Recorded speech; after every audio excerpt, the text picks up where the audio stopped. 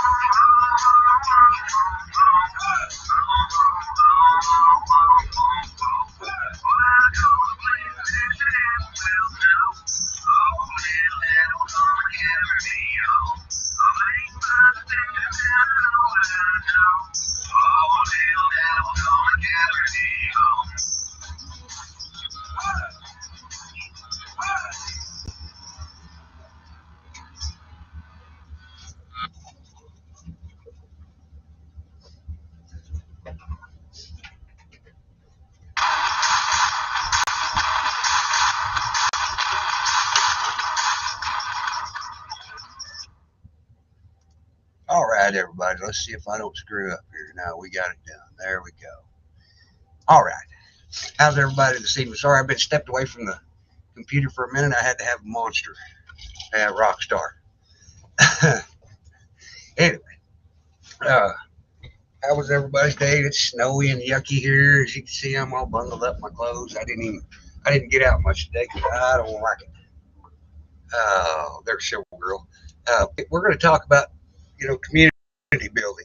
And I watch some of these people in our chats, and I'm seeing things that I really like. And one uh, lady inspires me very much when I heard her story is Silver Girl, and she's going to join us here in just a few minutes. But uh, it's about paying forward. Uh, I know Silver Girl has had some pretty rough times, and she's been through a lot. But her heart always wants her to help somebody else. That's the kind of people that we need in our communities. Those are the kinds of things that we should be doing for our own people. And I think it's important that we do some of that. Yes, ma'am, I can see you're here. I'll bring you up here in just a second if I can get my computer to work. But those are the kinds of things that those are the kinds of things that are important. And to I get emails all the time that I get emails all the time on good causes that we can pay to, and it's coming from people that are struggling themselves. Hi, Silver Girl, are you there? Yeah, I'm here. Okay, you sound. I'll see if I can turn your microphone up a little bit. I can just barely hear you. Okay, let me. When I put my hearing aid in, sometimes it messes the thing up. Let's see if that's better. Is that any better? Oh, okay. There we go. You're getting a little better. I can turn you up on my end too. I Yeah. think. Yeah, I can turn you up. I don't know There we reasonable go. enough to know what I'm doing back here. I I don't know what I'm doing about half. don't. When I'm on um, the other one, I can mess around, but I don't know Restream at all. Right. But anyway, back to what we were talking about. It's getting hot in here now. Um,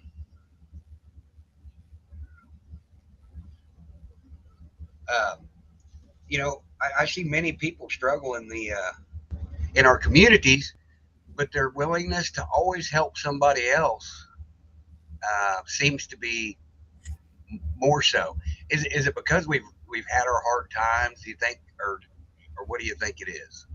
Yeah, I do. I think it's when you really, really busted your butt and somehow you make it and you survive.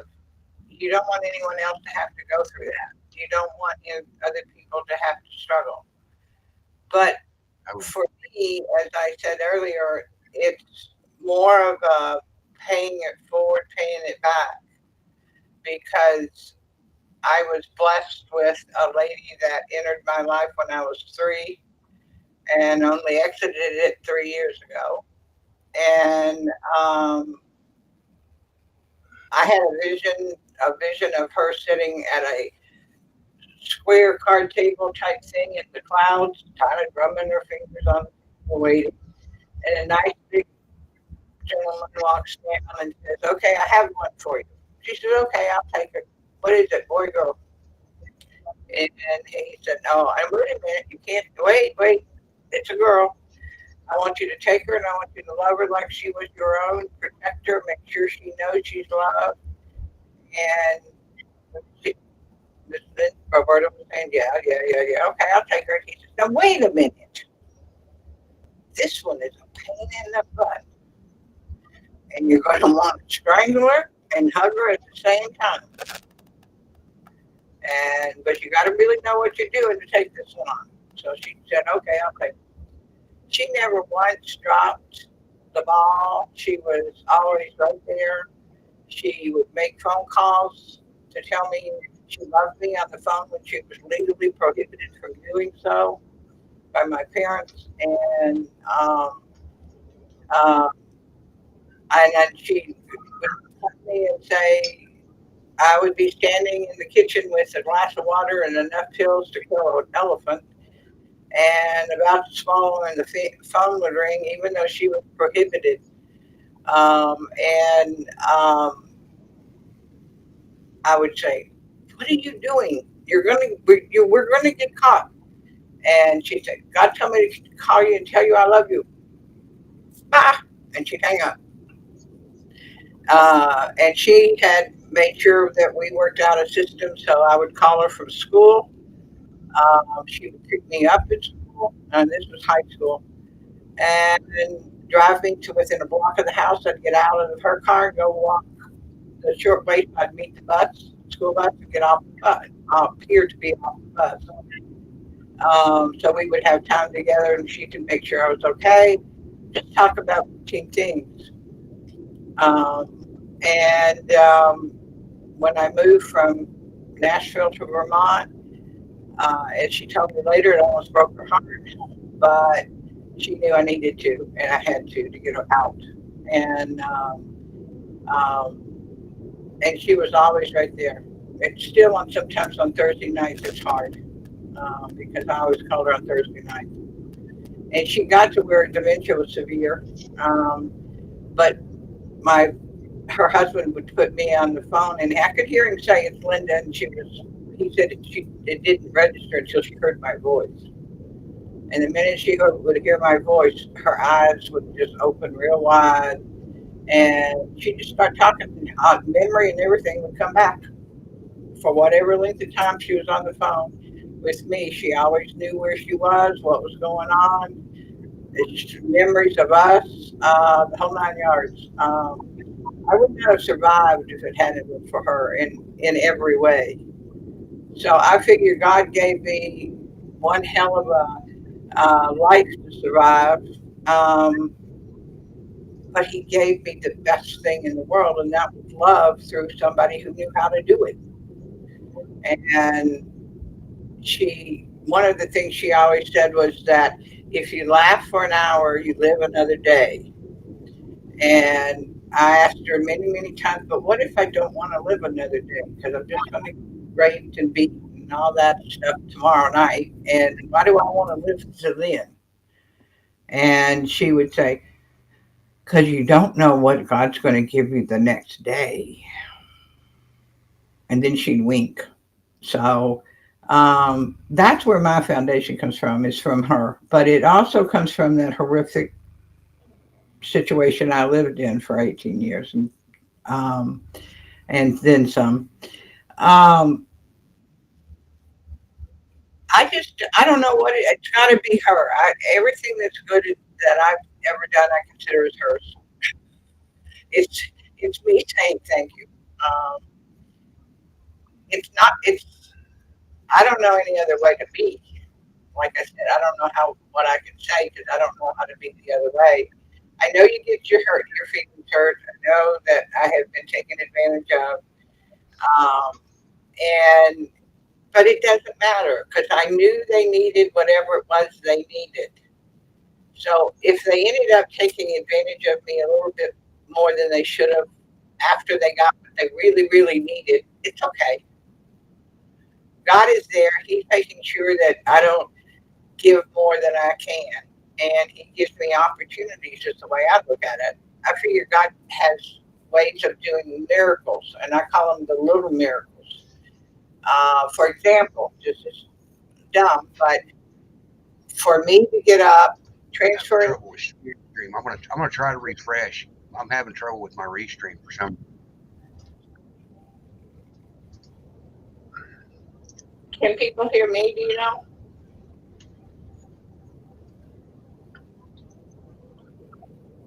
I assume they can. I like I told Travis when he asked me to come up here.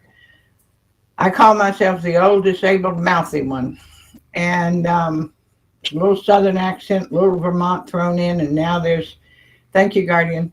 Um, that there's a little Washington in it, but it's to me so easy. You see a need, it doesn't even have to be a bad need.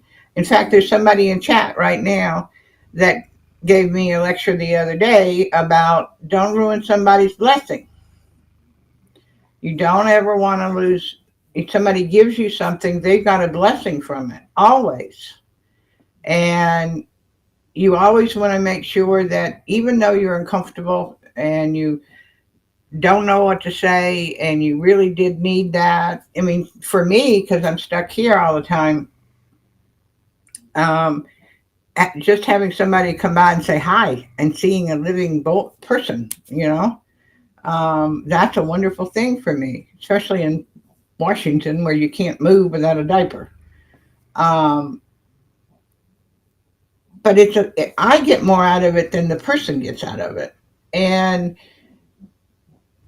I feel sometimes selfish in that way. That it is, I can give to somebody, I can make an Afghan, I can make a lampshade, the one over there over my head I made. It's sitting on top of a crystal lamp I made. I can do things like that. I can crochet, I can make, I mean, giving somebody a pretty necklace when they don't expect it and it's not their birthday and it's not Christmas makes a difference. I didn't mean to be here by yourself. I was having connection issues and I had to set my router back. That's okay. I understand that too. In fact, right before you came on, I had to go get the word that I could now flush my toilets today. Uh, that was important. I thought I might be late, but we've got water coming out the yin yang down here on this peninsula or up here on this peninsula. Yes, sir, Um, John. the septics are horrid. Luckily, I'm up on a ridge, so mine are fine. But they had to close all the water off on the peninsula today. Um, but it's something you do because it's needed. It makes people feel good. One of my dreams is, and everybody pretty much knows I'm an animal person. Um, and my dream is to have a bunch of tiny houses that grandparent types, retired types live in, and these children that used to go to CPS in those horrible places um, and live instead of going into foster parenting into the bad foster parents. There's good ones out there, but there are more bad ones, I think, especially when you get into the trafficking issues. But my idea is to have 3 or 17 tiny houses and a couple of main buildings and have grandparent types, retired people to adopt, foster, whatever phraseology, children that are being taken out of their homes because they shouldn't be there, or the trafficking kids that don't we can't find parents for, um, and raise them, and at the same time bring all the doggies in and have a sanctuary for doggies, and also train um, the dogs and train other people on how to train dogs. To me, that takes care of us old people that don't have families. Don't have children. I wasn't able to, and um, which was no big surprise after what was done to me. But the it, a lot of old people don't have kids. A lot of old people don't live where their kids live. If they did have kids and they don't have good relationships, let them um, um, come and be together and raise new kids. And it gives them something to do. And there's nothing better than having something to do to keep yourself young and to keep your body in shape. And they can teach multiple things to the kids, like grow your own food, um, and fix food, know how to make food without a microwave, for example, the good old fashioned way. Um, and also bring the doggies in and kitties if you have an enclosure that you can do that with, and teach them how to care. There's nothing better than having your mouth totally, your face totally washed by dog. I mean, that's the best thing in the world. And it teaches the kids how to love and be loved, Right. because a lot of kids, I know that was the biggest thing for me, still is, to be able to allow someone to love me, because I never thought I was worth it except for this one lady. She kept me going. But it's just, it's one of the things you do because of the fact that you want to see people smile. There's a broadcaster that's on most nights, and he mentioned it being cold in his little garage where he broadcasts from. And I checked. Sorry, I have to use them, but I don't get out of the house, so I can't go shopping. I use Amazon, and I ordered him a heater and had it delivered. And it didn't cost me but $40. Um, I could, I just didn't. I don't need all this weight I've got on me. I can lose a pound or two. Uh, so he was thrilled. He still talks about it. He still thinks he couldn't believe it was a little bitty tiny thing with a lot of to it, because I'd had to buy one for me, so I knew it was a good heater, and um, and he just loved it, and it was tiny, and his daughter loved it. And it didn't do anything, but it made him smile, and every time just recently. told me that he had redone his garage, and they got insulation and all that in it. Now he says, but boy, when I turn that heater on, it's just smooth and it's just as warm and toasty. And he said, I always think of how funny it is. And that it was just some little something I could do. Um, Getting somebody something. I'm almost always ready to help with doggies or any animal. It's just makes my day. It blesses me so much more than it does somebody else. There's just no way to explain how much it means. And if you just look for it, there's always people out there that need something. And the Yeah. kids are a real. I mean, I can yell and holler and do that, which I do. It doesn't make a bit of difference with these idiots up here. But I would like to, be able to go to a doctor. I've been unable to see a physician in 2 years, in spite of having. Luckily, I have medical background and have contact with doctors that worked for me at one point, and they're helping. But I need some tests done. I can't get them, and I've been over a year now trying to keep food in, uh, not successfully very often. And totally changing my diet and everything else, just trying to keep nutrition in my body. And it some days it works, some days it doesn't work at all. Um, and I know which tests I need. I just can't. I'm not allowed to darken the front door of the clinic that contains my doctor or any other doctor that I have found in Washington that I can get to. Not having a vehicle makes that difficult. My aide will take me places, but she doesn't want to go to Seattle. I haven't found one up there anyway. Um, and Oregon is almost as bad. I found one that was going to see me up until the more recent mandates came down from Potato Head, and then not now. Um, so I'm just kind of hanging on to the string as far as keeping the body going. Um, and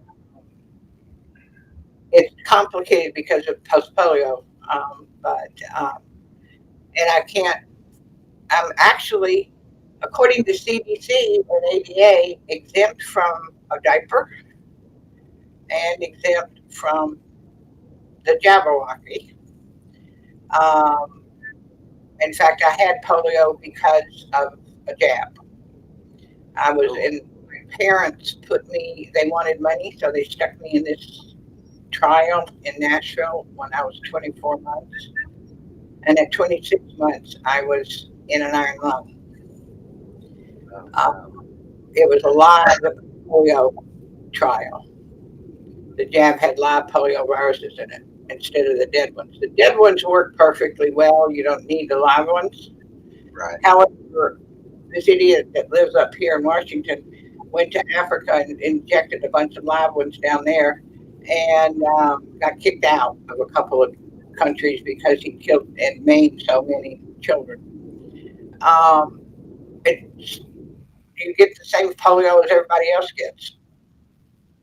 And they Yeah. got paid, parents were paid for it, but they signed away any um, money they could have gotten after I was injured.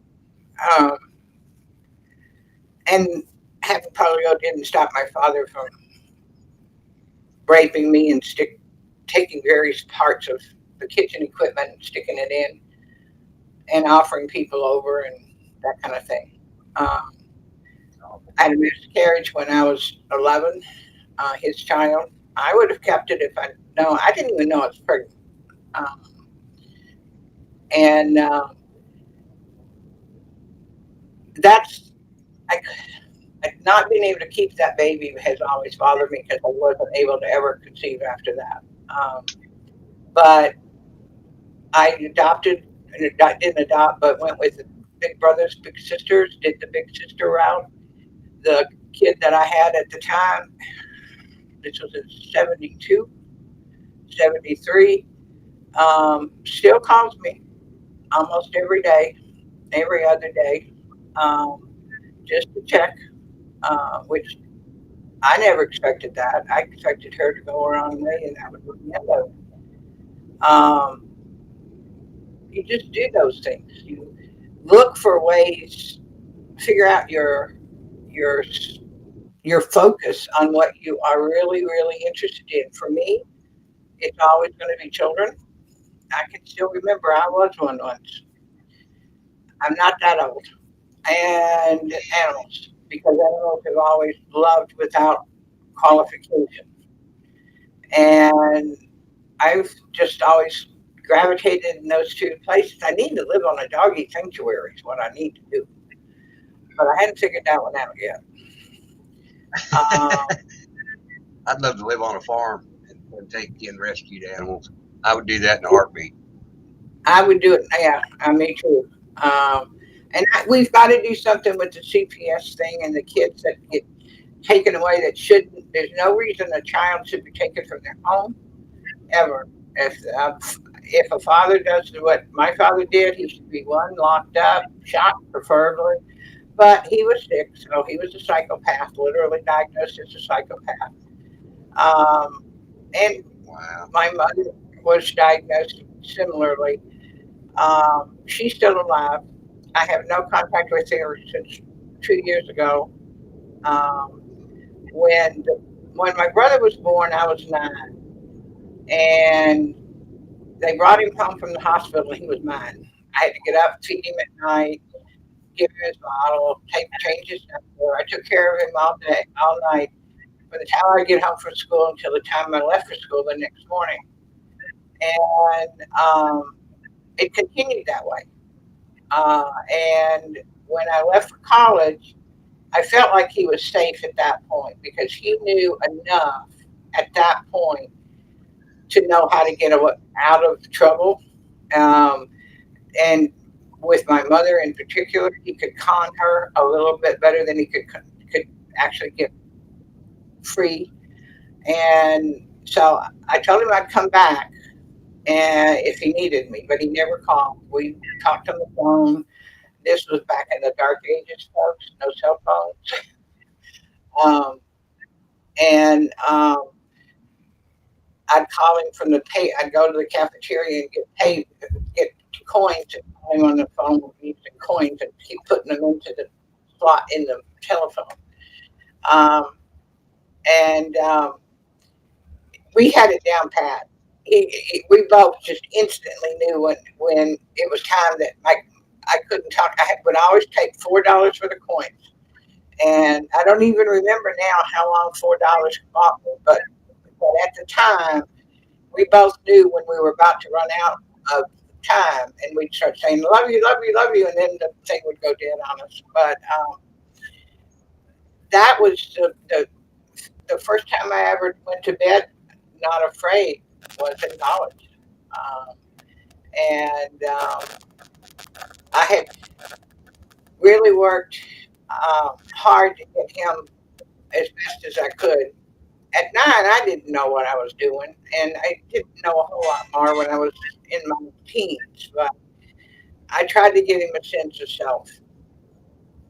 But he decided to be the good Southern boy and take our bio mother in to live with him when she got real bad or said she was real bad. I kept telling him, don't do it, don't do it. You know not to do this. But um, I'm not the only bullheaded one in the family.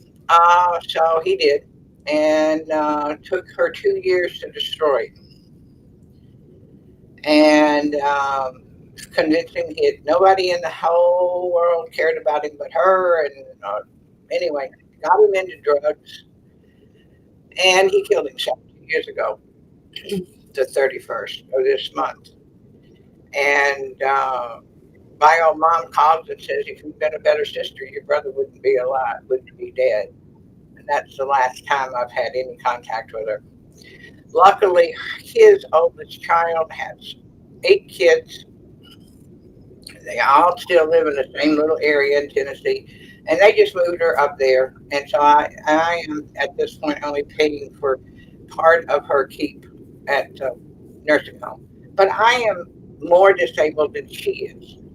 Uh, so even if I was down there, there's nothing I could do for her because I can't go anywhere without a vehicle.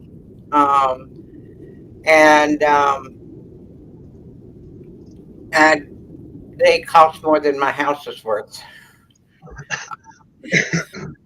So she's safe. She's happy with all those grandkids, great grandkids.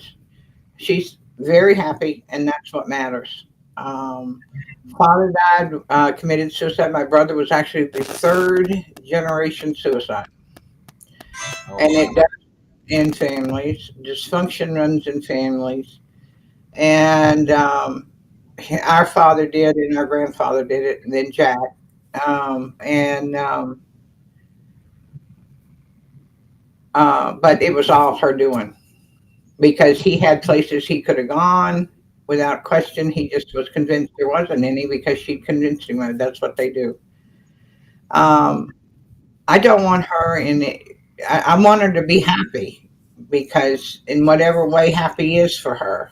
And that makes me feel good knowing that she's taken care of and all that. But I still, it's not roses. I still have major issues on whether or not I'm a good person or not. But I like to make people laugh. Although I'm not a comic, I just talk weird. And um, I help where I can. I just Yeah. you see something. It's just like my neighbor who I cannot even begin to get to her house. Every door in her house has 8 or 10 steps going up. I can't Wow. even can't even get high enough to be able to ring the doorbell. Uh, but um, the I called her when we got the tsunami warning because I know she isn't on a computer and she doesn't always pick up her cell phone and look at it.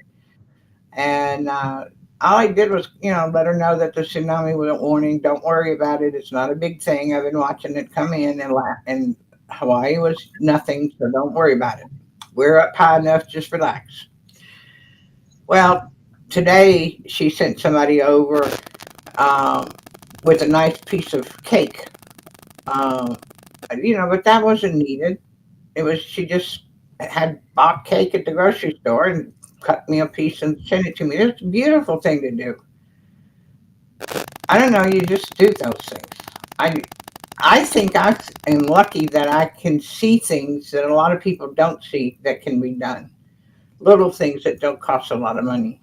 Um, Even just talking to people sometimes is all you need. But arguing never works. Um, and I hate the arguing that's going on in the community. And none of us know. My own opinion is none of us have any clue exactly what's happening. Uh-huh. And none of us knows what's going to happen. That's the last thing anybody knows. And if God decides tomorrow that all of these people that we don't like drop dead of a heart attack, they will. If God decides some of them are going to live so that they can explain and make sure that the rest of the people know what they did, then they will. If none of us knows what's going to happen, we don't. None of us even knows what did happen for sure. We know what we think we know, but we're just all in this ocean of uncertainty, and we don't want to go back to what it was. I want the abuse of the children to stop. I want kids to be safe. The trafficking, the kidnapping of kids right under the parents' faces, when leave them running around in the store. My sister-in-law left my youngest nephew in the car to run into the dry cleaners outside Nashville, and he kicked the gear shift.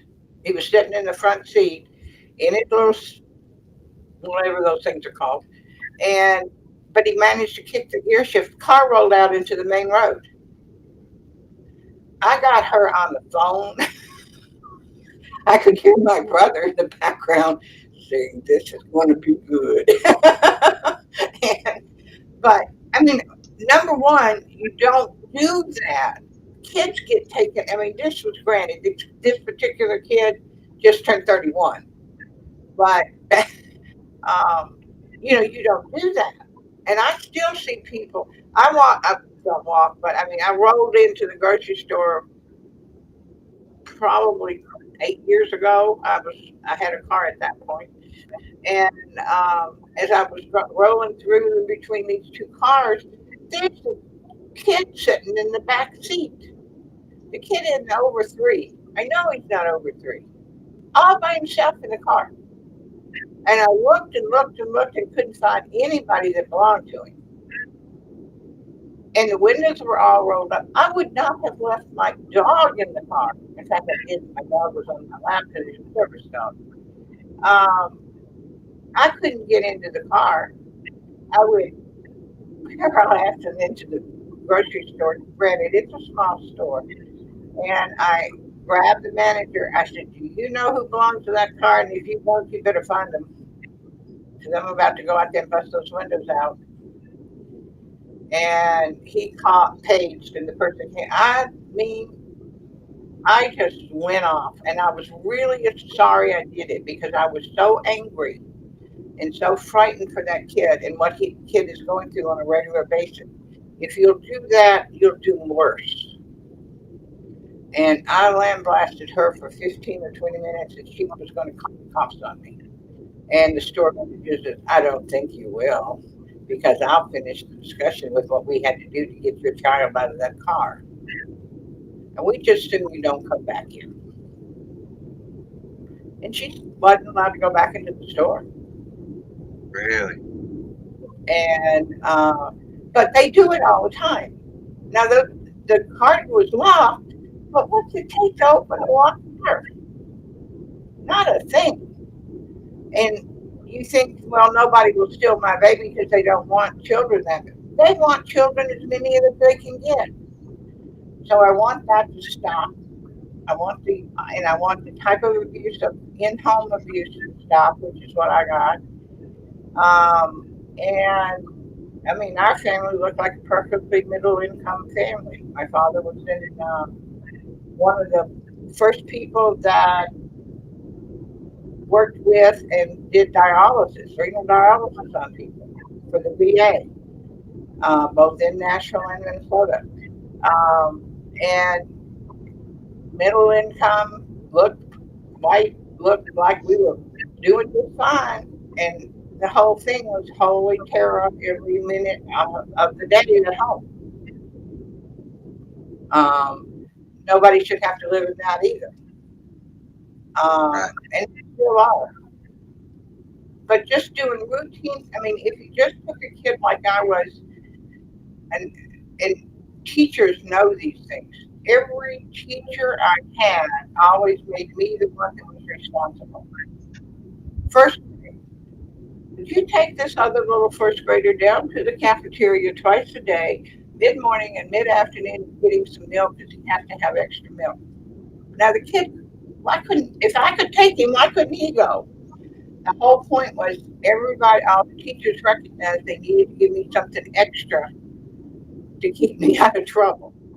Uh, and I could do it. I was more responsible. I always acted much older than my age until I never learned how to play. I still don't know how to play. Just to sit around and have a good time and yak and play. Um,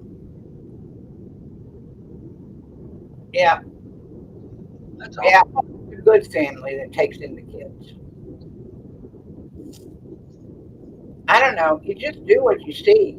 Um, and everything is a blessing in one way or another. You just got to figure out how it is. Even what I went through and am going through still now, it's a blessing because if I wasn't confined to this bed, sick most of the time. I wouldn't be able to be on the computer all day. I wouldn't have been able to learn the things I've learned or anything else. But it met some wonderful people um, that I consider dear friends. And so everything's a blessing. It's just it's hard to look. Um, and I just decided I wanted to pay back because I know that what God gave me when God gave me Roberta, it was the one thing that was going to make me able to love. Most people who come out of my background do not know how to love at all, and they never believe that anybody can love them, and that ends up with bad choices day in and day out. But I knew that this one lady that I respected more than anything actually lived with me and made a point of making sure I knew it. Right. One of the things that I do now is I look into the local area for these children that are missing, and so far we don't have any here. But that's one of the things that I do. I like to be involved locally, and I see a lot of the elderly people struggling right now, and it just breaks my heart. They worked their whole damn life to live on nothing, and I don't understand that. Uh, our administration has failed us in so many ways, and with inflation and everything that's going on right now, all I see are more people struggling. And one of the things that really, really hit me is you emailed me about some people within our community that were having a hard time and needed a little bit of help. But I've watched you struggle uh, from my side for a little over a year now. I've been watching you on different places, and you're but you're always looking out for somebody else, and it just it amazes me because we need more people like you that really care about our communities. One give you a hint when you're looking for these kids. Go to the Uh, old folks' homes. Tell them what you're doing. Ask them to look with you. They will jump at it, and it will make their day unbelievably good. Even if they don't find anything, the fact right, that they're doing it, they will love it, that's a great idea. and it I'll also gives them more boots on the ground. right, Granted, yeah, us, even the ones that walk, we don't walk so fast, but once you get into the 70, mid 70s, and I'll be 72 in 6 weeks. Um, and um, but anybody that is sitting at home that can be given us old folks included, that can be given a job that is something they can feel about, have feelings with, and kids and animals are the two ones that most people will respond to. right, Ask them to help. I mean, if I was doing that and able to get up and do those things, the first place I'd go is to the nearest old folks home to wherever the child disappeared from, and ask them, "Have you seen this kid? You want to go for a walk and see if you can find it? Walk in the bushes, walk along the riverbanks, whatever. Go down to and here we know exactly where the kids end up. They end up in the two freshwater creeks that are on this little slip of land. right, And but you got to, I can't, and a lot of the really old ones wouldn't be able to get to all those creeks, but they can get to some of them, and they can get to the boardwalk, and and it would be a wonderful thing for them to do, to go out, spend the day outside looking for a kid, looking for signs of a kid, whatever. Then you at least have covered the area if the kid fell down and broke his leg. right. Um, Apple dumpling, I did say Tennessee. I'm originally from Nashville, um, born and raised. Um, and then I spent almost 30 years in Vermont, and I'd still be there. But when I had to go into the wheelchair, there's snow on the ground 6 months a year where I lived in Vermont. And taking this power chair and pushing it through some snow didn't sound like a really bright idea. And since I'm alone, I decided I better go someplace where there wasn't quite so much snow. Um, but yeah, I was born and raised in Nashville. Um, Went to college in Upper East Tennessee in the Johnson City Tri-City area, and would love to be able to find a place assisted living to go and live there. But right now, you can't do that unless you've had a jab, and I'm not doing that. And I won't take the test either because of what it's got in it and my allergies to medications. So, Right. um, Well, so far right now, and I just checked my numbers again. The most current missing person um, was in 2011 from Weston, which is a little town close to me. But I watch these boards a lot, and that's a wonderful thing to do yeah, because um, you want to get to the kids before the evil people get to the kid. Because when the evil people get to the kid, they're going to disappear the kid. yeah, They they go out and they look and they go across the countryside and do a real search for this kid. But their intent is to take the kid further away, not to take it home to its parents. Um, that's true. The elderly are abused too. I know three people who died in the local nursing home within 6 days of having the jab, and the jab was given without their knowledge. Um, I got refused ER services twice in the last year. And the second time, the EMTs went, "You gotta be kidding me. If you look at our vitals." And I was awake and conscious enough to have been asking, which I do, what they had been. And I knew they were bad, but he had gotten another set right before we pulled into the ER, and they were even worse. They wouldn't take me in because I hadn't been jabbed, oh and I wow, yeah, I remember that. would not consent to the test, and I would not be jabbed. And so the EMTs had to bring me home. Now it happened to be one of the EMTs' sister was a friend of mine. She came over and stayed that night.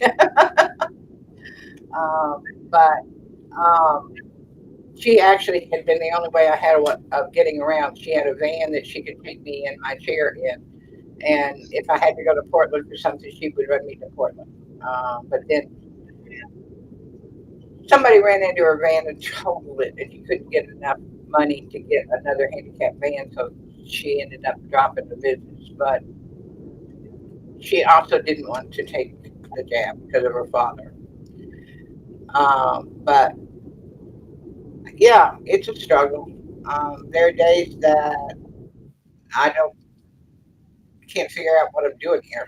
Um, I have this, like I said, the idea about the tiny houses and the old people and um, the dogs and the cats and the animals and growing your own food and learning how to can. I mean, most old people, I'm an exception, most old people know all this canning stuff and putting food away and all of that kind of thing. They could teach these children who have no homes and learn things because the other thing is learning to be happy about who you are is frequently dependent on what you can do. You get a kid and you teach them how to love a dog, and that dog returns that love, and then you teach them how to train properly, not negative training. Um, that is a talent they'll have forever, and they'll be able to do that others can't do. And let a kid teach another kid how to do the same thing. They will feel so good about who they are. They'll be able to go out and conquer the world. But you've got to give them those pieces that they don't ever get where they were. And I really wanted to do. I sent that out. I've got it written up a little bit. I sent it off a couple of places, but it's not the right time, I guess. And I can't do it. I don't know anything at all about building nothing. Um, and You although know, I will show you one thing. I think I can. Let's see. You see that table right there yes, that's got ma'am. all the. I made that table. That's my jewelry table. It's a door and two pieces of plywood things on each end, on top of a couple of other pieces of wood that look like they were good size. And it's got wheels on the bottom, and it's got a rope on the top. I can pull the rope and pull the table all the way up here, up to where I am, and work on my jewelry and sit there and make jewelry. But I needed something that would hold all the jewelry and all of the containers. I didn't have to keep getting up and down, so I made the table. Um, Now I just need to get help. Now that I haven't used it in a few years, I need somebody to get me started again. Um, but you know, you do what you can. And when I make jewelry with somebody in mind, even if that person's not going to get the jewelry. I, it's easier that way. Um, and I liked doing that when I could send jewelry out more than I can now. But I also learned how to make lampshades. I was going to teach that for a while, Oh, but cool. that didn't. I can make lamps. I've made every lamp in the house and every lampshade in the house. Nice. See, I can blow that up so you can see what they're looking at. Oh, nope. Now, Yeah, unfortunately, but uh, I was watching over here. I thought it was still blown up. I'm sorry. uh, Hey, I'm not tech savvy at all, at all. well, I was tech savvy until they introduced apps. And when they introduced apps, I went, what's that? It's kind of like when God said, here's patience. I thought he said poison, and I ran the other way. Uh, Patience is not my long suit. Roberta always said, be careful what you ask for because God might send Aunt Percy to live with you. Aunt Percy was Roberta's aunt, and her parents had 23 children. So by the Wow. time the younger ones came around, their household was full. So they've sent the kids out to various aunts and uncles to raise. Roberta and her twin brother Robert went to Aunt Percy, and Aunt Percy was a handful. And Roberta said she did learn patience when the good Lord decided Aunt Percy needed to live with her, and she brought Aunt Percy there to live. And Roberta said that's when she learned patience. So be careful what you ask for because God might send that person to live with you. Uh, I learned more patience after I had my first grandson than I ever did anything. He had severe ADHD. He was always in trouble, and I didn't realize maybe I had some of that too. But I got I got an education because I could take him and we'd go out and we'd get busy and do stuff, and he'd never get in trouble. If you wanted to teach him something, you had to teach him in a way that he wanted to learn, right. and and that was a big step for my whole life. I actually started getting a grip on life at that point, and that changed my world as much as anything.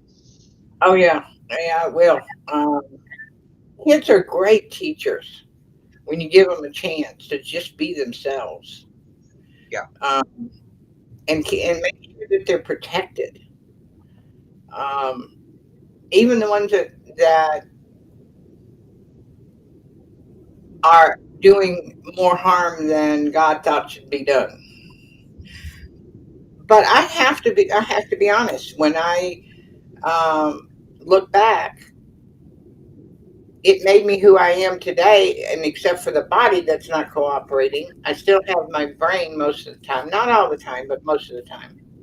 I do have aphasia from the post polio, um, but it gets worse as I get tired.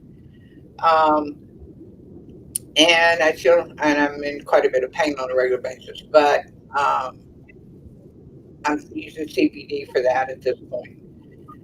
Um, I can't think of a better thing than we used to have what were called Pappy Play Days. And the Papillons, come here, Ace. No, he's asleep. I'm not going to wake him up. Um, and we would just get all of our dogs together and have big play days. And the best thing in the world was sitting down on the floor and having 15 or 20 dogs come rushing in the house and jumping in my lap and all over me. And they always did. Um, and so, yeah, like I said, I need to be working in a sanctuary or a farm or someplace. Um, Yeah, I could go for that too. and so I just, in my thinking, when I came up and I called this place Robertaville in honor of Roberta as a planning name, but um, to me, it was such an obvious thing. Take the old people that need something to do, that have the patience, that have the knowledge behind them on how to do things that the young kids don't have, and that can be with the kid. And they know what mistakes they made with their own kids. It would require training because some of these, especially the trafficked kids, will require some special handling. Um, and teach them, let them all do it together. You've taken care of a group, three groups of people, and two groups of people and one group of dogs, of animals, and you've turned all their lives around. And Right.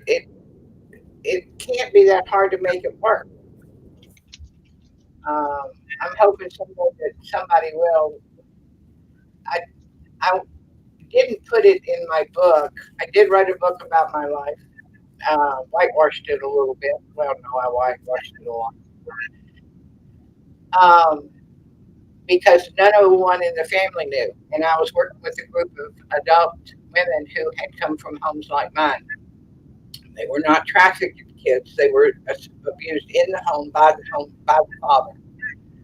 Um, and most of them hadn't told anybody anything, and still were hiding everything. And they were not they were in their 30s, and they still hadn't told anybody. You can't live that lie forever. You never Right. get over it. Keep living that lie. Um, so I said, well, you got to do something. So as a almost as a dare, they said, well, you do something. So I said, all right.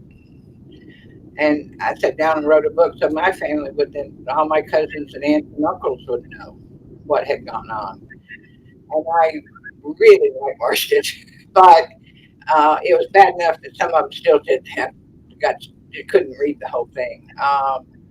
And I just left out the worst of it and the other people, other men that he brought in and that kind of thing, and some of the things that he did.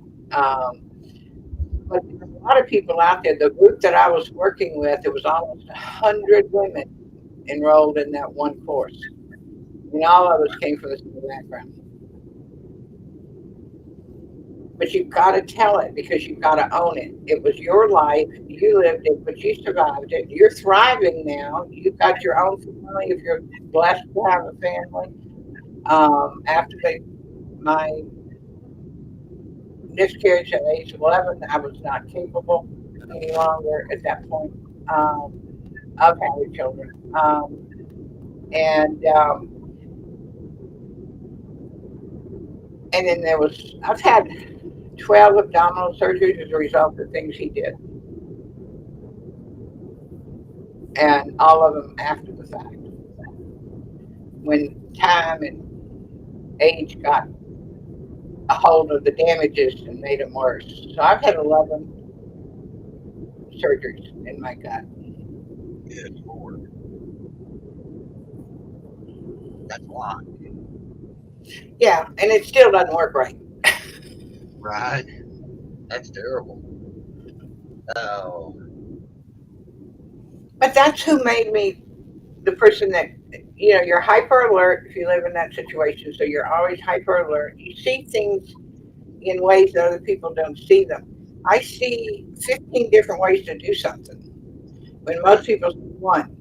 And because when you're little and you've got to figure out how do you de escalate this, my father decided my brother was going to have rabbits, pet rabbits. I knew this was not going to be a good idea, but I couldn't figure out what he was doing. And um, so he allows my brother to have these rabbits and goes out. He plays with the rabbits, brings a couple of them in the house, and plays with the rabbits. He's got names for the rabbits and everything is these rabbits. One night, I'm sorry. When it comes to my brother, I tend to cuss what my father did. When it comes to me, that's just with me. But he decided that we were having rabbit for supper and made my brother go out and clean up the blood and guts from left over from where he had slaughtered the rabbits. Then he put the rabbit on his dish in front of him to eat for supper and said, I don't know which one, whether it's Lori or it's Jesse or if it's whoever that's this rabbit. It's one of your rabbits, have it. It's good.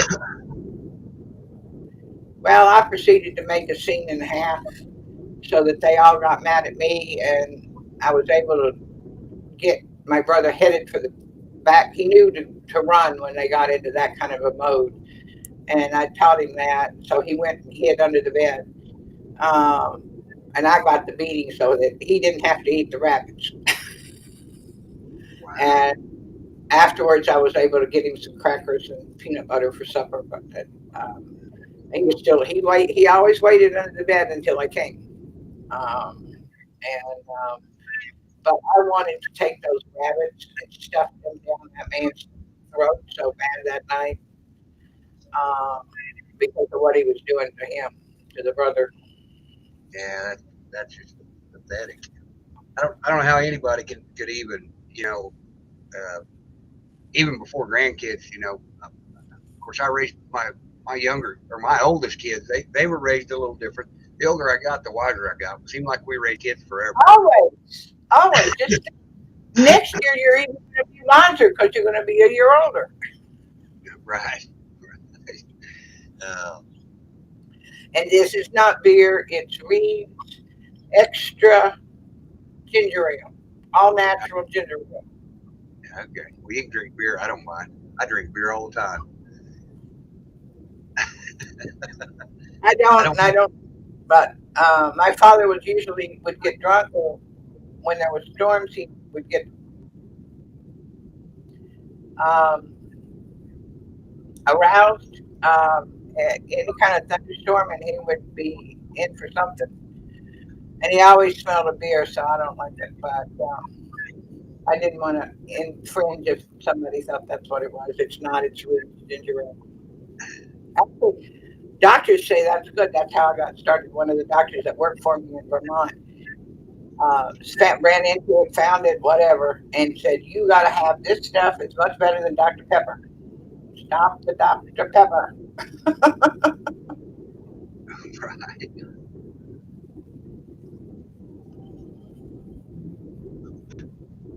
Uh, sorry, I got pizza stuck in my teeth. I didn't want everybody to watch me dig at my teeth. Uh,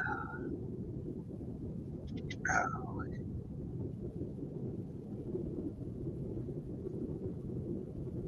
I don't. If anybody wants to come up and ask any questions, I'd be willing to do that. Awesome. I'll actually drop a link. Thank you, Edna.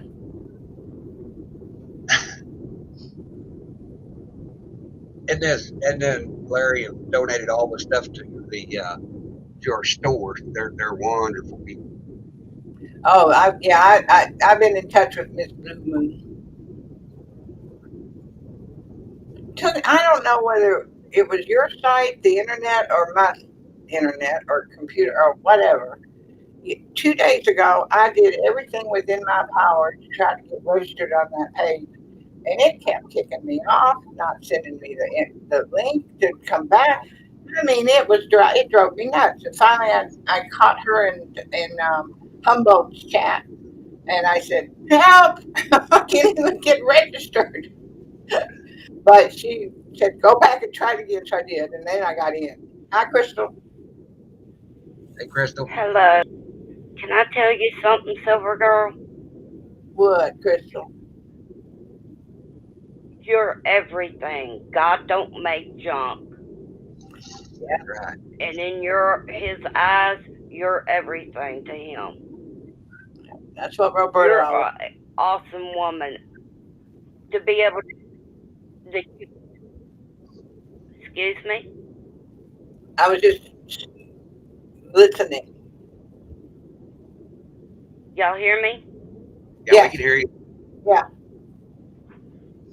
Oh, can y'all hear me? Yes, we can hear you, Crystal. Well, come back. She must not be able to hear us. She must not. I didn't see if her signal was any good. Um, we have the same trouble. I co-host a show at night, um, except for Tuesdays and Thursdays, and um, we have the same trouble. People come up and they one piece will be not working, and and we don't care if your camera's not working, but mic the mics have kind of got to work. Um,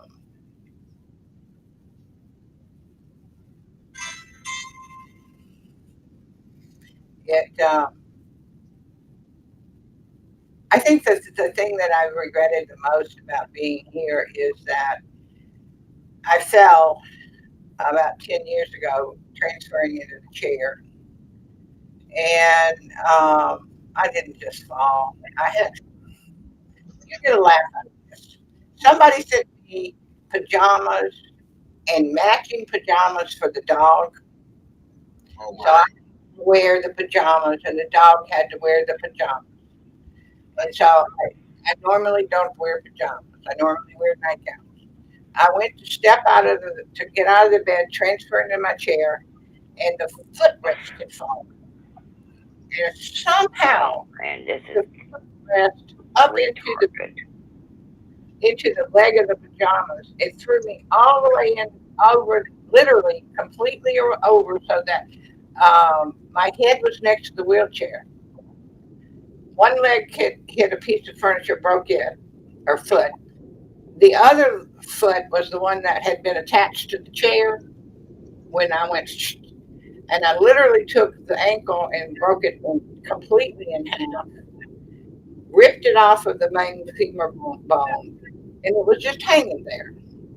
The pajamas kept it from breaking the skin because the bone couldn't come down far enough to actually break through the skin, so it wasn't broken. But got it semi healed, and then they said you got to have it amputated. It's not healing. It's not going to heal. There's no way this is usable. I said, no, you're not amputating my foot. I don't walk anyway. I'm already wheelchair confined. I've just spent 4 months being zero weight bearing. No, no, no, no. We're not doing this. My arms aren't that strong. Uh, if nothing else, make it a crutch. Just get it, put it back on, and seal and fuse it so that I can use it to transfer. That's because it was the good leg. The polio was primarily left sided. This was the right leg. I said I need it to transfer, or else I'm going to have to do the scoot thing. And so they made it so I could do that. But since then, I'm pretty much been down. And that's what I hate about being here alone, is that I'm just really restricted since I did that. Um, but it works fine for transfer. And then not long ago, I was in a lot of pain one night, and I asked God to please take the post polio pain away. I can handle the pain and every place else, but that is so horrific. It's like having cattle prods all over your body all the time, just shooting electrical impulses into you constantly. And um, I said, I just can't take this anymore. And it was about 2 weeks later, I suddenly realized the PPS pain was gone. No more electrical hitting of the muscles and nerves. It was just gone. And it took me about 48 hours to believe it. So I started trying to walk again. And I got to where I could actually walk from one end of the house to the other end and back. Not pretty, but Hey, that's I still walked. that's still progress right there. And then I've been doing that, I think, a month or so. And one night I walked to the bathroom, and then Ace decided he had to go. So I decided I'd just take him out and take the shortcut through the bathroom, and we'd be fine. And didn't have my slippers on. My socks grabbed a edge of something that was sharp and caught and held my foot down. And I came down on that right leg like it was a whole leg, and I broke. I shattered the area around my screws. So I've been off of it. It's now getting better. I can almost put weight on it now. So I'll start trying to walk again in another week or so. I figure if I can walk, I don't have to have a wheelchair vehicle. If I Right. can get out of it now, I don't know whether the left is going to cooperate yet. So, Crystal, how you doing? I'm doing great. How are you doing? I'm blessed. Oh, good. We hear you fine. Okay, well, my computer, I had to go out and reboot it. And it might because it's been so windy up here the last couple days. So Uh, I just wanted to tell you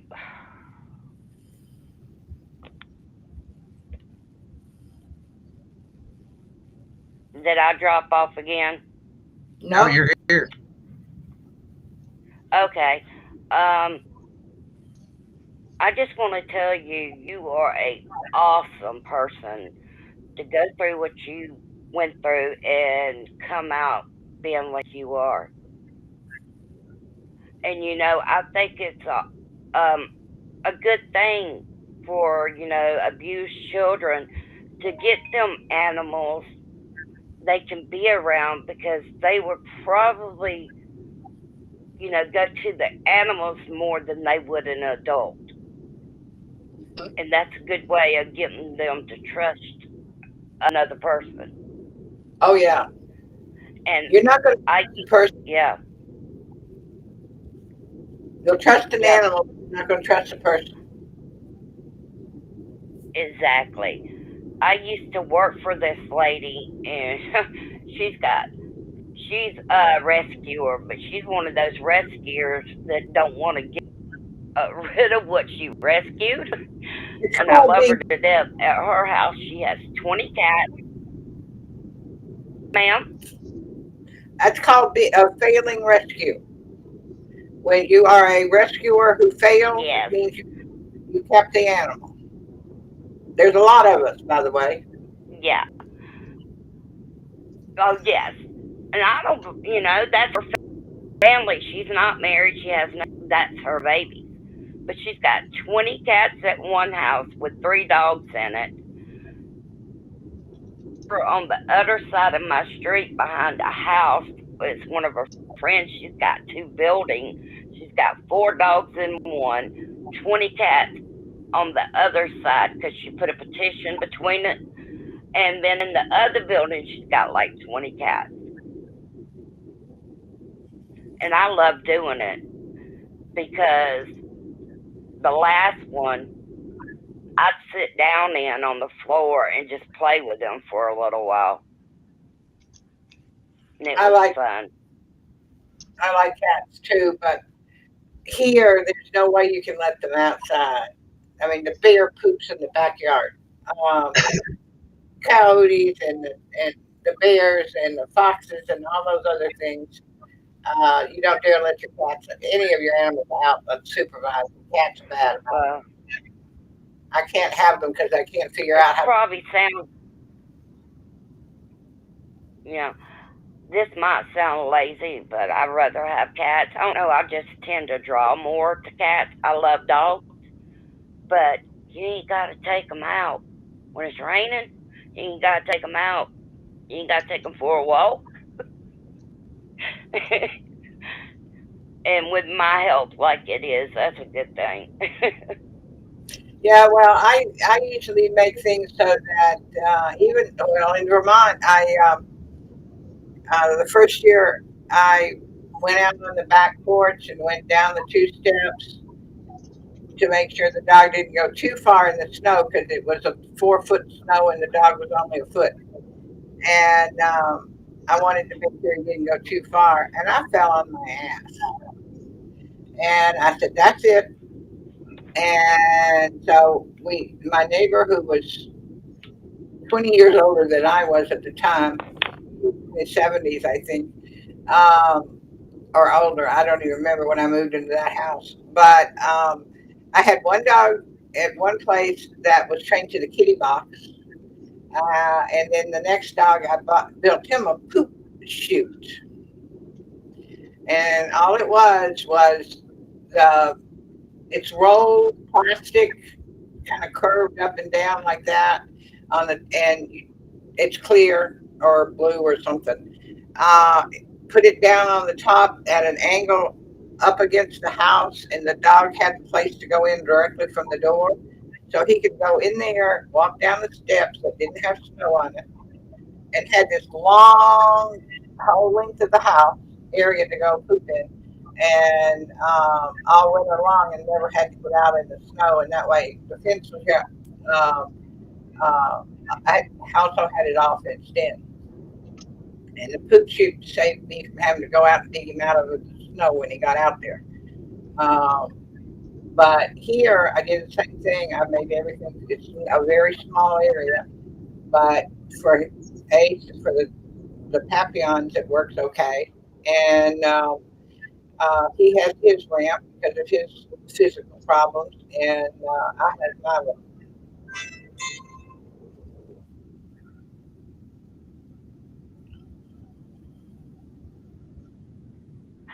Well, when my son was younger, we got him a Jack Russell Terrier. Whoa. That dog, my dad had made because I live with my mom and dad with him.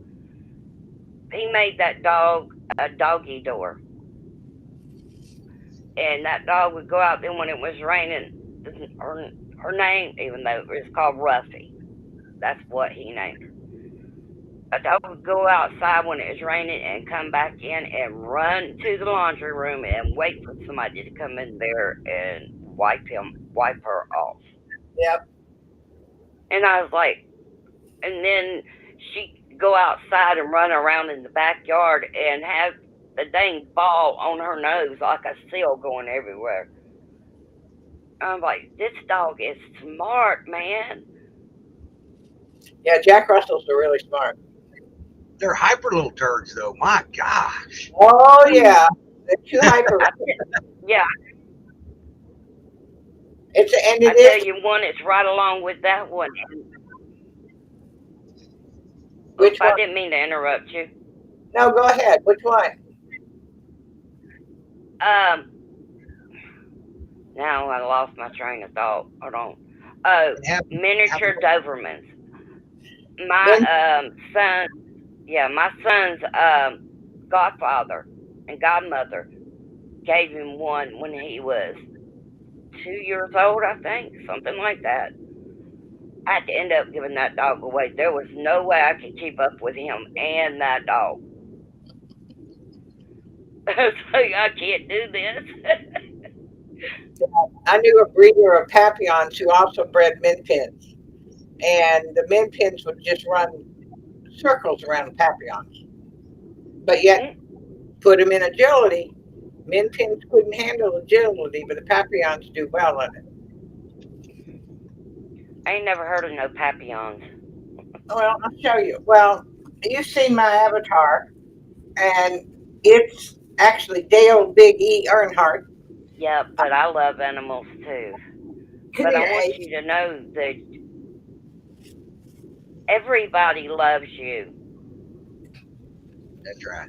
I wished I lived closer to you. This is I have my also, nursing assistants, and I would love to help you or Miss Blue. Miss, right. Poor Missy. That's a mistreated that's the puppy kind of dog. person I am. That's all I know, 'cause that's all I've done all my life is be a caretaker. And I Yeah, love it. It's satisfaction. It's not the money. It's just the satisfaction of seeing those people's faces, you know.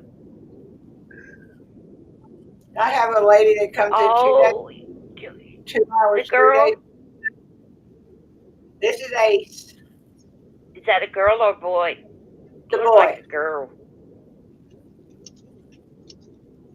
It's a boy. He's, I think, 15, 16. I got him when he was 5. Um, he wasn't a rescue. Is that me, Travis, or her? Do what?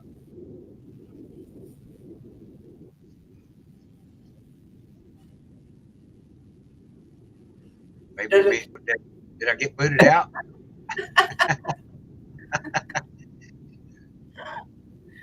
yeah, this is Ace. He actually managed to get a championship. He belonged to a breeder that knew who Dale was. Didn't know my name, but knew Dale's name and knew of Dale, in the Papillon community, and heard that I had lost Dale, and I don't know what just happened. was then looking for another one. And so she said she was charging $800 for him, but she said, "You spay him and he's yours." She said, "I'll never worry another day about how he's doing because I know he's gonna be full run." And he learned to do the medical alert really quick. Um, Only problem was the other day he bought stuff online. He went to do medical to because when he alerts me if on the bed he hits my chest, and he jumps up and puts his paws on my chest. Well, when he did, he hit the keyboard, and he decided however he hit the keyboard, it actually made the something I was looking at go through as if I purchased it. I had a couple of hours of canceling that order that he had made. Nobody believed me when I told him the dog did it. But by the weird whatever keys he hit on the keyboard on his way up to alert me that my sugar dropped, he hit the right key so that he purchased the item I was looking at.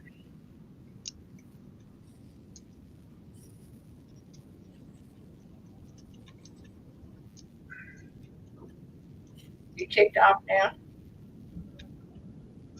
Oh, we lost her again. Yeah. She must be having trouble hearing us because she thinks she's not there when she is. Yeah, I don't know what the. Sometimes there's a delay in the YouTube world.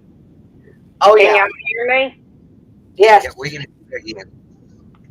Well, if it does it again, I'm just gonna go back to chat because I don't want to make you have to keep doing it. All right. I don't have to know anything about this computer. The only reason I got it because it's easier to get on the panel with a computer than a phone. Oh yeah.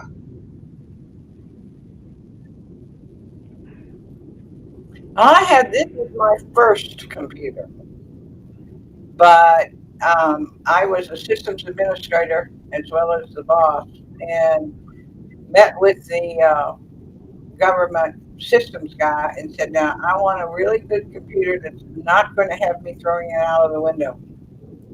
Because every time something would happen with the computers, I'd call him and I'd say, "I'm going to throw this thing out of the window." And so according to the guy that works on the computer here for me, it's got more memory than it's ever going to use and more speed than it could possibly use because I can't possibly get more coordinated than I am. So he said he'd even let his kid play games on it. He wanted to know how I got it, and I told him. I said, when you've had somebody that's had to come out to your office 5 or 6 times and because I'm going to throw it out of the window if he doesn't come fix it. Uh, I said he figured out what I needed to make me happy. But it's my original computer. Well, this is my second computer. My first one, I got mad and threw a brush, and I didn't mean it to hit my computer, but it shattered my screen. And I'm paying monthly on this one because that's the only way I can get one. I can't save enough up real Right. quick to get me another one. I'd like to get a tablet or something, but I've got this set up so I don't that have no TV in my house because if I want to watch anything, it's right here.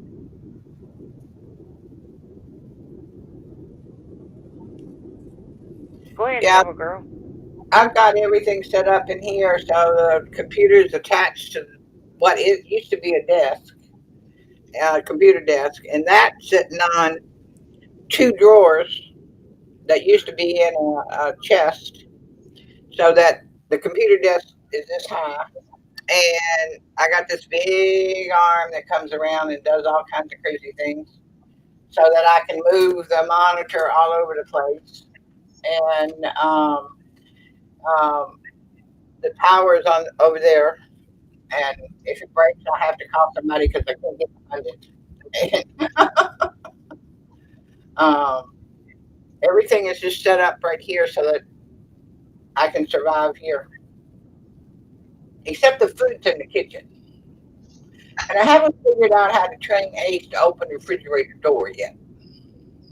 Now, if he thought there was cheese, he knew there was cheese in that refrigerator, he might learn harder, faster. But um, Well, my boy cat, his name is Kush. He's up under me all the time. Now his sister, she'll come to you when she wants you to love on her, and then she's like, no. He sticks up. He's like a kid. I go to the bathroom and he has to follow me in there just talking to me, meowing out. When I'm meowing at him, and it's like you're like a kid. You gotta. I'm using. I'm not doing nothing in here. But my yeah, cats are my babies.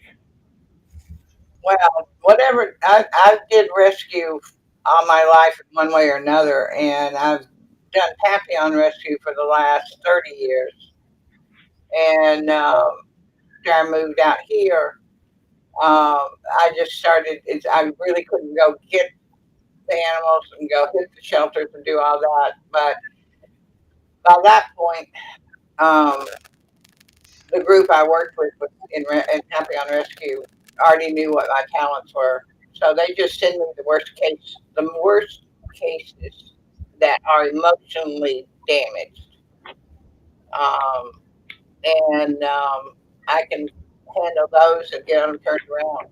Um, had a dog that they've been working with on the East Coast in Virginia, I think, um, for months.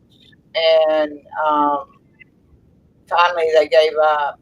And a friend of mine heard about it. She called me. Are you willing to try this one? And I said, oh, is it potty trained so I don't have to do that? Because it's hard in a wheelchair to potty train. Yeah. These little boots. And she said, yes, he is potty trained. I said, I'll take it. That dog had not looked at a being once in all those months. It would not even look at one. It didn't seem to hear anything. No matter what they said to it, it just didn't hear. It was shut off. They tried to touch it and it just go limp. And I had it, I think, a week. And by the end of the week, he was much better. He was looking at me. He didn't look me in the eye for about a month, but he finally looked me in the eye. And I got him a really, really good home with somebody I Awesome. knew, but and would do an excellent job with him. And he did. His name was Breezy, I Um, I just had to get rid of my dog because of my financial, and I'm not able to take care of them really if I ain't got nobody here. So I well, sent my ex on his way, so he kinda helped. I love that dog though. It was a red nose Gotti pit with American Bulldog. Oh, that's a pretty dog. hmm I love pit bulls. I know people tell me that Me too. you know everybody says how dangerous they are. They're only dangerous if you make them oh, dangerous. they're not. They're lovable, cuddly dogs. They're lap dogs. Yep. Yes, they Uh, are. I have gone with the It smaller one. yeah, it depends on their training. Yeah, well, the lack of training and the abuse is what makes them mean. Um, but I would love to have Yep. one. But I found that since I am not a trainer, and I am not a trainer, that's not me. My dogs do what I ask them to do because they want to, and Exactly. yeah, I mean, I don't train hard. They know certain things they're supposed to do, and if I say "Mama wins," they know whatever I just said right before that they better do. Um, Mama wins is the end of the line of being followed, and but, yeah, I'm I like would. Travis. I would love to. Sorry. I put them on my lap in the chair. It's just easier. I don't have to worry about walking on them or falling on them or somebody Uh-huh. else stepping. So sit in the power chair. I just pick them up and stick them in my lap when we're out, and it helps him because if he has to alert, Yeah, if they're. he's or he's got to jump in my If I lap. can afford it, I would go back with the little dog. Yeah.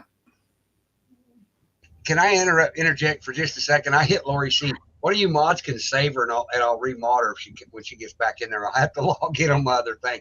I was trying to get the bot. It showed up on the chat here. My bad, Lori. I've Oh, done it twice this week on purpose, not this time. If nobody can get it, I can go. I can go into the studio and get it. It's no big deal. I think I can find.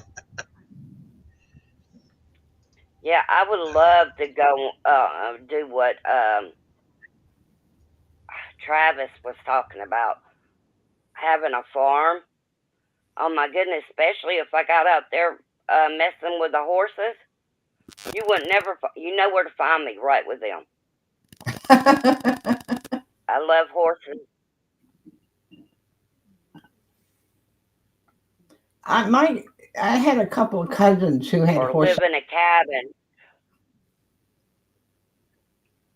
I must say, I do like certain things. I don't like to be hot. I like to be um, nice and cool, and that's why Vermont and I worked real well.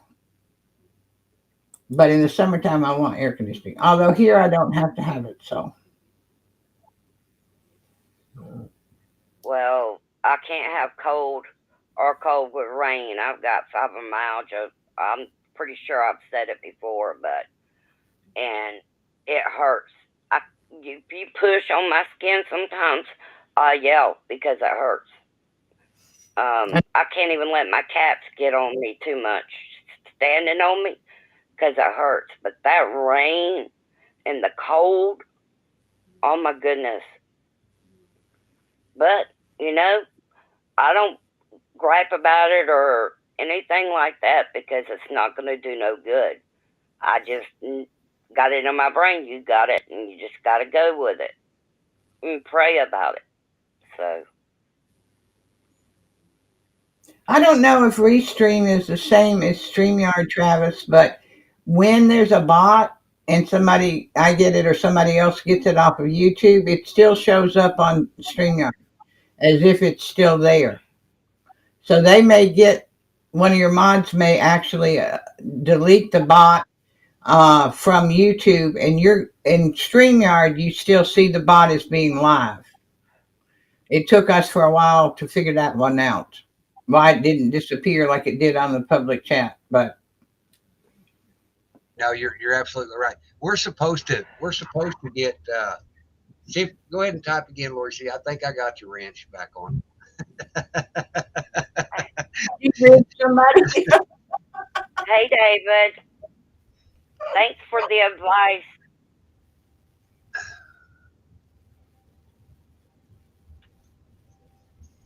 I love the colors of your room. Well, purple's my favorite color. Purple's my favorite color too. Yeah. Since I was going to be in the bed a lot, I decided purple was what it would be. A lot of people think it's nuts, but it's actually not. It's I guess I could pick whatever color I wanted in this house because ain't nothing painted. It's just drywall right now. Unfinished drywall.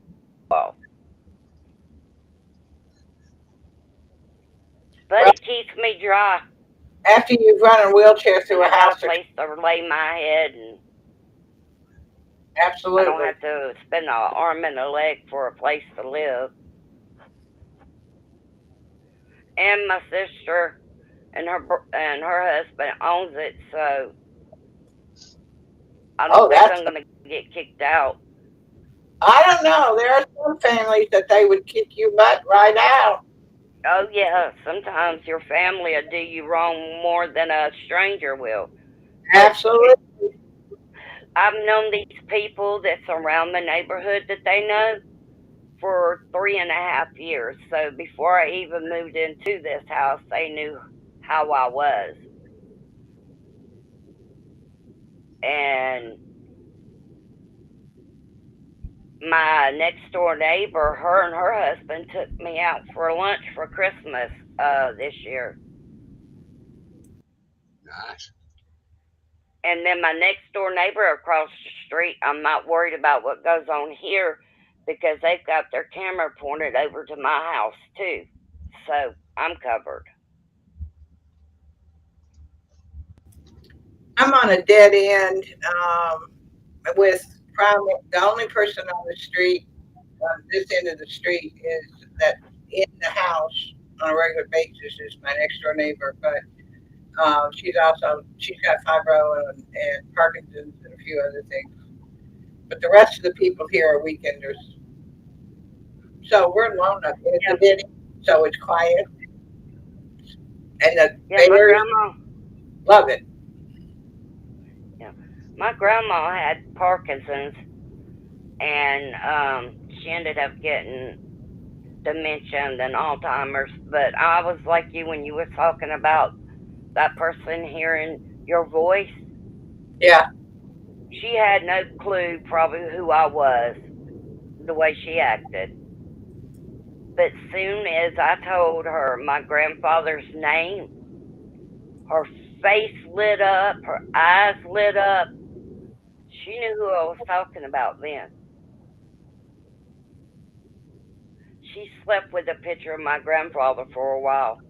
My grandfather went to a veterans nursing home to be able to afford her, because they had to put her in a living assistant, and he done that so he could put her in a nice place. Right. So they were away from each other. Hey, Crystal, without getting too detailed, what are you close to? I may have somebody that can help you with your electric. When am I what to? I said not without giving your specific location. Where are you at in Florida? I may be able to get you some help with your electric. Oh, Stark, Florida. It's like 45 minutes. It takes me 45 minutes to get from here to Jacksonville or Gainesville. Okay. It's a little bitty place. You got my information. I'll just need to talk to them because it's my cousin. Well, if you got their information, I think we may be able to get somebody to help, and it won't be an arm and a leg. I think it'll be I don't know. I'm working on it now. So if I seem distracted, it's because I've got other things going at the same time. Because I'm always looking, and Oh, that's I get people that reach out to me, and we're building a great community here. In my opinion, we're gonna have a network of people all over the place. Hi, Kim Young. Kim Young's in the house. Whoop whoop. Where's David when you need him? She's still grinding. Okay, well. Thank you to that person, and I want you to do it. But this is my cousin's house, so they would probably want to see you too. You know what I mean, Travis? But it wouldn't be me. It'd be somebody else that does this. They do this for a Oh, I living. know that. That's what I'm Yeah. saying. I'm pretty sure they would be okay with it, but you know, you have to go through the renter too. I'm pretty sure they'd have no problem with it though. Thank you though. That would be Yeah, a godsend. Yeah. Actually, I tried to reach out when Silver Girl was having trouble getting to the doctor up there, and I couldn't find anybody close enough to help her. But we tried. If I lived by her, she wouldn't need no help. I would help her. The only thing is I ain't got a car. Yeah, I'm out on a 26-mile long peninsula. Well, that goes for Miss.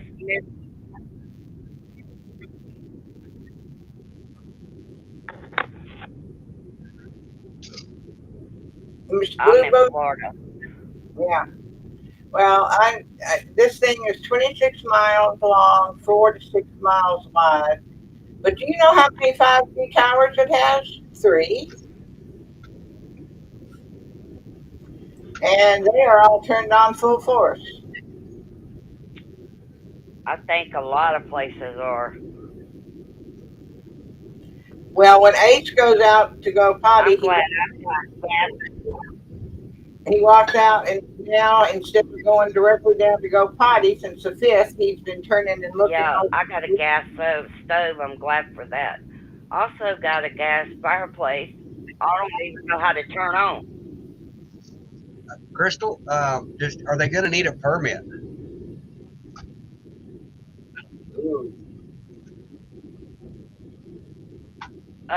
Yeah, I think my brother-in-law said that they would need a permit. Okay. But they're good with getting the permit then? Yeah, I think that is just because they were trying to tell them that the breaker box had to be inside and it's outside, and that's what they need. That what you just asked for. I don't think you got to have it running the wire. Okay. Yeah, but they'll just have to have some kind of a permit. Oh, it's not necessary. Oh, not necessarily. I tell you what I'll do. I'll put you in touch with from the pole to the breaker box. Okay. I'll put you in touch with this with my friend, if you don't mind. They're checking the code now. Excuse me? They're checking the code now. I'll put you in contact. Oh, okay. Okay. Maybe I didn't hear you. I'm sorry.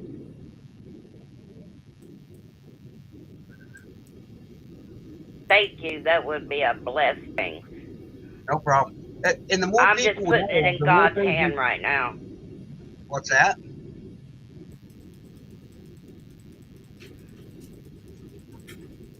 Go ahead. I don't forgot what I was going to say, Travis. Well, the more people that I've got to know a lot of people lately, and the more people we know, the stronger our network's going to be. And this is what I wanted to do. This is what I wanted to do. Help people. I don't want anything in return for this. Just helping people is what it's about. You know what I wish? I wish we had the biggest compound with bedrooms, like little apartments, and we all can move into one community. Can you imagine what kind of community we would have? They'd call us a nut house. Well, let them call us what they want. It would be fun. Can you imagine the fun we'd have? Oh heavens, yes. Yeah. And there it would be never ending laughter and giggles and hugs and grins. Be heaven on My earth. my only stipulation is it's got to be somewhere warm because I'm done with cold. Oh yeah. Okay. Well, y'all come down here if you like the country. Where I live, the part I live is like country. They have cows and horses and all that kind of stuff. But if you blink, you'll go through my town.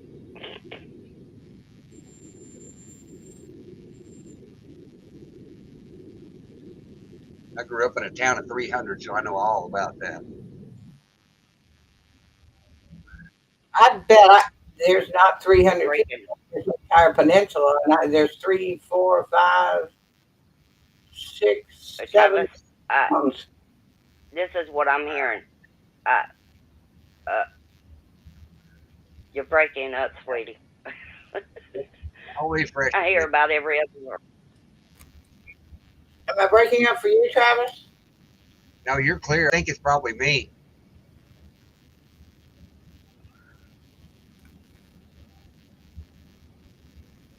You're freezing up too.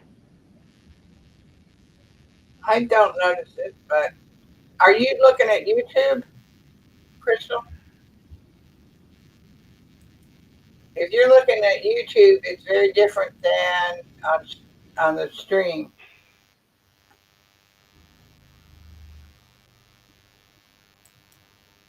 Oops, there goes Travis again.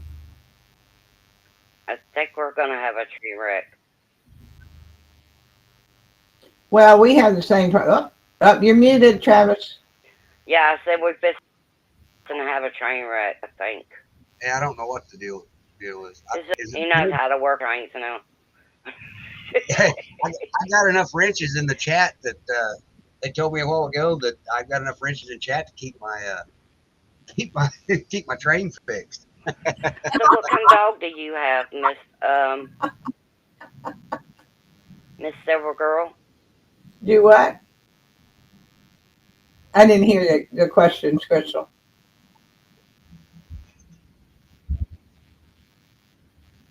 Can you ask the question again? Hey, I'm gonna have to go out and come back in. It might be mine.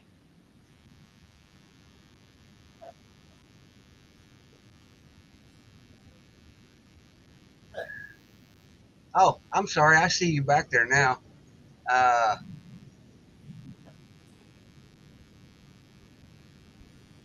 On day 16's here.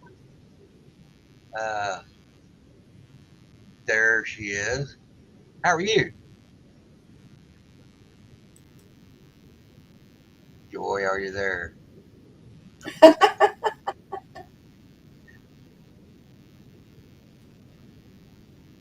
Hello, Joy.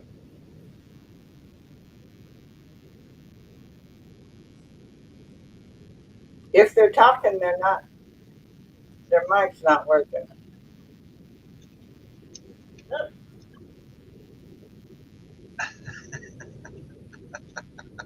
Only here we'll have that many train wrecks. Good golly.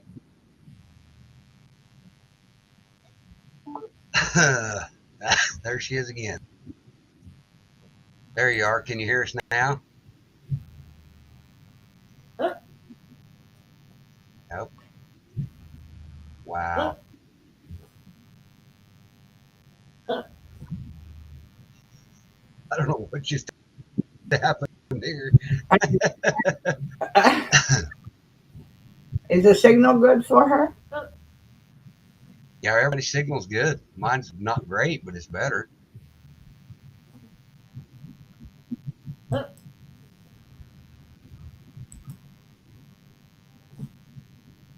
Maybe it's me again. Whoops.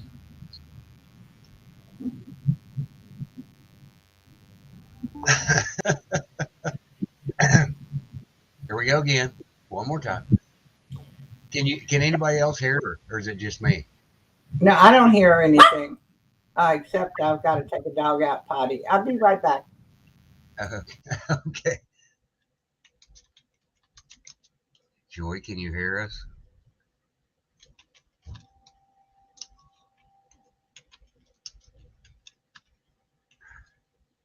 Okay, that's okay. You keep trying. I was typing something there. Oh, it popped up in the private chat. So apparently it just automatically goes over there. Drop the link. Okay. I got to get over here and finish this first.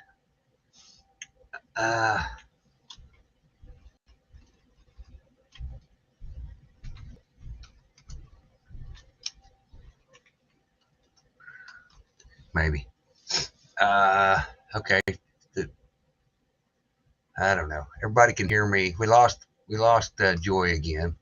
I'll drop a link in. We may have to refresh the link.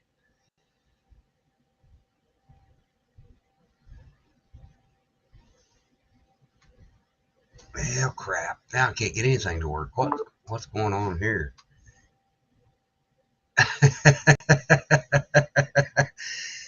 I know, Paul. I crashed the train worse than anybody. All right, you're back, Joy. Are you here?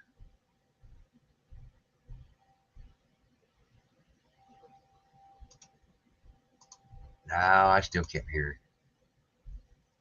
No, I'm getting nothing. I dropped the link again there. Okay, they can hear me, so that's good. Blaming on the snow. Yeah, we didn't get quite as much snow here. Thank goodness. We were expecting 18 inches and woke up to just a little bit. But if the rain turned into snow, we'd have been in trouble. And my signal is decent, so that's better than normal.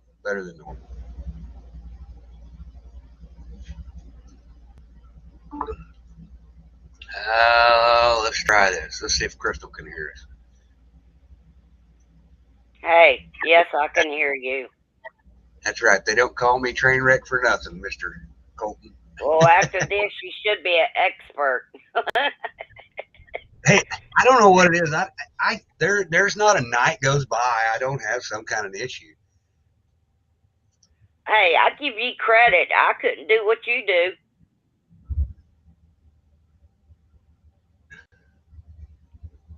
I do a pre-trip before every.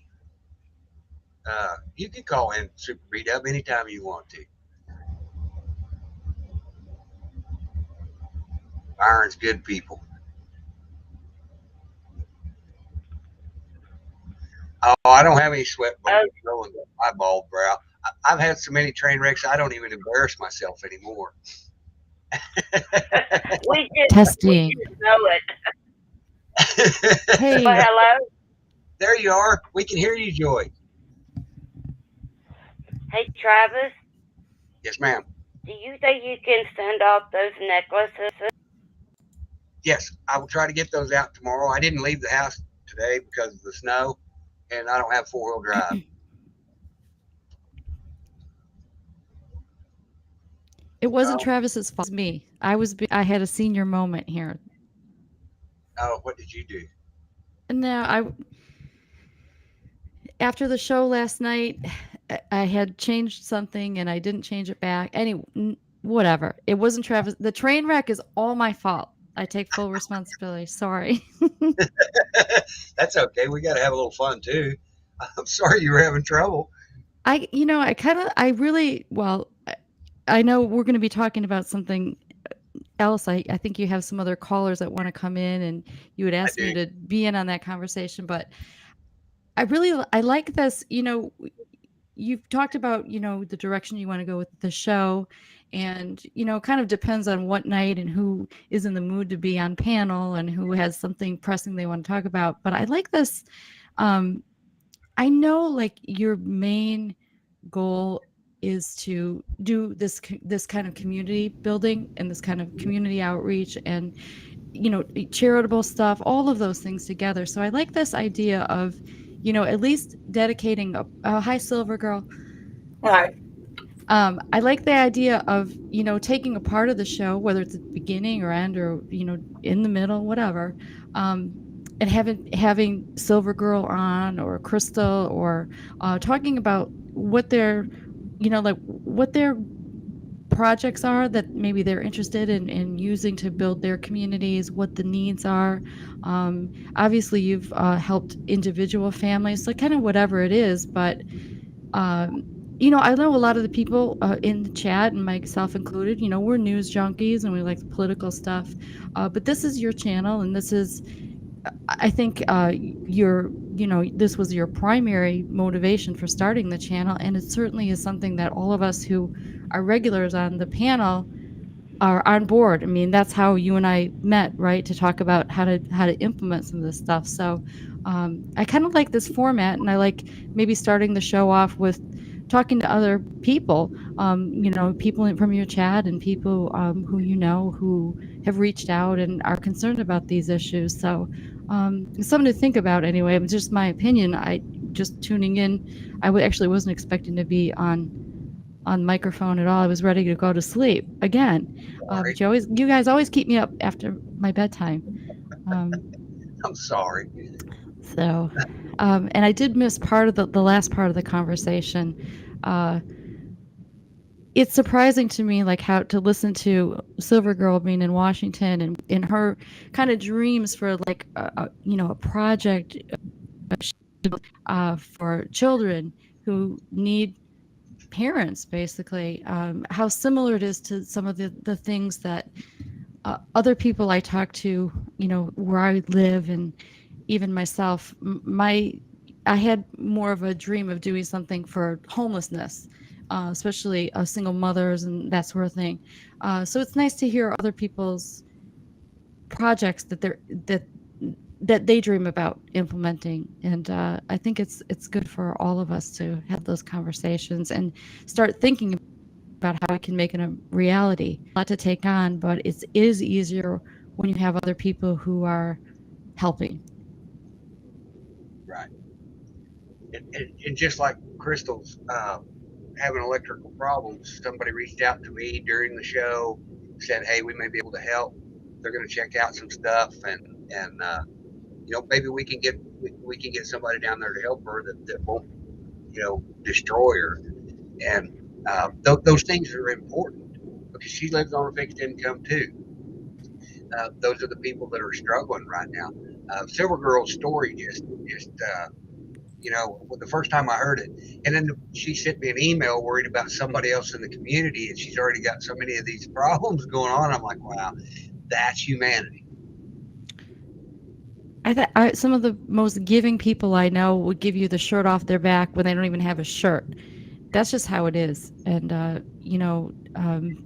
we all, I was enjoying listening. I got interrupted because you had sent me something else you needed me to do, but I think we should do more of this. And if possible, just at least a segment of most shows, if possible, or not every day, to highlight one of these stories. And I hope Silver Girl will come back and update us. And again, this is like our cue now to brainstorm and how to help her and how to figure out how to, even if it's just a baby step, how I'm sure that there's someone listening, there's someone in chat who is going to reach out and get the ball rolling on some of this stuff.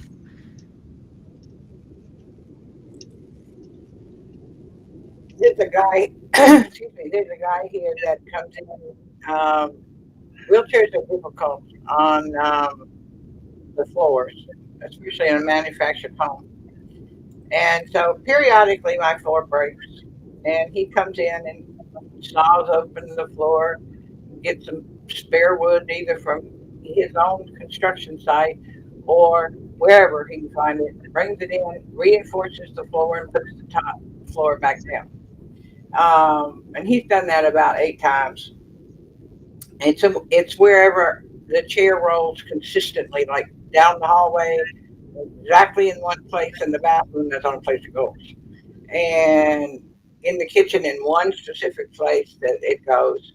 and he would come in, and I asked him, because he owns his own construction company, if he knew how to get all the I told him a little bit about the idea, not much, but just a little bit.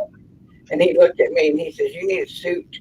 I said, "What is-" He says, "You need somebody that wears a suit to figure that out." He says, "You're going to need people buying property, finding property, the whole 9 yards." Actually, there's this property on the north end of the peninsula that's also high.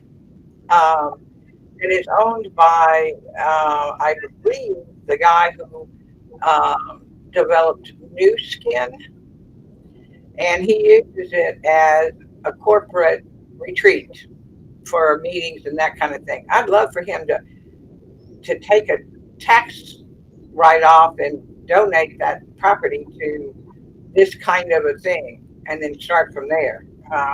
But it would be perfect. But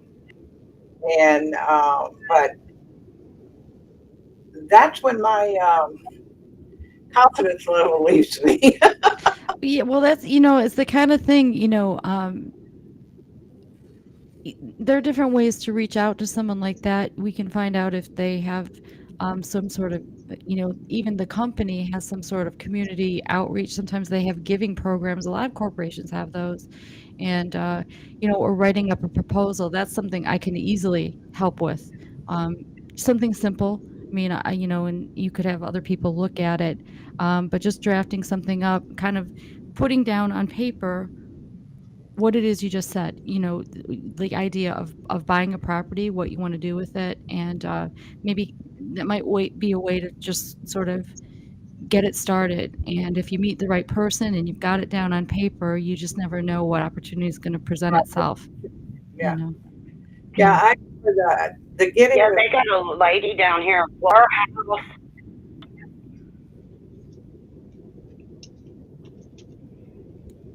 You disappeared, Crystal. Oh no. Go ahead, Silver Girl. Her house is caving in on top, and she was taking care of her mother too. They put her in a hotel and fixing to build her a house. That's great.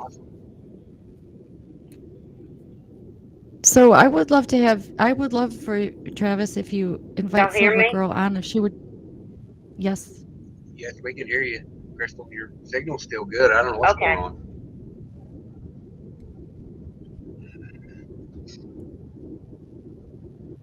I think they're messing with us. Yeah, you're having a delay issue. Sounds like.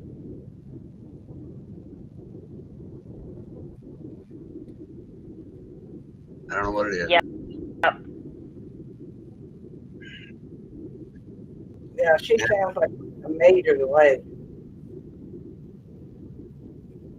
She's in Florida, right?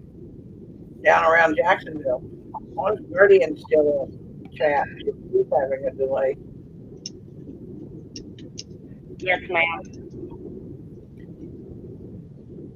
Somebody was asking. I'm gonna draw back to the chat, Travis. So Okay. I'm not messing up the show, okay? That's all right. I don't know what it is.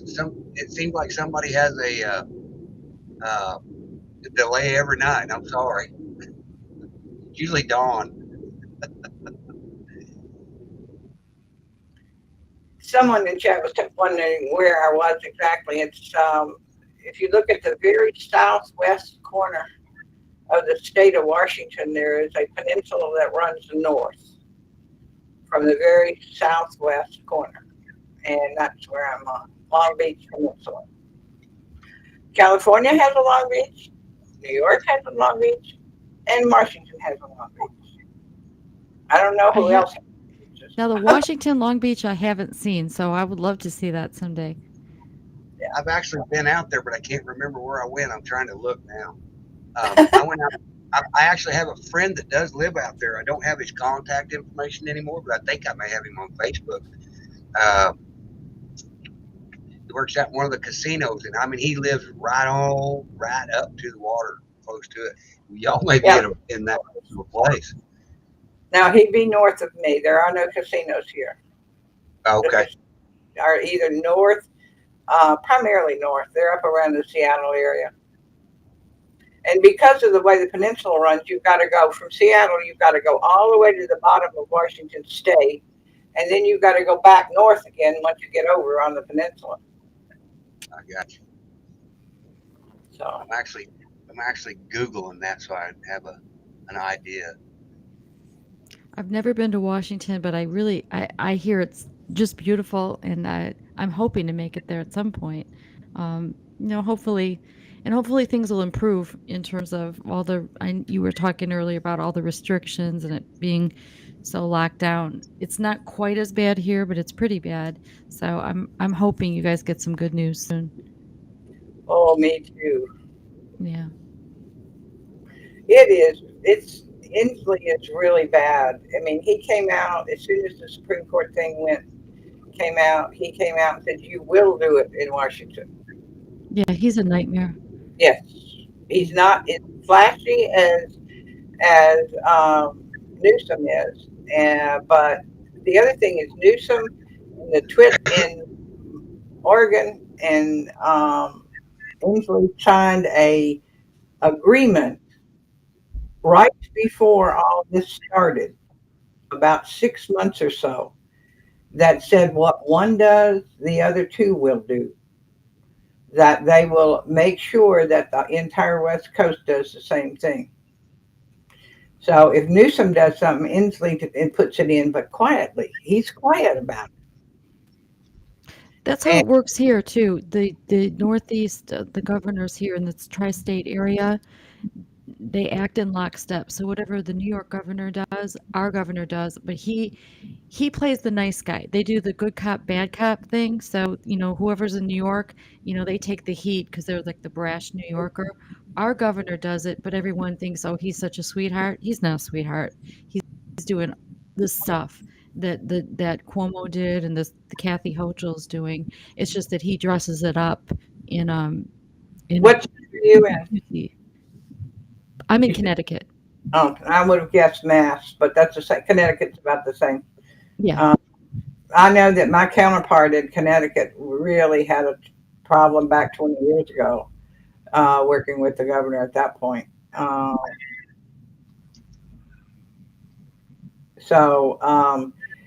But Mass is also the same way. And Massachusetts has a Republican governor, but he might as well be a Democrat. Yeah. So that's the problem there. Right. And in like Connecticut and New York and New Jersey are considered like the tri-state area. And the New Jersey governor is also a nightmare. If you ever watched his press conferences during COVID, I didn't know what decade I was in, but I won't say more than that. But it was pretty bad. So it's the same thing. You have a similar thing going on, like as you described on the West Coast, where these governors are they form these like regional pacts and they work together. These Democrat governors, and they, it's a racket essentially. And just think what the good is that they could have done had they had good in their hearts. The good that all of this, the tech stuff has good things about it. It can be used for really wonderful things, but it can be used for bad. So the key is to keep thinking about the good things you can do with tech and not the bad things. But when the bad people are running the tech, then the bad people are winning the tech war. And here Travis sits trying to build something positive and good using their devices, and that really makes them upset. Yeah, and it's hard when you like yourself and Travis, you have a good heart. It's hard to comprehend why, it's like it's a question that's never going to have an answer. Like why would they want to use something for nefarious purposes? Well, that's their intent. They have a bad intent, and they're different. They're different than people who have a good intent, and it's just my big thing is I can't believe that, followed by yeah I can, but I don't want to. Yeah, because you don't think that way. You're a good person. You want to give. If you were, developing, some new software, you would be doing it to try to help people, not to try to control them or put them down or harm them. Not everyone is that way, and it's the nature of the world, obviously. But I think of the past couple years, and certainly you living in Washington, you've seen it. It's right in our faces, and um, you know, I guess the only good thing to come out of it is that like online communities like Travis is building here have sprung up, and it's at least a place that people can connect and vent, if nothing else. But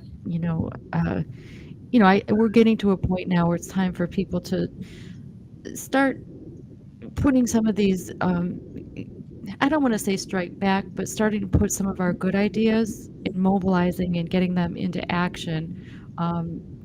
It's We have every right to do it, and it's the right thing to do. And I think we've put up with the nonsense, and we certainly, I think you have it much worse in Washington than I have it here, but it's a similar situation.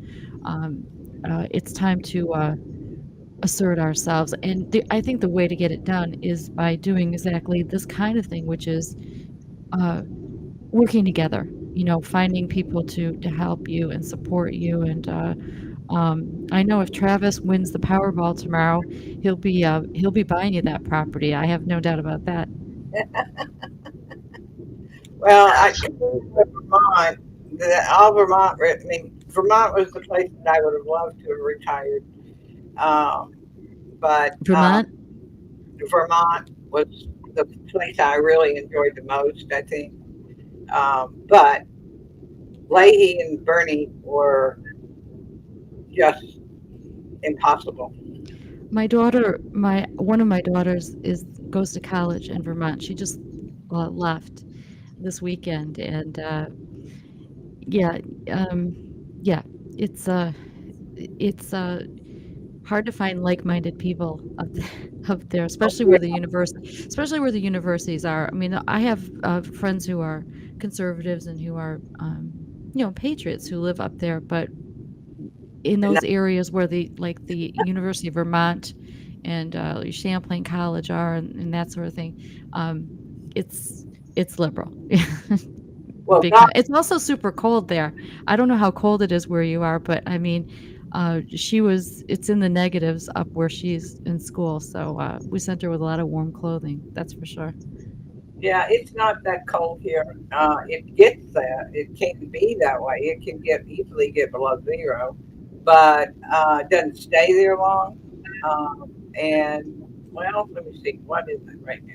It felt warm out there. It's 48 now. Oh, that's balmy. Yep. Yeah, on the That coast. That's like It's not. tropical. Yeah, Yeah. it's 48 outside now. It doesn't always feel that way because one of the things about where I am is I'm right off the water, so I'm 3 blocks away from the water.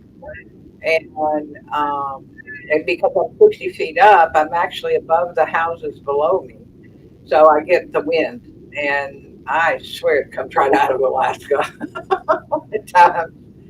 But it's the moist humidity that causes it to feel cold. Whereas in Vermont, um, my staff would complain when the humidity got to 40%. And I'd go, what humidity? I mean, I came out of 80 and 90 is low humidity in Nashville. 90% was considered average. 80% humidity in Nashville was considered very low. So you get the low humidity and your cold doesn't feel nearly as cold. Your snow doesn't even, you can't even make what I grew up making in out in Nashville was called snow cream. And you took the snow, you wouldn't do it today and eat today's snow, but back in the 50s, you took snow that fell and put a little vanilla and a little milk in there and stirred it up, and you had snow cream and similar to ice cream. But you tried to do the same thing in Vermont with Vermont snow, and it turns immediately to water. Well, my daughter found that out the hard way because she was getting a ride to the train station, and her iPhone in her pocket, into the snow. So she found out about Vermont snow real quick. And so we had a little emergency because she had her train ticket was on the phone. And so that was interesting. So, but they do have a lot of snow up there. You know, I'm Chicago originally, so I know about lake effect snow. So that's a whole different other kind of thing. So Burlington gets lake effect. Up there, she will get lake effect if she's in the Burlington area. yes, And she might see Champ. You never know. you never know. But it is beautiful there, and it's very. I mean, there's so many beautiful rural areas. I have a friend who lives on a dairy farm up there, and you know, aside from the politics, it is a beautiful area. Connecticut's beautiful too. It's just that the politics here right now are very difficult. You know, I actually heard from her today, and she was going, "Can you believe blah blah blah blah blah?" And so they're having a hard time right now. The governor is not. The governor, I think, wants to be president. Was my assessment from what my girlfriend was saying. But he thinks he should be another potato. So. yeah, mine. Whenever the current president, whatever he is, speaks, within minutes, my governor is on social media, basically parroting all of his talking points. It's like they're talk about clones. They're all just clones of each other because none of them have a brain. They just get their talking points from central casting, and you know, it's the same old message. No matter how bad the message is, no matter how unpopular Biden is, my governor just runs with it. You know, there's no question. You know. I mean, literally, even before Potato had a chance to respond to the Supreme Court decision, Inslee's up here saying that regardless of what the Supreme Court said, you will, because I'm the governor, and you will. My governor is Trump. Well, I said before, he's trying to get his emergency powers extended, but he's up for re-election, and so he's walking a fine line. So I think he is trying to get a workaround, and basically he's kind of double daring the legislature here to start doing things like, you know, attempting to pass a law requiring the jab in certain circumstances. I mean, they're going to do everything they can. They're going to push things as far as they can until they get beaten down in court. So the fight about things like that is coming to my state, and hopefully we'll have enough people who litigate it or whatever, fight back. So I hope Travis has you on again because boy, we have a lot in common, and I feel for you in Washington. You know, if I'm ever that way, I'm just going to stop and take you out to lunch just so you get a break from the craziness.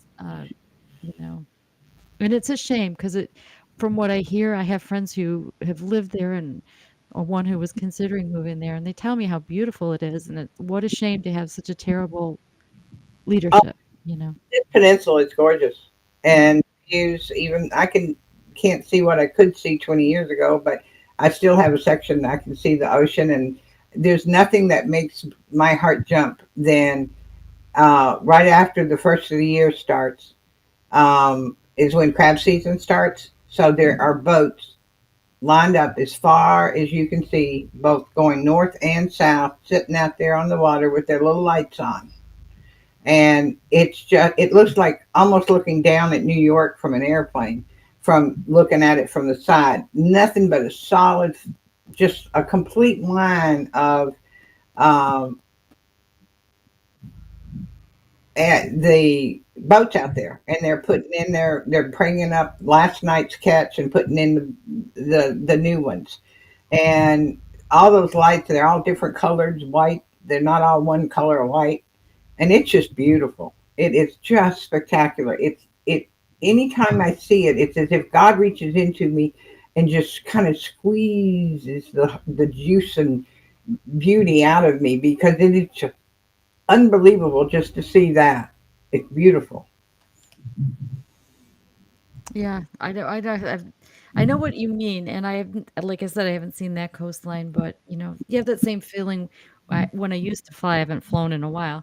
Fly in, from visiting the Midwest, and I'd fly back into New York or whatever. It's the same thing, And in my case, you'd fly in and you'd see the Statue of Liberty or whatever, and it's like, oh, we're home. And I remember flying home from England once, and um, it was my first time flying. I went to London, and I had that it's an overnight flight, and you fall asleep, and I'm waking up. The flight attendant's waking everybody up, and here we are, and it's like um, I could see we were flying into England, and so you're seeing like land after not seeing it after a while, and then we had the same experience coming back. So, yeah, and this country is beautiful.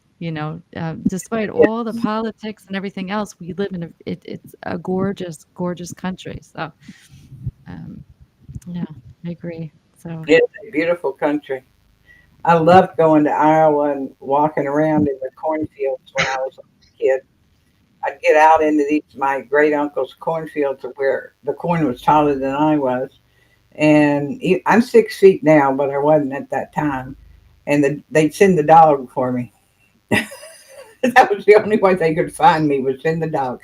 And after I'd been there 24 hours, the dog would find me.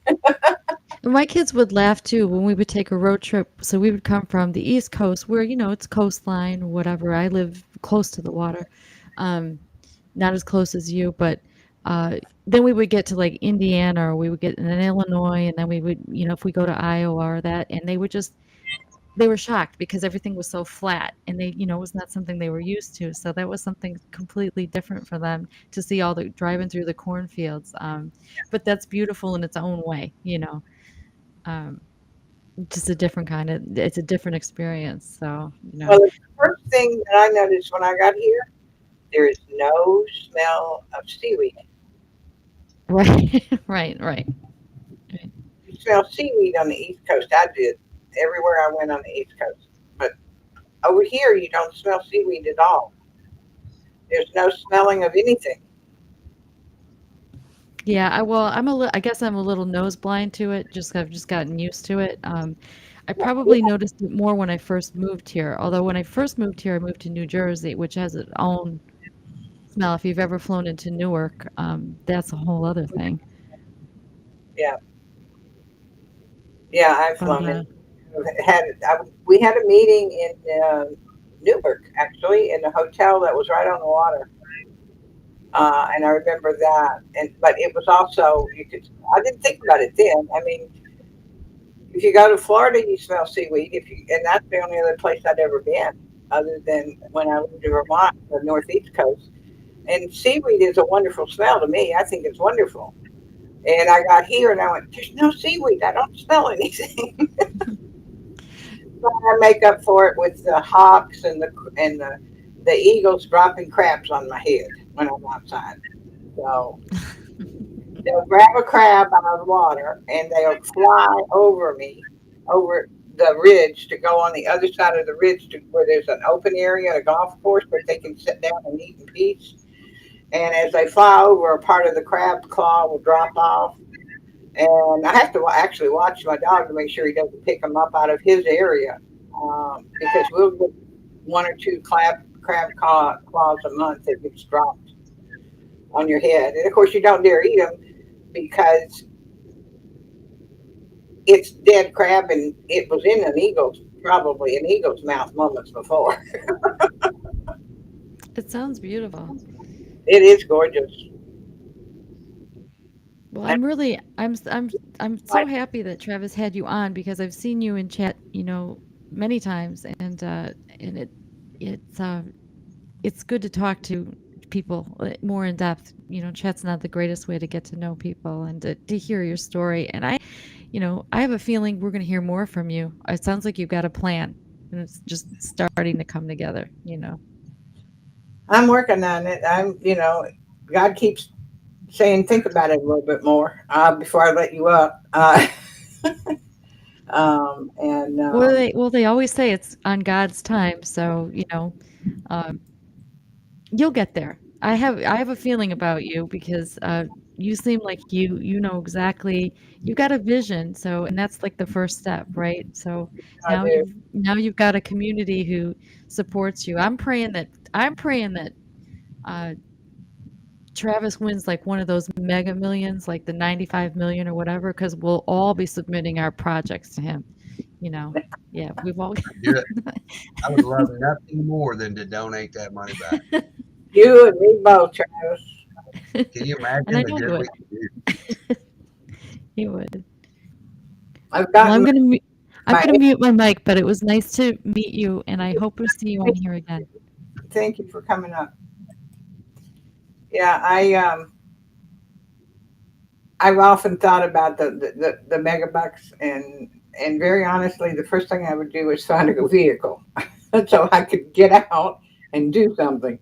But then after that, it's what do we need to do next? And around here, I would be fixing up some old folks' homes, I think, because there's an awful lot of old people here.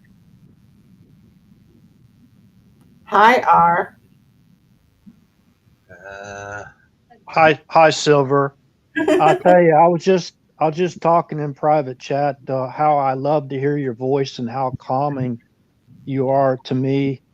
You know, you definitely have the gift of calming troubled waters. You know, and I I I think I understood that you're out in Washington State. Is that correct? Correct.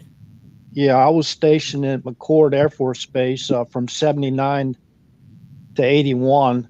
That's in the era of what we call the Vietnam transition era, where we had still a lot of people on active duty that served in Vietnam, and even some in, I believe, not very many, but very few that served, I believe, in Korea, if I'm not mistaken. But I That think would, they're a little bit too old to actually be in yeah. still in '79 to '81, but definitely Vietnam. You Oh, know. yeah. Oh, yeah. Yeah, most of the kids in my graduating class of 68 in high school enlisted. So, Yeah, I made a lot of friends with the Native Americans, and I don't know if you ever heard of Spanaway Park and the yes, areas around uh, McCord Air Force Base. I don't know if you're tied in with military now families at all. my father was in Korea, um, Oh, okay. and he came back with PTSD and malaria. So he was taking this really strange drug that back then when he got back from Korea and with malaria. In that he was taking this stuff called H something or the Q, and this other thing called worming medicine back in 1952. Wow. You know, we're talking about the 5-star, the individuals that have been promoted to 5-star generals in the past. And remember, we had a 5-star general, was it Douglas MacArthur, uh, that ran the Korean War pretty much. He was, am I correct in that? I Think can't remember. I don't really have much military. I mean, I've got cousins who were, but I know his name, and I thought he was Korea, but I'm not sure. Right. He was, so in situations, the president of the United States can basically delegate or appoint a 5-star general to take over a regional area, even if we're not in a world war at the time. In Korea, we was not in the World War. You know, obviously it was after World War II, and Douglas MacArthur was appointed to be a 5-star general, I believe, over the Pacific region. And I don't know too much about it, but I do know that in certain times of national emergency and that kind of thing, the president has powers, war powers, abilities to, as far as national security purposes, focusing on national defense mostly, to appoint 4-star generals as 5-star generals to take over the area. So that's a factual statement. That isn't, you know, conjecture or an opinion.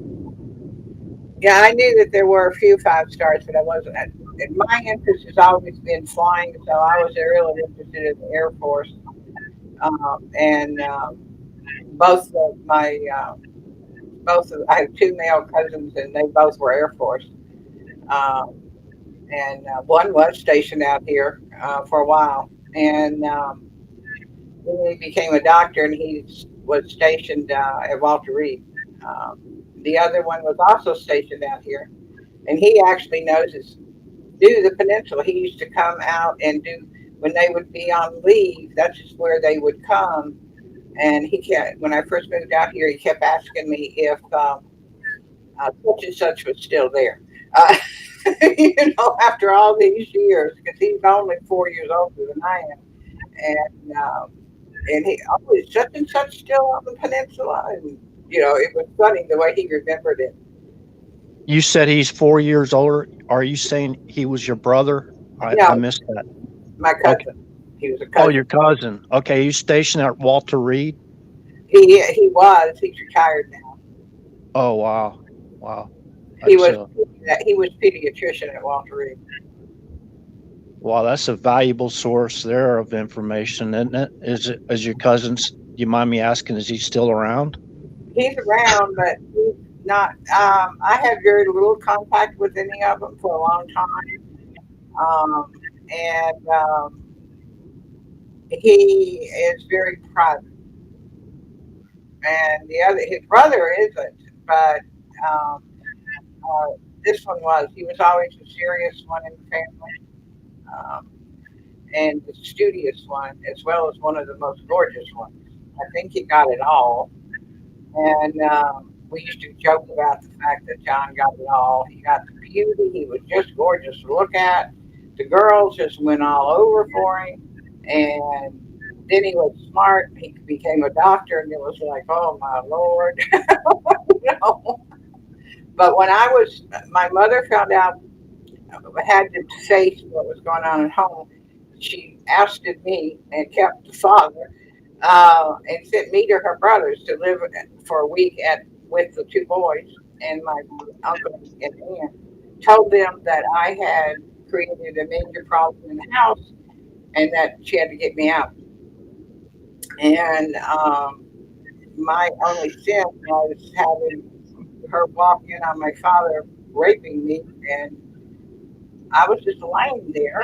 I didn't do anything, but she kicked me off, sent me up there, and this one cousin John, the one that's so serious, he went out in the acre next door to the house, and he was gone for hours. And finally, the next morning, he comes over to me sitting in the chair. He says, "Come here, I want to show you something." So I followed him out, and he made very sure that he made the steps not too high, and he made dirt steps, kind of like, so that I could get down into this area. And he made me this little round, cavey looking thing. And it had, he'd taken some evergreens and made a roof over it and put straw from the horse's barn in the bottom on the floor on the dirt. He says, anytime you need to get away, you just come right here. I'll always know where you are. So if mom and dad have to fit, I'll tell them to hold their hand and I'll go get you. And I spent a lot of time out there just being by myself and safe. But he did, and he doesn't to this day does not remember doing it. He just did it. And he was about, well, what was I?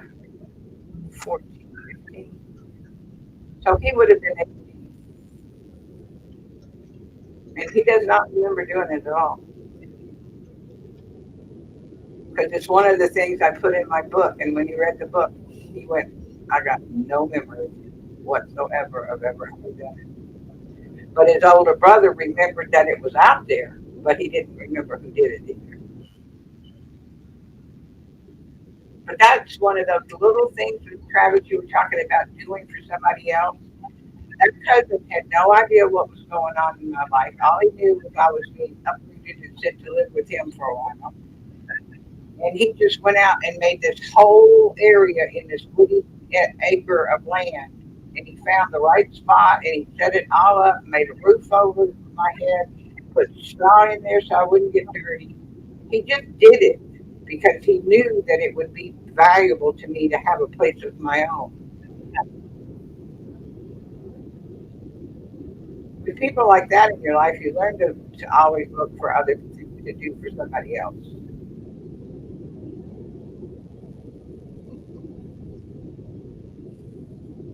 He's multitasking. Yeah, sorry, I'm having I'm getting blowed up over here by several different things. My email's going off, my text messages are going off, and I'm checking into some stuff.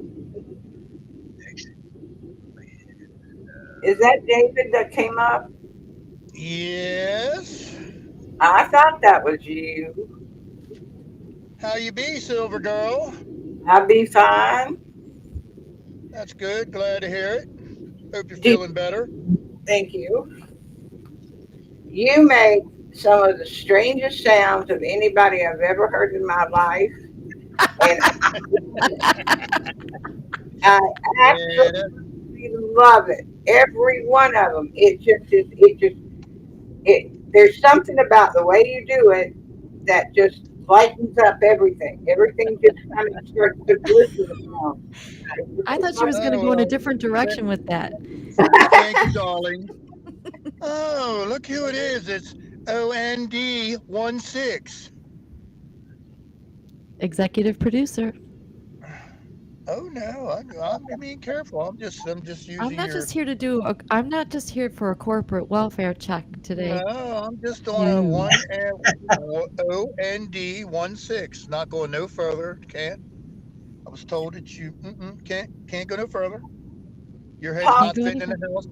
Your head's not fitting in the house in Connecticut or in the car or anywhere else. So you have to let your head sink back down to a normal size. I actually think, well, I have so many nicknames now. I think maybe I need to have two, like I should have two squares on the panel so that we I can heard fit that all of them. you need a tractor trailer to fit your head in the car. That's what I heard. I said so. I Yeah, just had to yeah, go with OND16 and leave it at that. yeah, Whoop, whoop. yeah. I mean, I'm extremely, chasing fame here on Search for Truth. So, yeah, my head's gotten very big. What can I say? I cannot add any embellishment after your OND16. So it'll have to be like that for till you till your head recomplains its normal size. That's what I was told. That's what I was told. Sorry. address Paula's comment, Travis. They not only are building, but they built past tense. The camp here. They have already hired and put into place and done the training for the individuals who are going to be manning those camps. Oh wow! Uh, Notice went out 6 months ago for hiring. They have finished the training now. They had a bill that was supposed to have been voted on that would allow the health department, the head of the health department, at his discretion, send strike teams, and that's what they were called in the bill, were strike teams, to arrest anyone that was a threat to the people, and that means not jabbed. And that did not pass, but it didn't go away. They just didn't vote on it. Hold on a minute, That's Silver kind of Girl. what happened in New York. Yeah. They Lily didn't J in the vote on house. it at all. I know. I put that up there. So, Silver Girl, so they did not vote on that It, proposal? it's not. It's my understanding they have not voted yet. Hmm. That's interesting because it's similar to what happened in New York. It was not in that case. It had been on the books for a long time since 2015 and Ebola, but it just came up every year but was never voted on. And I know the Washington one, there was a lot of discussion about that when it came up recently. Um, hopefully it'll never come up for a vote. But the fact that it was even drafted in the first place, you wonder how long they've had that sitting around. And Well, I contacted every one of the dudes here that in the state legislature, and that only response was from one. And his comment, it's a Democrat, and his comment was that the health department had exceeded his authority to write any such thing, and it wasn't going to be voted on, or not wasn't going to be heard, is what the email said. oh, thank God, a rare moment of sanity. Yeah, Yeah, I don't. that's great. I don't trust Inslee. Can't have that. We can't have any Well, of that. my governor would Sanity? try to do that kind of thing by uh, executive order if he could get away with it. I mean, that's how they get around these kind of things. That's And exactly what he will try. He's already done that with the health department, health people here, and I think he's about to do it again with the over 100 private employees. well, that's why my governor, who's also Democrat, obviously, he's trying to get his emergency powers extended because the legislature doesn't want is first of all, what he's asking them to do is try to enact legislation that's illegal, but they're going to pay the price for it at the ballot box, right? And so it's politically risky to do it. So it's just easier if he just shuts them down. They don't convene. They've abdicated their responsibility, and they let him rule for another year by executive order. It's criminal, really, but he's getting away with it. So that's we're in a similar situation here, and that's why how they've used executive orders during this quote unquote pandemic has been so egregious, and they've gotten away with things that they could have never dreamed of getting away with. And it's these blue state governors, or these Democrat governors, I should say, because it's not the people in the states are not all Democrats, but the leadership is. Kristi Noem's not doing that. Ron DeSantis isn't doing that. It's a Democrat thing. So, and it's coordinated. They're all basically following the same script. Right. Wow, would they do that? Now, RH, you probably have some comment regarding that Washington bill. Oh yes, the camps. It's very troubling, and that was kind of the topic, or one of the key points I was trying to express last night, was they are categorizing many law-abiding U.S. citizens as domestic terrorists that are basically what we would call just political opponents. Right. The first time I ever heard any political so-called leader refer any American citizen that's on the opposite side as the enemy is when 44, or Obama, we don't need to use 44, Barack Hussein Obama, or whatever his real name is, Barry Soetoro, whatever. Okay. He was talking to a Latino audience on radio, and he made the statement, punish your enemies at the basically at the election booth. And he got a lot of flack for that, but a lot of us remember he doubled down on it again and referred us all again as domestic enemies. So that's okay. Basically, the same thing as rounding up innocent law-abiding citizens that want to take control of their own health matters and rounding them up and categorizing them as domestic terrorists and throwing them in these camps. And they're really good with this PSYOPs operation, trying to say, okay, well, these camps are to throw the bad people in there, when they're actually, a lot of them are being formed or built just throw innocent law-abiding citizens that may be just political opponents of these people in these so-called political leadership positions. Well, and the rhetoric that they used during COVID and then after the jab came out, laid the foundation for that, right? It stirred up the public. It turned people against each other and their own families, and that was all sort of building that type of narrative. Then on top of that, you have the border incursion. You have all of these things coming together to the point now where people going to a PTA meeting are classified. If they speak up at a PTA meeting, parents are being classified as domestic terrorists. So they're building that narrative on many, many fronts.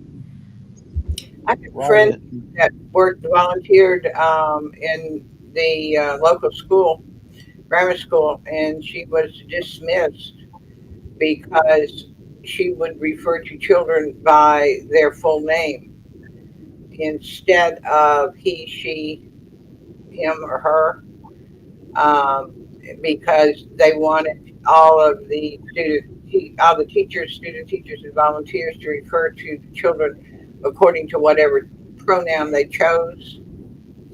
And she wanted just to call them by name.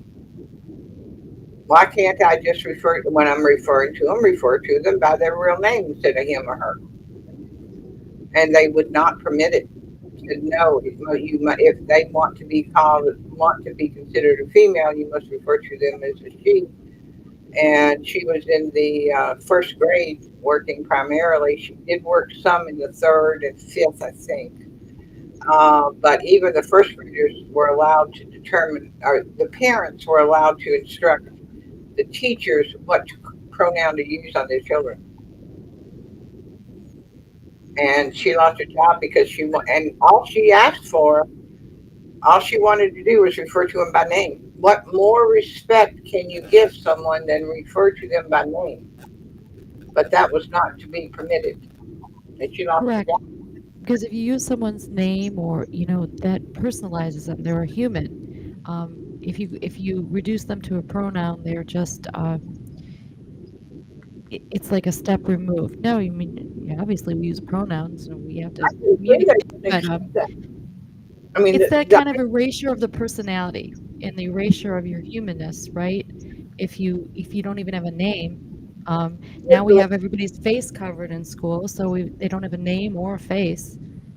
It's very insidious. I suggested that she do that because I couldn't believe that they would object to them calling the kids by their name.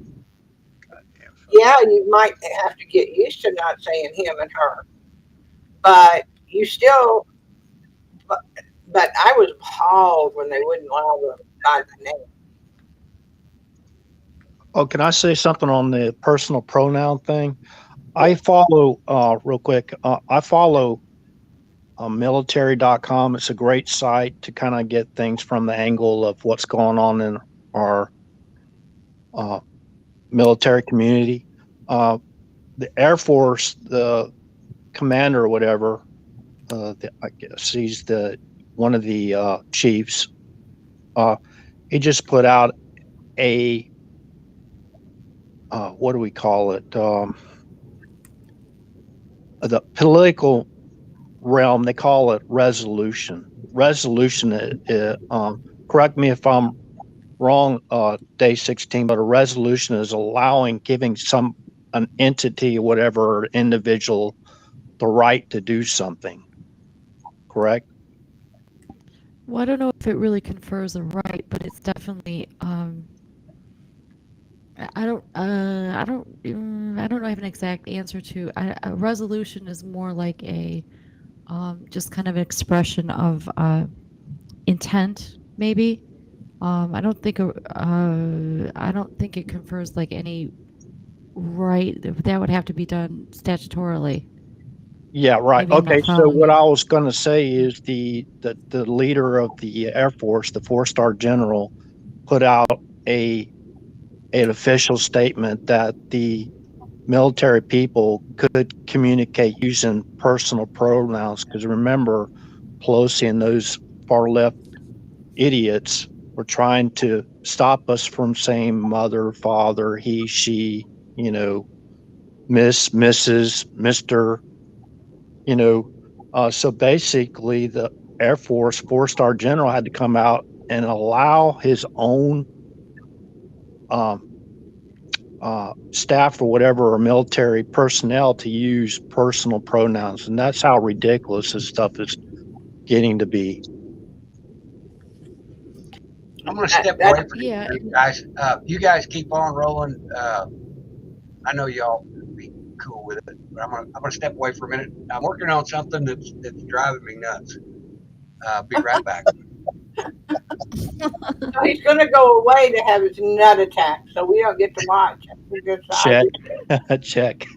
Silver Girl is in charge of the panel, so look out, everybody. That's because She's the discussion ODN leader. 16 is in her footy. That's why she's in her footy. She was going to sleep. Oh, you.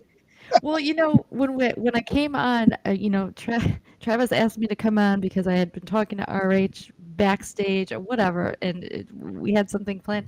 And I said, well, we got to transition, but I wanted Silver Girl to finish what she was doing, but she's come right into this conversation, right into the political part of the program. So she's now a permanent part of the panel. So, we went from this first part of the program to the next part, and she's right in there with us. So the more the merrier, because I didn't want to be the only one up here. So I co-host a channel, and that's what we do on it, is the political stuff. well, you need to be on here more. Wherever you need to call in, you need to be a regular, because we need more females, and for sure. And you've been great. So I don't know where you've been hiding, but you're like Travis's secret weapon we didn't know about. Always online. In fact, I had to tell her today she was on her own tonight. But we're on it to come on at 6. So she's on, and normally go 6 o'clock my time, Pacific time, until at least 9, sometimes 12. Do you have a link do you have a link to your channel? Yeah. It's not mine, it's hers. Let me see. I don't know if you can put it in the private chat, because I can put it in the chat. I have to put it in private because I don't have a Winch to put it in public.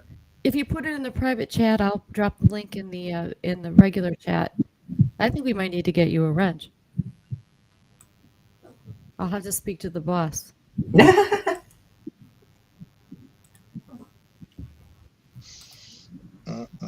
And this is a YouTube channel?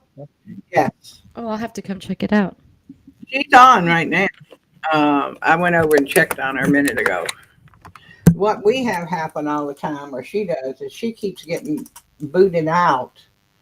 And so I end up being on chat by myself, or on panel by myself a lot while she's rebooting. And I don't know why.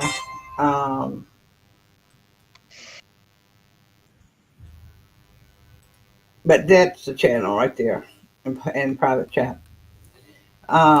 She used to be on Prepping 101 and left there and started her own channel I went with. And I've seen her. Well, I've seen her name pop up on when I would watch Prepping 101 as well. So yeah.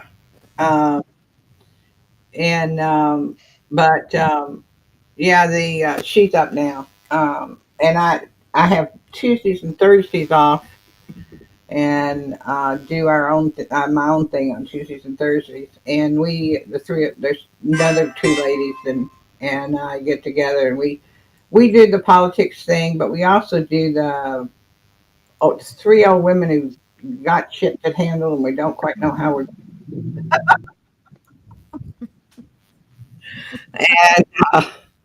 And brainstorm and share information.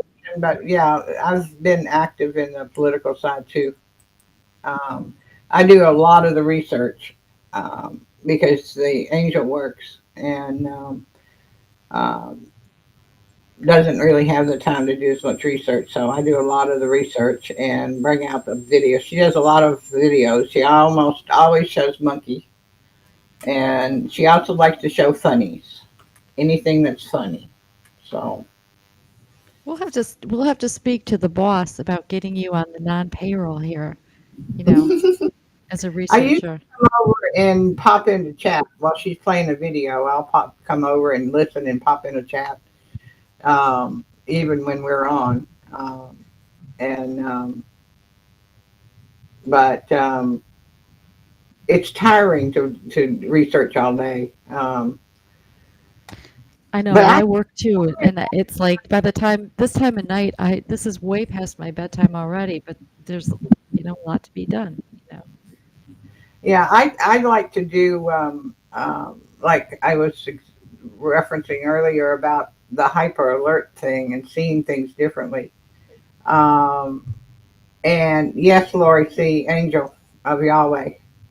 Um, and I will take a video that has closed captioning and watch the closed captioning while I'm listening to another one. And stop one or the other one when I get to something that's really interesting that I either didn't know or I needed to hear something different. But I'll play two at the same time. I also speed them up. You can go down to settings and make them run faster. And a lot of people, myself included, talk slow and with the southern accents and space their words out. So if you speed them up, sometimes you can watch them in half the time and you don't even recognize you've done it fast.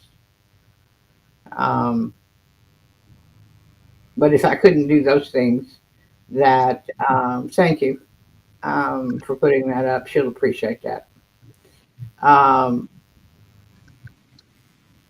But I had already gone up on a few channels before Angel took off on her own, and I didn't want her to go by herself, and so I went with her.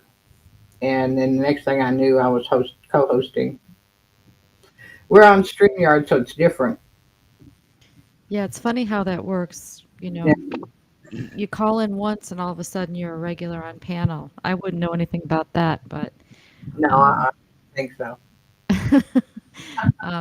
that's great. I'll have to check her show out because I've seen her mentioned, and I've never been on the channel, but I'll subscribe so I get the notifications so she does when she goes live and when you're on there. That'd be great. Maybe we can do something together. I don't. Travis is missing this conversation, but I'll suggest it to him because I think that'd be a great idea. She is Now, in very, very, very big Trumper, and I'm not anymore. And but she handles it. She knows I'm not. And I don't think that he's a bad guy. I just don't know who God chose to get us out of this. yeah, I mean, I think that's the nice thing about this channel is because we have people who are all over the map in terms of how we think about that same issue, and I think our goals are the same. We want to come out of this with the America we grew up with, leaving that for our kids. But how we get there and who is leading the way and how they are doing it, we the people on this panel differ about. Oh yeah, I noticed because I really watch and pay enough attention to know what's going on. I just Well, figured. we got to put out all the wrong information like we always do. Yes. Well, we do the same thing, and it's just that I'm not going to say I know what's in God's head. When God decides to let the rest of us know, He'll be letting me know at the same time. I don't know. I don't have a crystal ball. I would like for it to be Him because there's so many people that want it to be Him. And of those who don't want it to be Him, I think those people can adapt better. But I don't care. It does not matter to me. I know that there are certain people it can't be because I've already seen the color of their heart. But who knows what God will do to you? You know, God take. I don't. I'm not someone who can quote Bible. The two people I meet with on Tuesday and Thursday are, and one of you put it in the chat, so I know what I'm talking about. Um, the he doesn't always pick the person that is crystal clean in all ways, never did anything bad. He sometimes he picks um, whoever he wants to pick, and and if Trump did bad things, um, then he still might choosing to do this. It might still he's got a big mouth, and a lot of times he's put me in places where my being mouthy has made the difference. Where somebody that was much quieter and easier, you know, wouldn't have been able to do the job.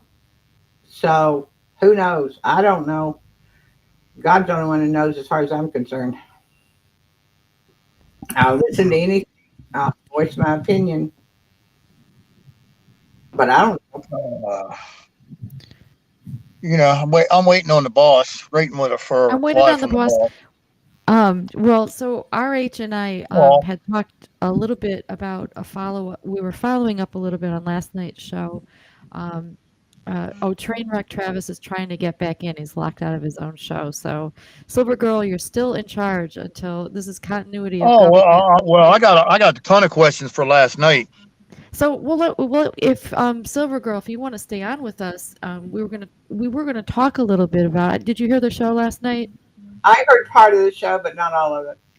So, I think I will bow down and get okay. into that.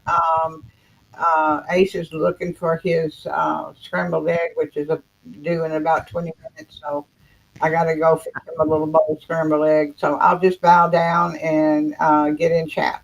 How's Well, that? thank you so much for coming on panel. I know if Travis weren't multitasking, he would say the same. And I really open invitation. If you're in chat and we're saying something and you want to chime in, or we're getting it wrong, I would love to have you back on panel.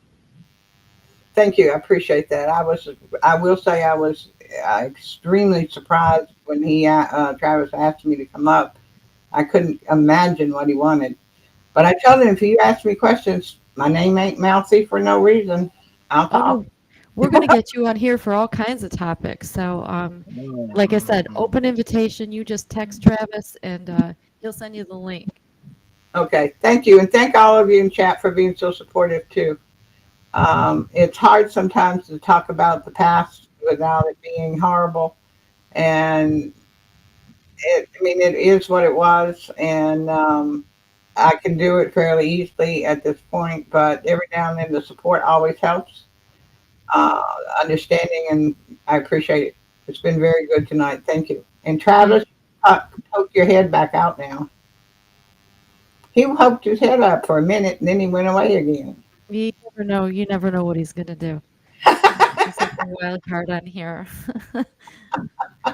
But this is definitely, and this is exactly what he's been trying to do. And he and I have talked a lot about, like what he wants to do with the show. And I think this was a perfect example of a really good community builder. And we're going to see you again, no question. Yeah, no, I'll be in chat except when I go get his deviled eggs out of the refrigerator. I mean, it's scrambled eggs. They're just in a baggie, but I didn't get them yet. Thanks, Silver Girl. I really love hearing your story, and I appreciate, like I said in private chat, you have a gift of calming the soul. I'm interested in hearing what you two have been talking about in private chat too, so I don't want to miss it. Yeah, we're going to follow up on some of that, and I hope David will stay with us too. So we'll talk later. Thank you all very, very much. Appreciate it. Good night. So I don't know which one of us is in charge since Travis is out. I guess David, because he's a new influencer. So, but RH, you and I talked about last night some questions, and I thought Travis and I both thought it would be nice to have you back on here and to, I'm going to use a Peppermint Patty phrase, circle back a little bit and and kind of and go back and kind of refocus to what you think the main takeaway messages you were trying to, because you've got a lot of information. So like the main take home points that you were trying to get across last night. And I had some questions for you. The first of them we already kind of segued into, which was this agenda on multi-fronts to widen the net in terms of the use of that term domestic terrorism. We spoke about it briefly. Is there more you want to say on that specifically? Oh, yes, absolutely.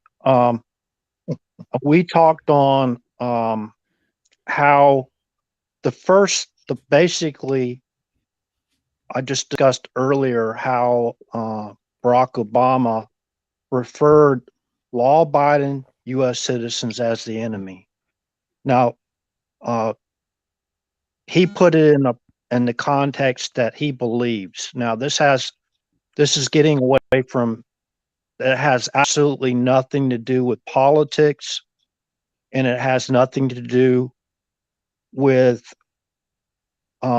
law-abiding citizens that are doing nothing against the law or anything nefarious or trying to go out and deceive people or any of that kind of thing.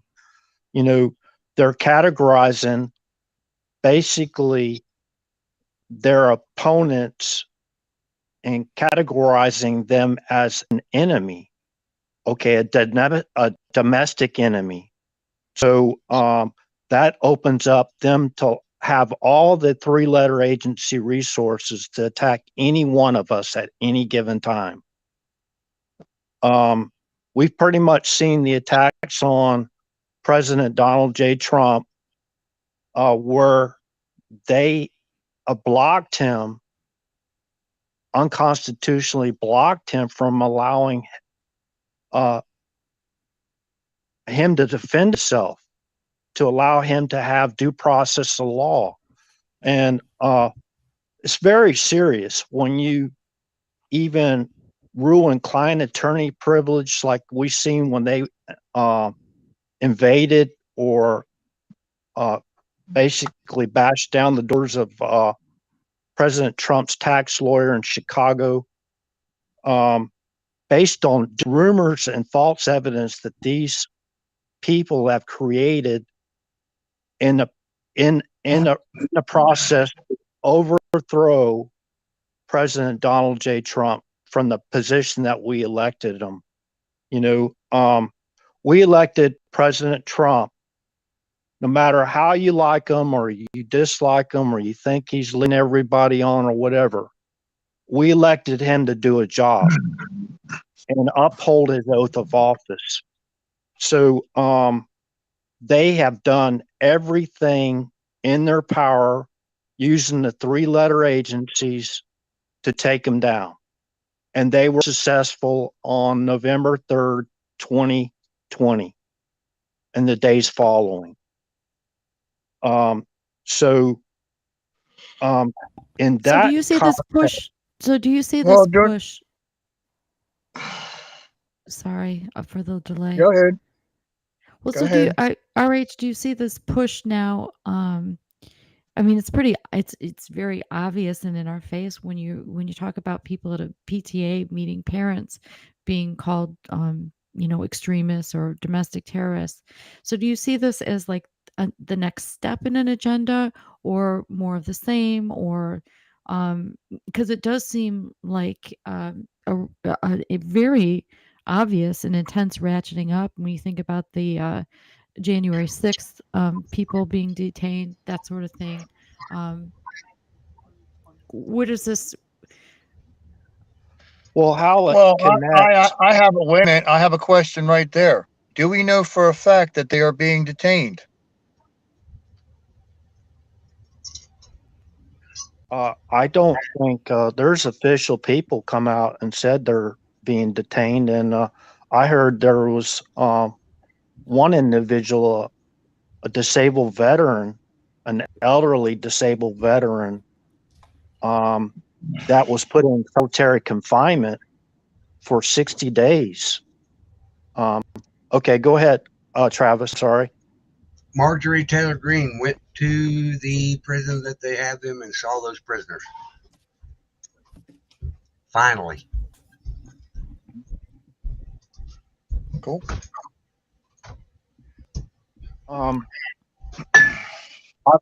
I've viewed a lot of that stuff, but basically that's what's been going on for quite some time. I alluded to Obama falsely identifying over half the United States as basically the enemy. You know, I've never heard that type of language or attack on innocent, law-abiding citizens that love our country and they want to do what's right, and they have no nefarious or deceptive motives at all. And the second point leading up to what I was trying to talk about last night is that the late Senator of Clark County, Nevada, okay, and as a whole, falsely labeled the ranchers as domestic terrorists. Now, when I say Clark County, I'm trying to shine a light on the Bundy ranchers. The Bundy ranchers were basically the first ranchers that the three-letter agencies basically went after. The Mockingbird media really hyped that up by calling Cliven Bundy and all the ranchers and trying to categorize them as racist, white supremacist, armed radicals, that kind of thing. And that's what really, really upset me, because these are salt of the earth people, the ones that I've researched. They are Christians, they're devout Christians, they're so anyways, Senator Harry Reid. I got a question since you went on about ranchers last night. What was your take on the Vegas concert again? That the ranchers were murdered, assassinated, as you said? Right, there were. Now I shared the video as a very good. Wait a minute, RH. You said they were assassinated, correct? The ranchers were assassinated, is what you said, correct? Correct. Okay, that's not what I said. I wasn't on the ground. That's what the information I received from watching the investigative journalist 2 hour and 18-minute long video that I shared. Okay. Okay. Well, I have a question. Would it surprise you to know that not one rancher died at that concert? Not one. None. Okay, how do you know that? Because I pulled it up on the internet. Of the 58 victims, 33 were from California. There was only 2 from Nevada. And you know what? Neither one of them was a rancher. And neither was any of the other victims. Not one rancher was killed at all. None. I sent Travis all the information. I didn't email that stuff to myself, but I actually do have the I do have his receipts, RH. Okay. All right. Did you get a chance to look at the 2 hour and 18-minute long video? I don't have to look at a 2 hour video, RH. They have the names, where they're from, and what they did as occupations. Every one, the 58 victims. 33 were from California. 2 were from Nevada. Neither one of them were ranchers. And the rest that were killed were from other places, some out of the country, like Canada. And none of them were ranchers. Okay, that you know of. What do you mean? That's With the that? okay. No. Okay. That I know of. There is 58 people. They have their names, their location, and their occupation and age. That is a fact in paperwork. Then it's not my speculation or my makeup. Travis has the receipts, and I can pull it up in my phone as a receipt. It is a fact. Okay. All right. Okay. Okay. So you've looked up all the names of the people that you say that was murdered uh, on October 1st, 2017. Okay, and there not a single one of them were ranchers. Not a single one of them supported the ranchers or were affiliated with the ranchers at all. Oh, let's see, RH. We're going to crawl down what if holes. Do you really think that people in the news media go, well, did you have an affiliation with the rancher? I don't think they did, considering there was only 2 of them that came from Nevada. And guess what? They weren't ranchers. And there was 33 from California. I don't really think that they had an affiliation with ranchers, but we really didn't get in it and dig that deep. But Okay, all right. that's just one. That's just one. I'm not done, RH. There's just one. We got a lot of stuff that you said last night that does not blatantly false. Now, if I call a black Suburban that you and I standing from black and the car is black, is that a fact or is that a calm? All right. Okay, I agree with what you're saying now. But what you've seen or you've heard. Now, I have not reviewed the information, and a lot of people, including myself, believe there was a cover up of what happened on October 1st, 2017. Now, you can believe what you want. You said the ranchers were sniped and murdered. There was not a single rancher killed. None. Nada. Okay, that's number the 2 from last night. Here, wait a minute, Rory. I'm not done. Number 2 from last night, you said that the calm was 25 miles. That was a calm. It is not a calm if it's a stated known fact. The backup at the Trump rally was, in numerous sources that I emailed to Travis, was 25 miles long. If a black Suburban is standing in front of you and me, and I call it black and you call it black, that is not a calm. It is a fact. Calm down. Okay, David. so calm down. Yeah, calm down. I'm cool. But you're screaming at your phone. Hi, I'm sorry. Well, let me turn myself down. Go ahead. On day 16, she's got her hand up. If you guys aren't watching private chat. Well, I just sorry. see. I haven't studied this topic in any in near as much depth as either one of you, but I just want to. I'm wondering if we can just kind of agree to disagree on that particular point, because to me it seems like this move, towards classifying more and more groups of people as domestic terrorists, is certainly. I asked you prior to the show when we were on the phone, RH, what's the end game? It seems to me that the end game is not just about control or surveillance or land. It's one of the end games that I see is this is about taking away guns. That's a big project. I mean, certainly 44 was. That would fit with his agenda. Am I wrong about that? Yeah, no, you're not wrong.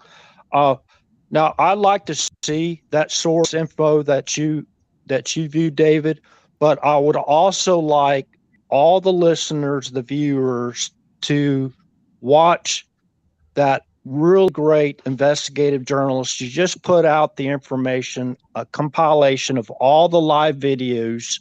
So I tend to agree with what I see with my own eyes versus what I hear. You know what I mean?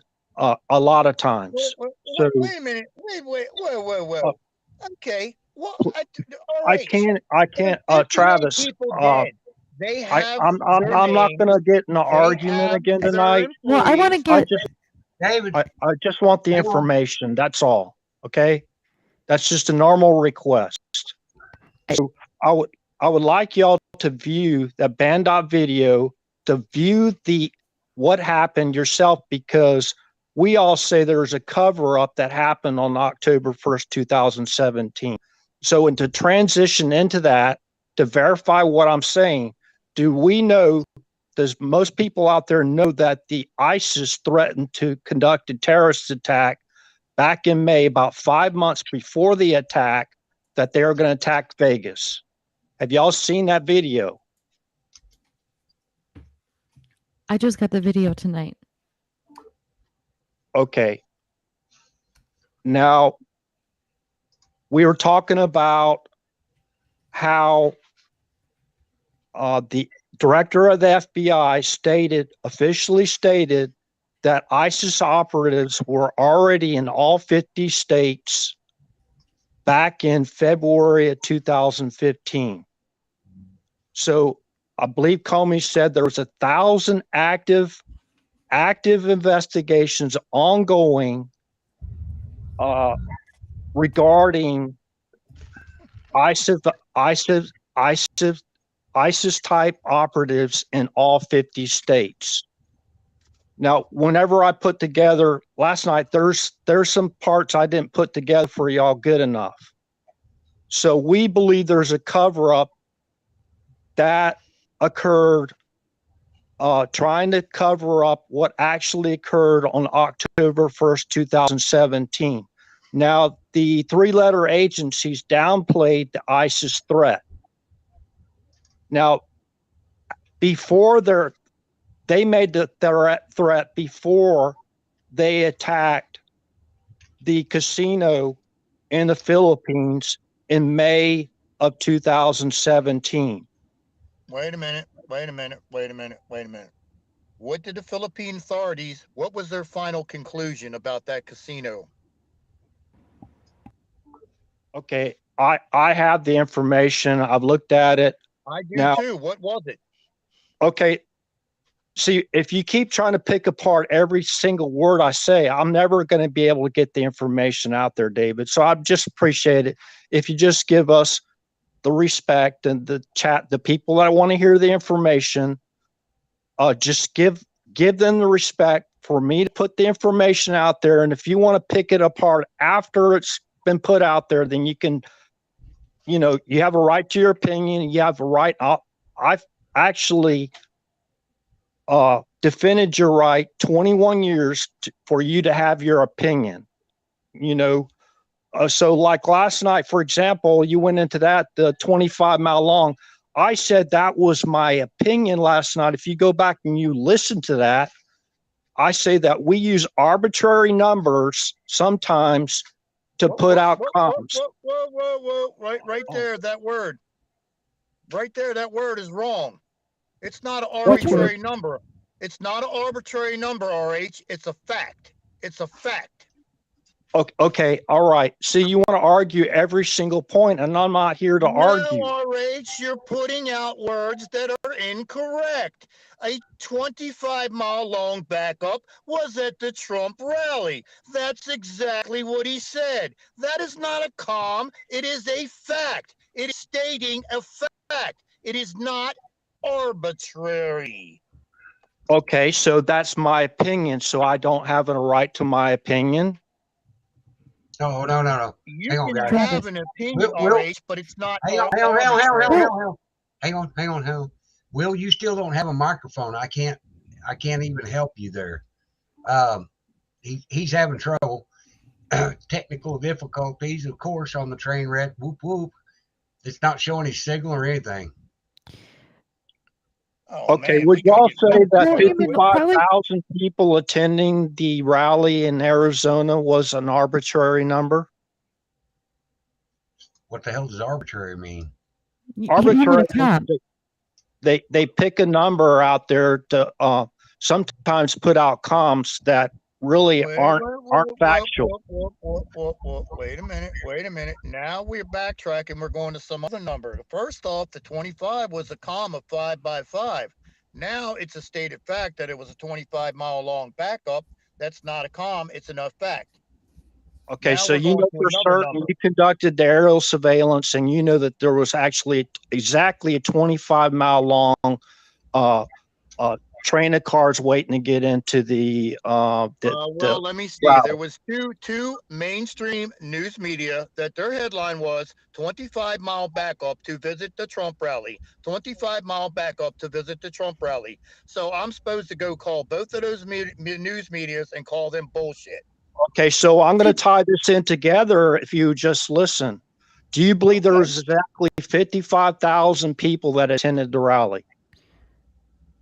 Can I don't put my know, hand RH. up? I didn't pull that information up. Okay, all right, go ahead. But I'm sorry. I did pull what the police said in Manila that they found out in their investigation of the casino. It was a person trying to rob the casino that shot a bunch of people, and then he set the casino on fire so people would be running like crazy people to try to get out, but he didn't make it. That was all that was to that story. I also have information on the other one about the assassination attempt. Okay. All right, it's fine. So we get back to the Vegas thing. So there was a legitimate threat made by ISIS, is actually on video, that they were going to attack Las Vegas. The threat went out in May or April, late April of 2017, 5 or 6 months before the attack. I have the information. It's, I believe, an ABC article that I shared you one day. Will's having a terrible time getting in here, guys. No microphone, Will. Sorry, bud. I don't know why. I can actually take a picture of it and show you. There's something weird. He's had more trouble. Okay. RH. Yes, go ahead. So I'm going to ask the question, like, you have way more, you guys have done way more looking into this issue, but I'm going to ask the question that I think a lot of people have, or maybe this is a frustration. So you're arguing about whether or not those numbers are arbitrary, meaning they're comms, or whether they aren't. And I guess my question is, is there literally anything, if we read a news account, is everything a comm? Because at this point, is every number some sort of communication? Some people, I think a lot of people, they get I'm hearing it, and it's just like I don't believe that. Right. Yeah, and I agree with that. If you remember last night, if you go back and review last night what I said before, this is just my opinion now. Right. The deep state or the cabal has taken over all the comms. So the military people, if they want to put out any information, they have to put out in a way that won't get them in trouble.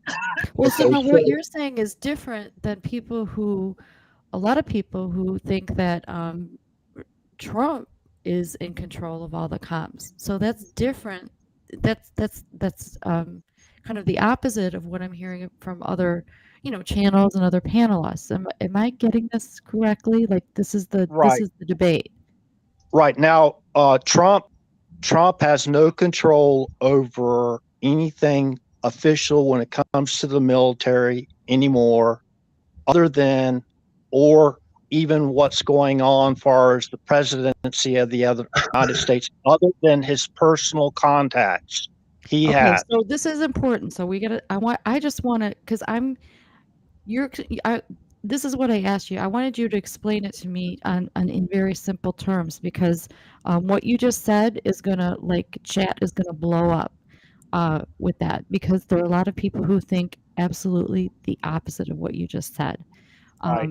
And I understand. And I'm not here to argue it. I'm just here to kind of lay it out, because that's I think that's kind of, we're getting towards the more of the focus of what you were trying to say last night. And you and I talked about, because I had the question, I put it in chat, but we talked about it in a little more depth. You know, why you were bringing this topic up in the context of Trump's speech the other night, and I think you just explained it. Right. Now, remember, we're talking about that the public affairs officer at each base are the only true official spokespersons for the military, or a position like the SecDef or the Secretary of Defense, which is right now Lloyd Austin, or not so much the Joint Chiefs of Staff, Miley, but Miley, a lot of the information that comes out through Miley is through congressional hearings. So that's the information going to come. We're going to hear. It's all channeled into the deep state's narrative.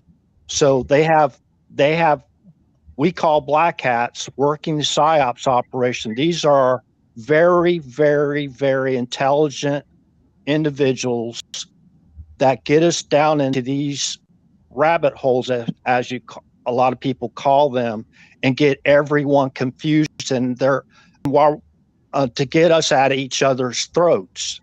Even we're all here fighting for the same thing. Look at all the disagreements, and it's getting into personal attacks and that kind of thing. That should never be happening right Can now. I ask you another question? So Sure, it's go ahead. related to this.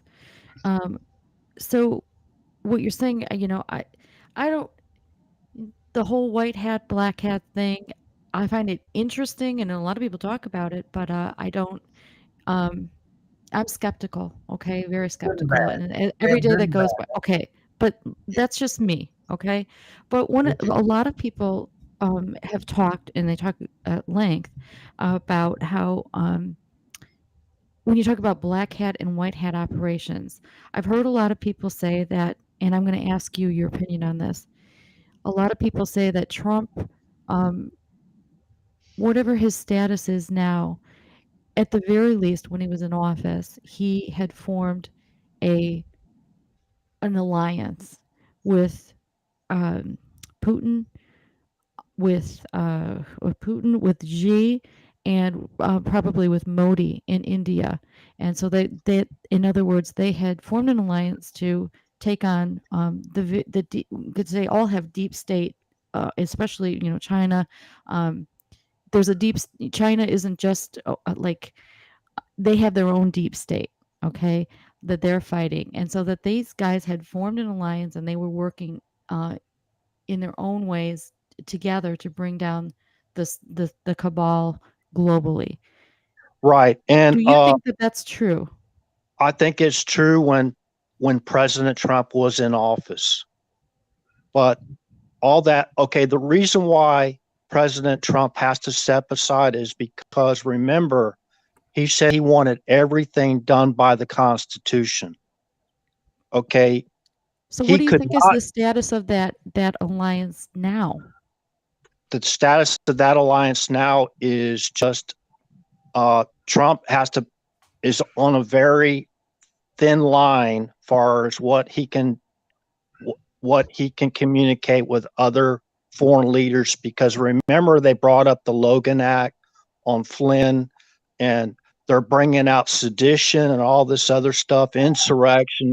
They're falsely imprisoning people right now as we speak, okay, in DC. You know, they're forming camps up and labeling law-abiding American citizens as domestic terrorists.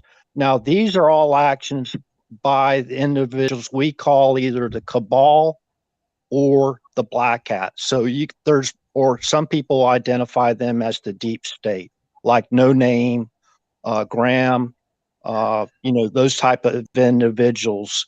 The former CIA director, George Herbert Walker Bush, those type of entities or cabal type individuals.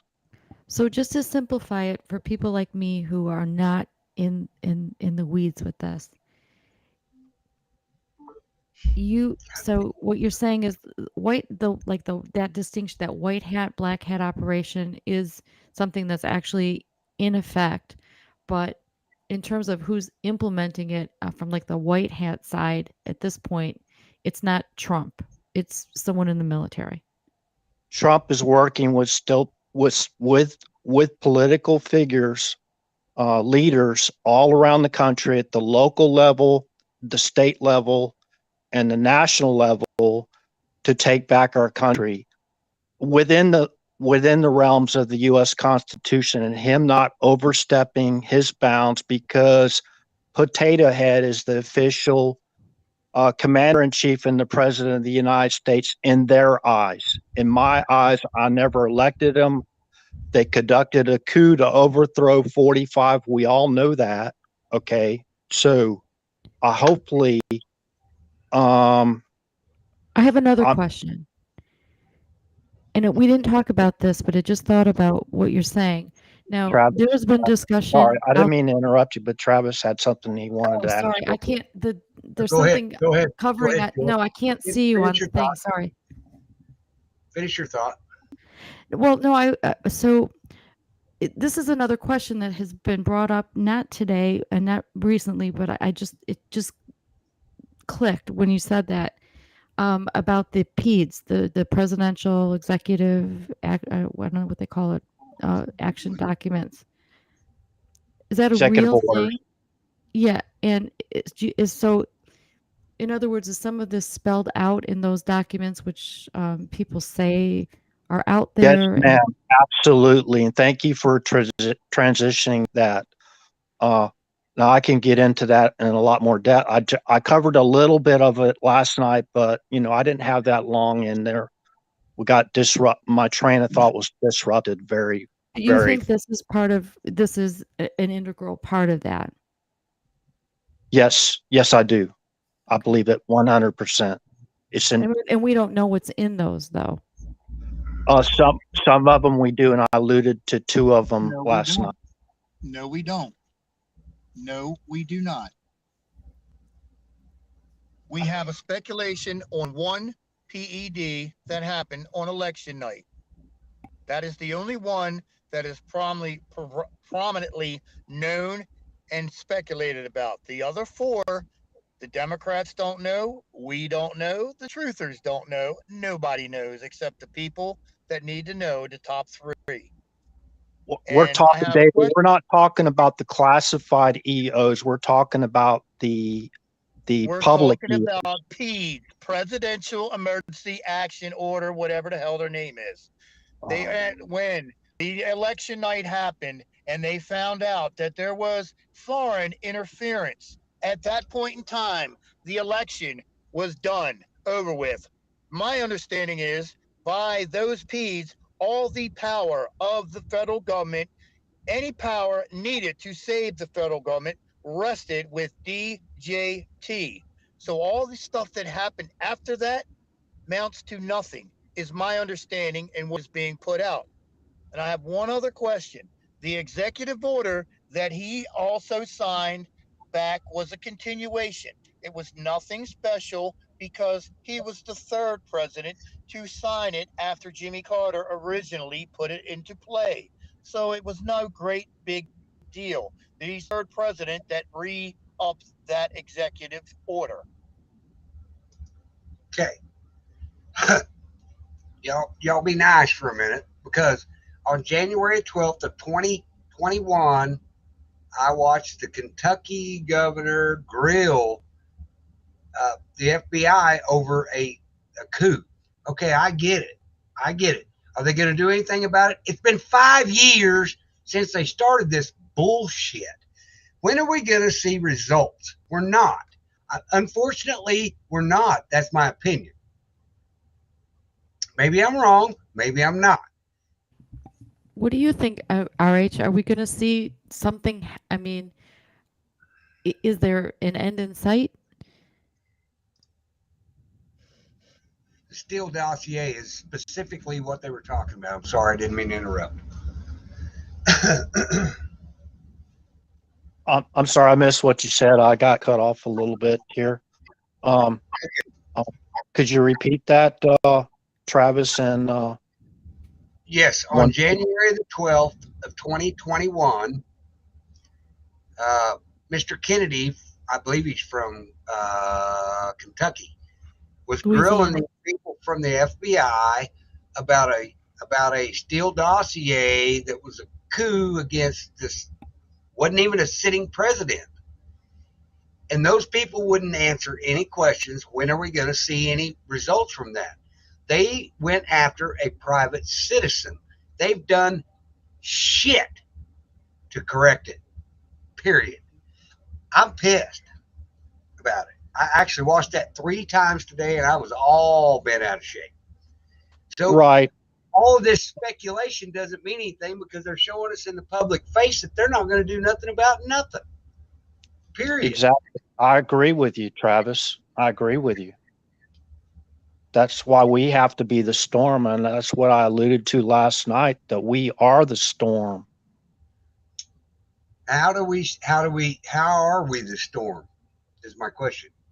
By doing exactly what you said you want, your main goal was on your channel, to get involved locally and take back our country. Correct? Right. There are many seats, even in the governor's office, that are running unopposed. Get in there and do it. Yep. You got to do something. Right. So there were, in my opinion, there were executive orders, constitutional executive orders that were issued by President Trump that were classified that we don't know about. Now, I do agree with that. Okay. So I don't want to argue every single point, or, I don't have time.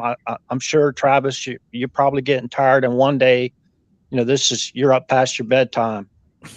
It's still early for me, brother. Yeah, I can go until daylight because I have a sleeping disorder, and my sleeping hours are all jacked up. I didn't get up till like 7 or 8 o'clock this evening, so I'm wide awake. I still haven't had my second cup of coffee in me yet. So, anyways, that's what the point I was trying to make last night. There's still a lot of really good people in the 3-letter agencies trying to do their job, but they can only go by what they're constitutionally able to do. Now, President Trump put out all the executive orders we need to know publicly to try to tie all this together. And that's the reason why I was saying there's time of battlefield promotions and demotions. If these people in these spots are not obeying lawful orders that have been set forth prior to that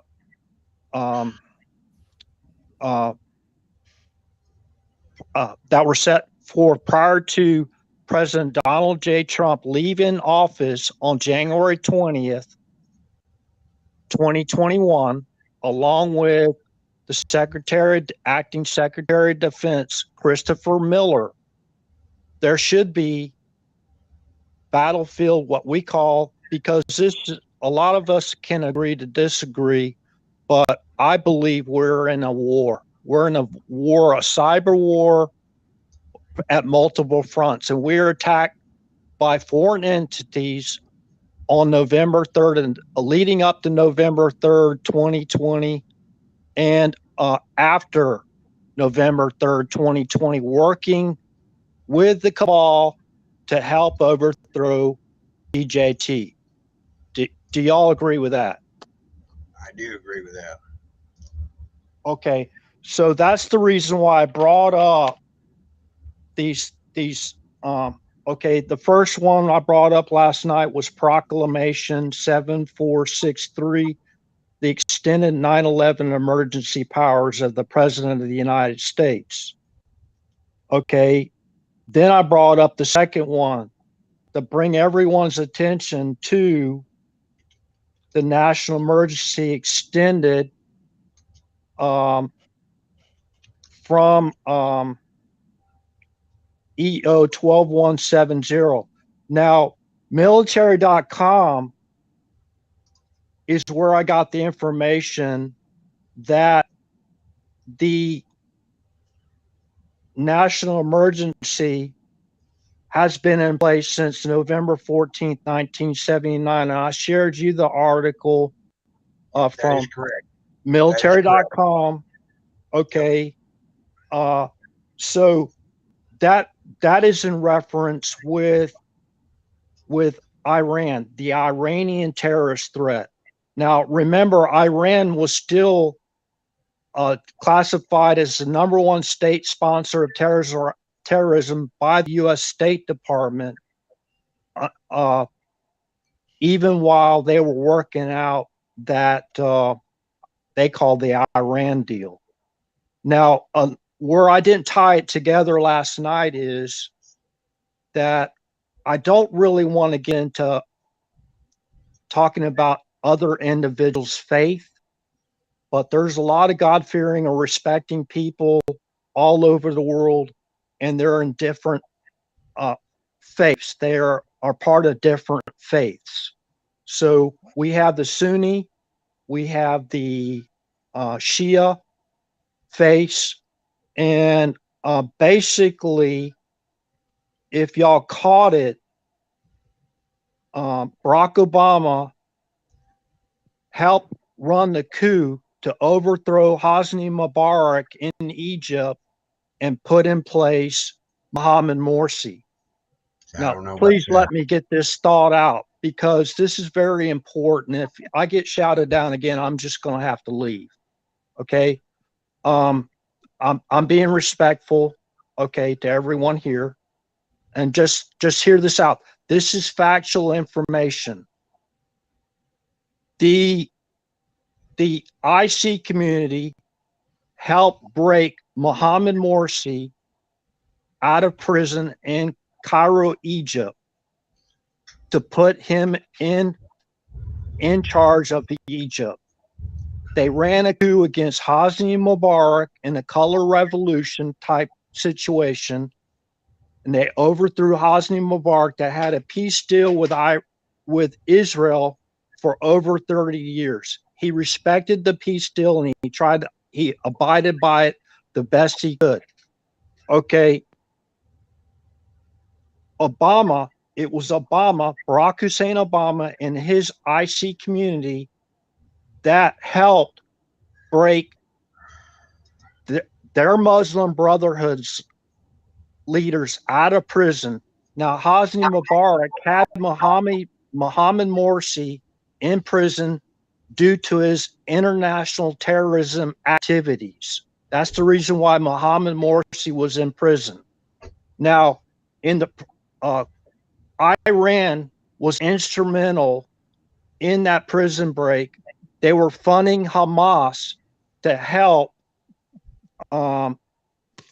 break Mohamed Morsi out of prison. So that's where it ties together the Sunni and the Shia religions to obtain their goal.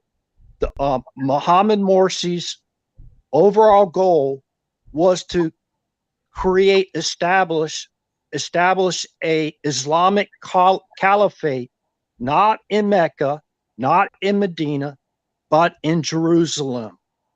They planned an attack on Israel, a joint attack funded in part by Iran to breach Israel's border and take out Prime Minister Netanyahu. Okay, all the information's out there in the public domain. Now, they executed Mohamed Morsi. What was the reason why he was executed? Does anybody know one of the reasons why he was executed? Okay, they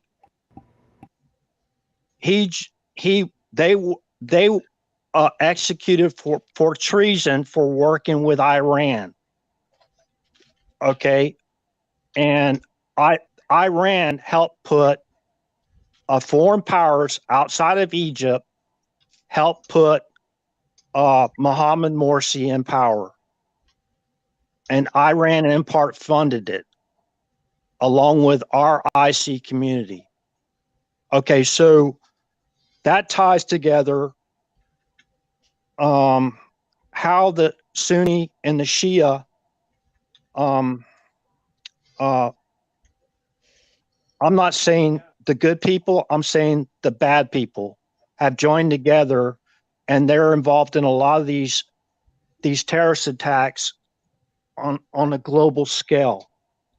Now, we know that Syrian rebels also included Iranian, a certain type of Sunni, Shia religions, and also Sunni religions.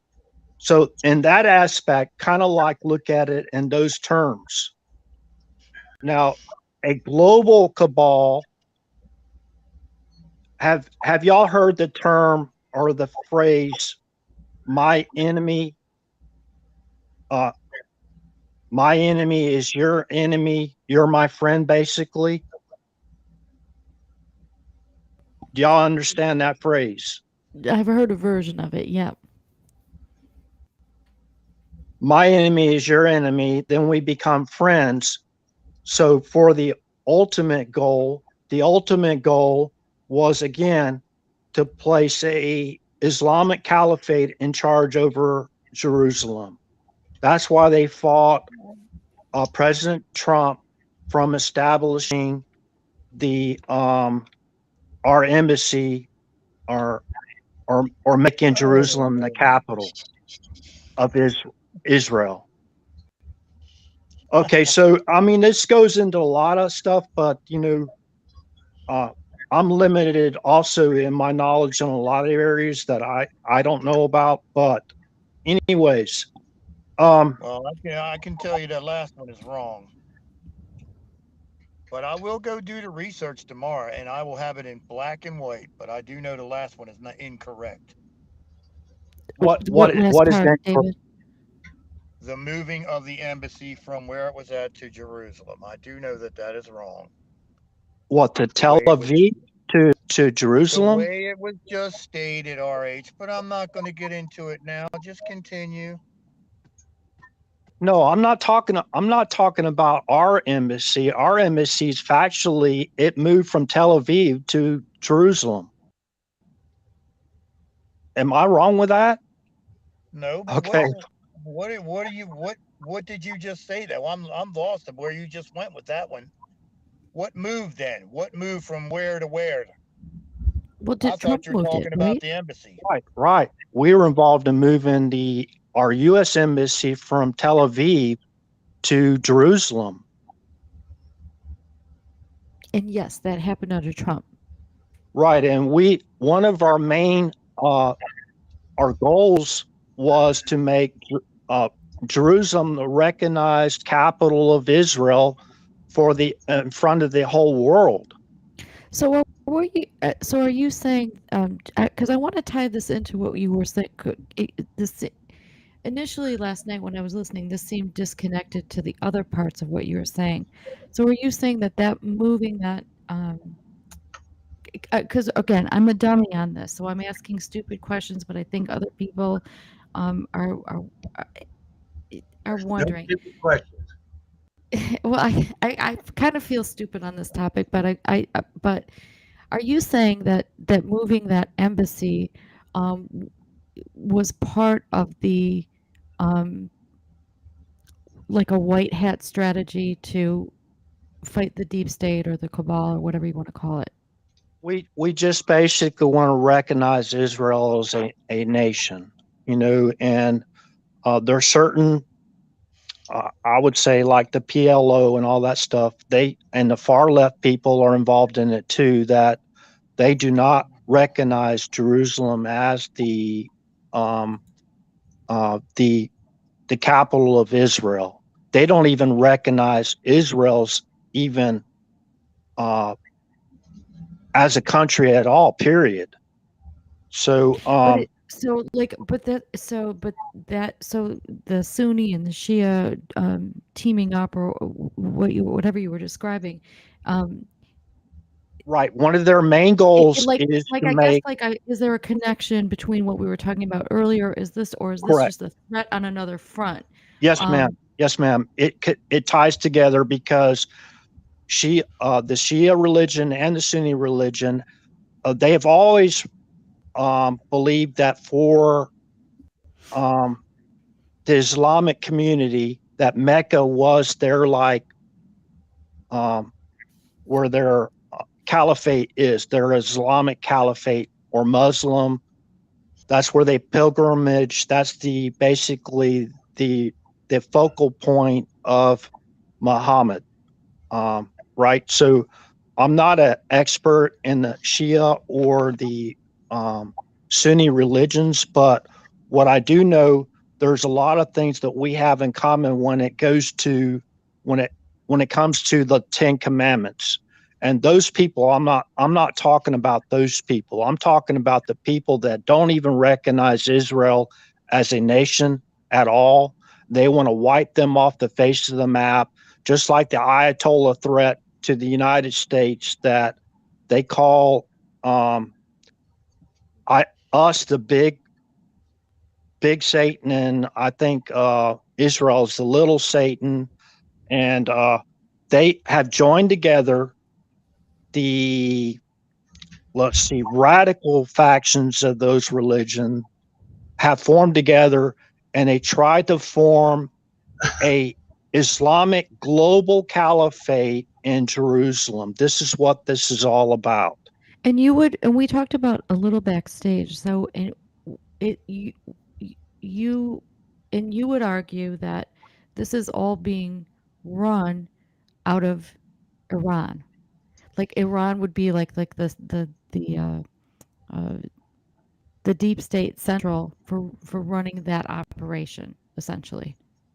Right. Now, there's some really bad actors while they're trying to put together the Iran nuclear deal. The Ayatollahs and those connected directly with the Ayatollahs were out there chanting what? Death to America, right? Yep. And remember, the U.S. State Department had identified Iran as number one state sponsors of terrorism. So when you tie it all together, they're using their assets on the ground. They're mobilizing their assets into our country and around the world to do their bidding. And that's their overall goal. And deposing the Shah, okay, because Iran was very different when the Shah was in power. Deposing the Shah was basically an installation of a deep state in Iran. Right. They had to overthrow the Shah of Iran, which was very, very. He was a populist type president. I mean, king. King of Iran, the king of Iran, whatever. Now,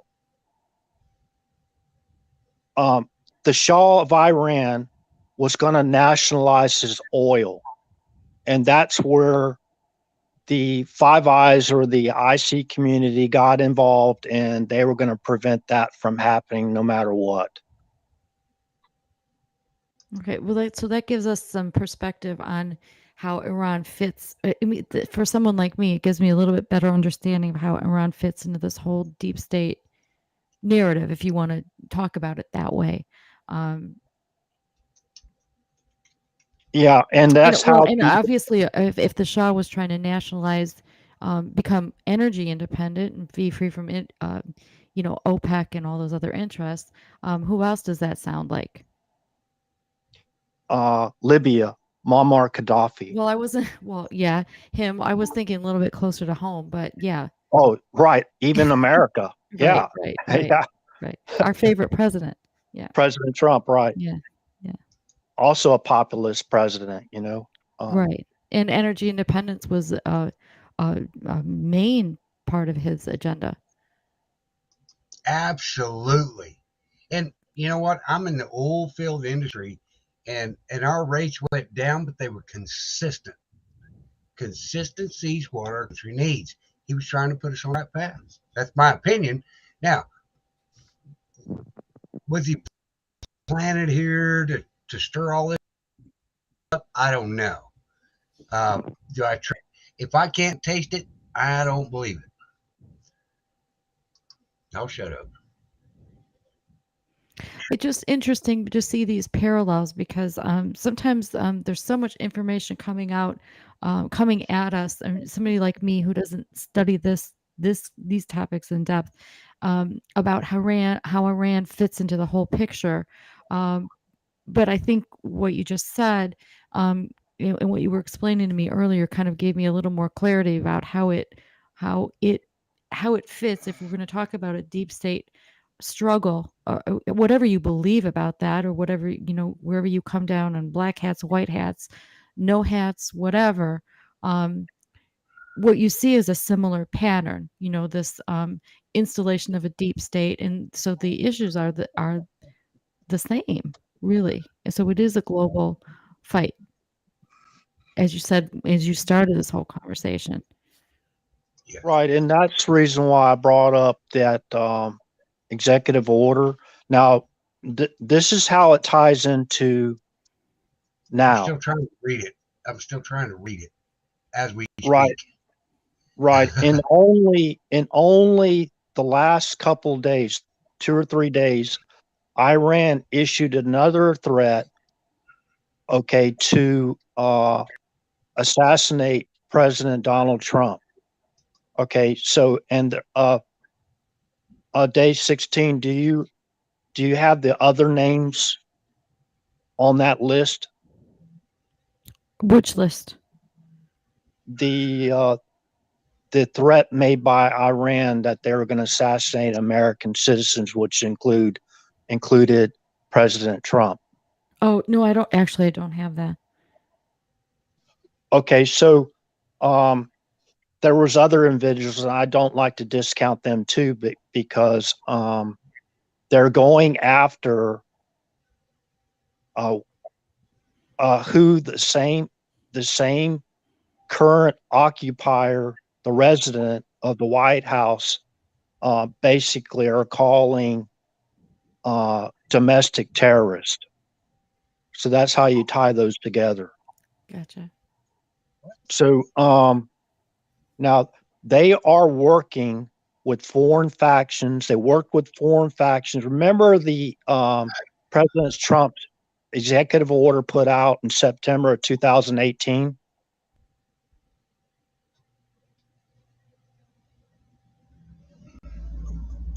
Does anybody remember? No, I should have done my homework on executive orders before we did this show. Good luck with that. Okay, so the executive order in 2018 was to prevent foreign collusion in our U.S. elections, to stop allowing influence from foreign sources to alter the will or the voice of the American people when it comes to our elections. Oh, you're talking about 13848? Yes. Okay. Right. That one I do know about. Okay, so now that was more tied in with the focus, I believe, was on China and Iran mostly. That's what it ended it up. didn't explicitly say that, but the timing of it and the context of the elections, definitely you could infer that. That Right. is an assumption on your part. It says any foreign interference. Okay, so what did the report say? I don't know what the final report came out with. Okay, the final report what Ratcliffe put out actually identified, it's not speculation, China, Iran, and I believe Russia had a part in that too, that colluded in our election process in 2020. Okay, that makes sense because the executive order really just authorized that investigation. Quite a few states there. You left quite a few states out. Well, David, I just referred to you to read Ratcliffe's report and don't go by what I have to say. Okay, so. No. Well, I forgot. Never mind. Shut up. I mean, all the executive order just directed Ratcliffe to or the DNI to look into this issue and then come up with a report. So it didn't. The executive order didn't specify. It just directed them to make their findings. Just Right. a To fine invest. point, but it wasn't targeting China. It wasn't targeting any specific. It Right. left Right. that open. Exactly. I wasn't a pre-motivated like whatever. You can only investigate China or Iran or anything Oh, it like was that. open-ended. Yeah, I mean, it Yeah, was to look into the right. issue and then come up with the findings. Because investigations like that are supposed to be objective. They're not supposed to be biased. You know. Right, you and I know we've gone back and forth on these shows about, seizure of assets and all that sort of stuff. So upon completion of that report or based on the findings, it authorized the Treasury then to go ahead and seize assets or do that piece of things. I don't want to get into 13848. I mean, we've had plenty of arguments about that on multiple channels, but that's kind of how the mechanism works. That's how the executive order sort of laid out. Okay, did you hear Merrick Garland's statement a couple days ago referring to domestic terrorism? Kind of generally, I've been hearing I'll read it I've to been you. hearing about it for a while. I mean, in terms of the parental thing. Right, let me read it to you real quick. This is how that all ties together. AG Merrick Garland creates domestic terrorism group to go after American citizens as terrorists. That's actually the title of the article. If you write that title down, you can find the link to it and you can go through it, and it ties in exactly what we're talking about right now. Now, the military's got a big job. Now, they can't be involved in politics. They have to be objectively, they have to perform their national security function or national defense function objectively. And this is not hearsay. This is evidence that's come out through actually even some of Obama's intelligence agency individuals that he appointed. Okay, so you got to put them all together and have a lot of these things. You have to have common sense. So that's what I was trying to allude to last night. Is I have libertarian friends. I have friends that are still belong to the Democrat Party. I have neighbors that are Democrats. They never remove their affiliation as a Democrat. They've been lifelong Democrats, but they're good people. You know, they work every day or whatever. They take care of their families. They do the best they can. A lot of them are being misinformed, and they go in that route where they're misinformed. You know, I don't like that, but you know, this is America. You have the right to believe, worship as you feel free to, and believe in what you want. You have a right to your opinion. You know, everybody here has the right to their opinion. I served 21 years, and I don't even like to bring up my military history. Sometimes I wish I never revisited. Okay, go ahead, Travis. I'm sorry. No, you're good. For some reason, we can't hear David. Chat can't hear David. He's trying to interject. I do not have him muted, period. Not that guy. Until I get frustrated, I'm not going to mute you guys. I saw that the other night. Last night, I got fucking pissed. Sorry. Right. We're So, doing better okay. tonight. What I was gonna go into, Travis, real quick, and I think we pretty much covered everything I wanted to cover. That our armed forces, I mean, these are people, men and women that are risking their lives every single day to protect every single one of us. And correct me if I'm wrong, there's a large amount of military assets deployed off our East Coast and off our West Coast. Is that a correct statement? I don't have any idea.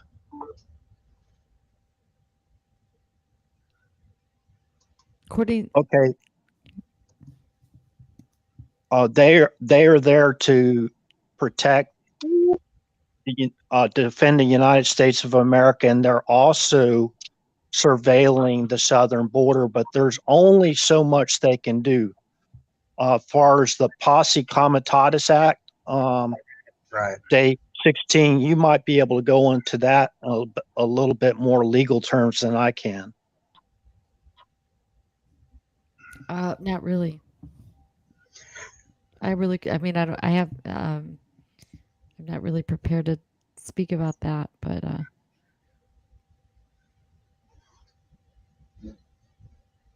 Well, we all can agree on one thing. There's a whole lot of stuff in the world going on that's not right.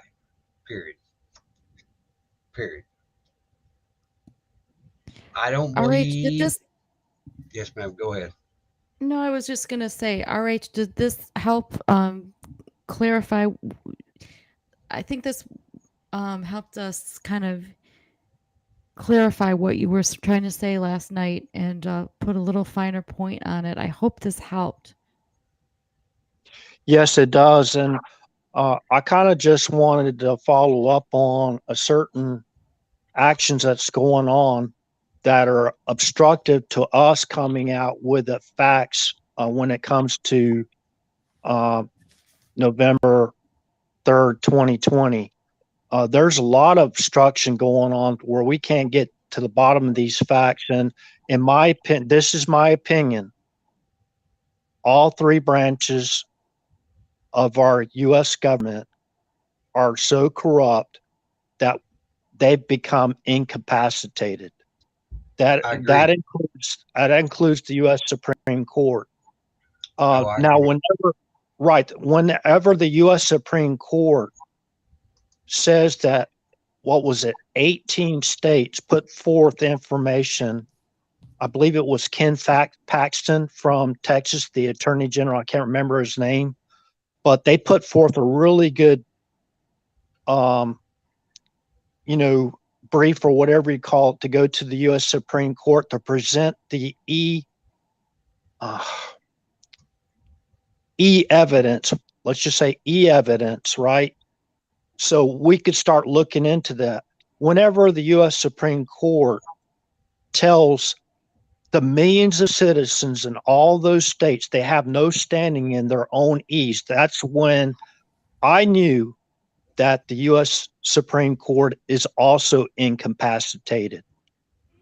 Now, also in the other ruling with the V mandates, 3 of those people are definitely not basing their opinions on the U.S. Constitution.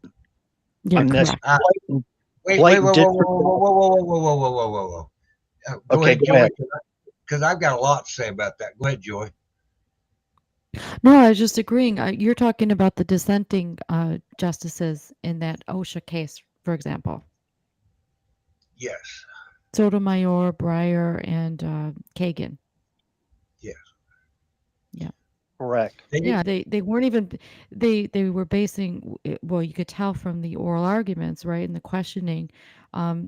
Basically, they were just mimicking CNN talking points, in my opinion, nothing more. It wasn't based on reason, it wasn't based on science, and it was just narrative. Stole my whole thoughts. Good job. Sorry. Right, and y'all remember General Michael Flynn presented the idea that President Trump, before he left office, he presented an idea that he wanted President Trump to declare limited martial law to conduct a total new E. Do y'all know that? No, Or have y'all heard anything about that? no. Okay, what was the reason why President Donald J. Trump did not do that? Y'all know the reason why? Because he didn't have to. Okay, the reason why is because there were some high-level Pentagon officials that working with the far left and Nancy Pelosi, if President Trump initiated limited martial law, they were prepared to form a coup to drag President Trump out of the White House. There are, but we've been dealing with that for 5 years. Right. Well, I so mean, she that's used the language herself. I mean, she said, if we have to, we'll drag him out of office. correct. Right. Yeah. These are facts. This isn't even conjecture. Now, who was it that really? advised President Trump not to declare limited martial law? I don't know. Day 16, I thought you knew it. Okay, White House counsel. Yeah, I don't Yeah, President Trump, real quick, and that pretty much wraps everything up. President Trump wanted it all to go through the courts, right? So I do hope that the military, Space Force, Cyber Command, they can have their day in court. They still have not had their day in court. Would everybody agree with that? I have one question for you. What did Donald J. Trump put before the Supreme Court, and what was their decision on that?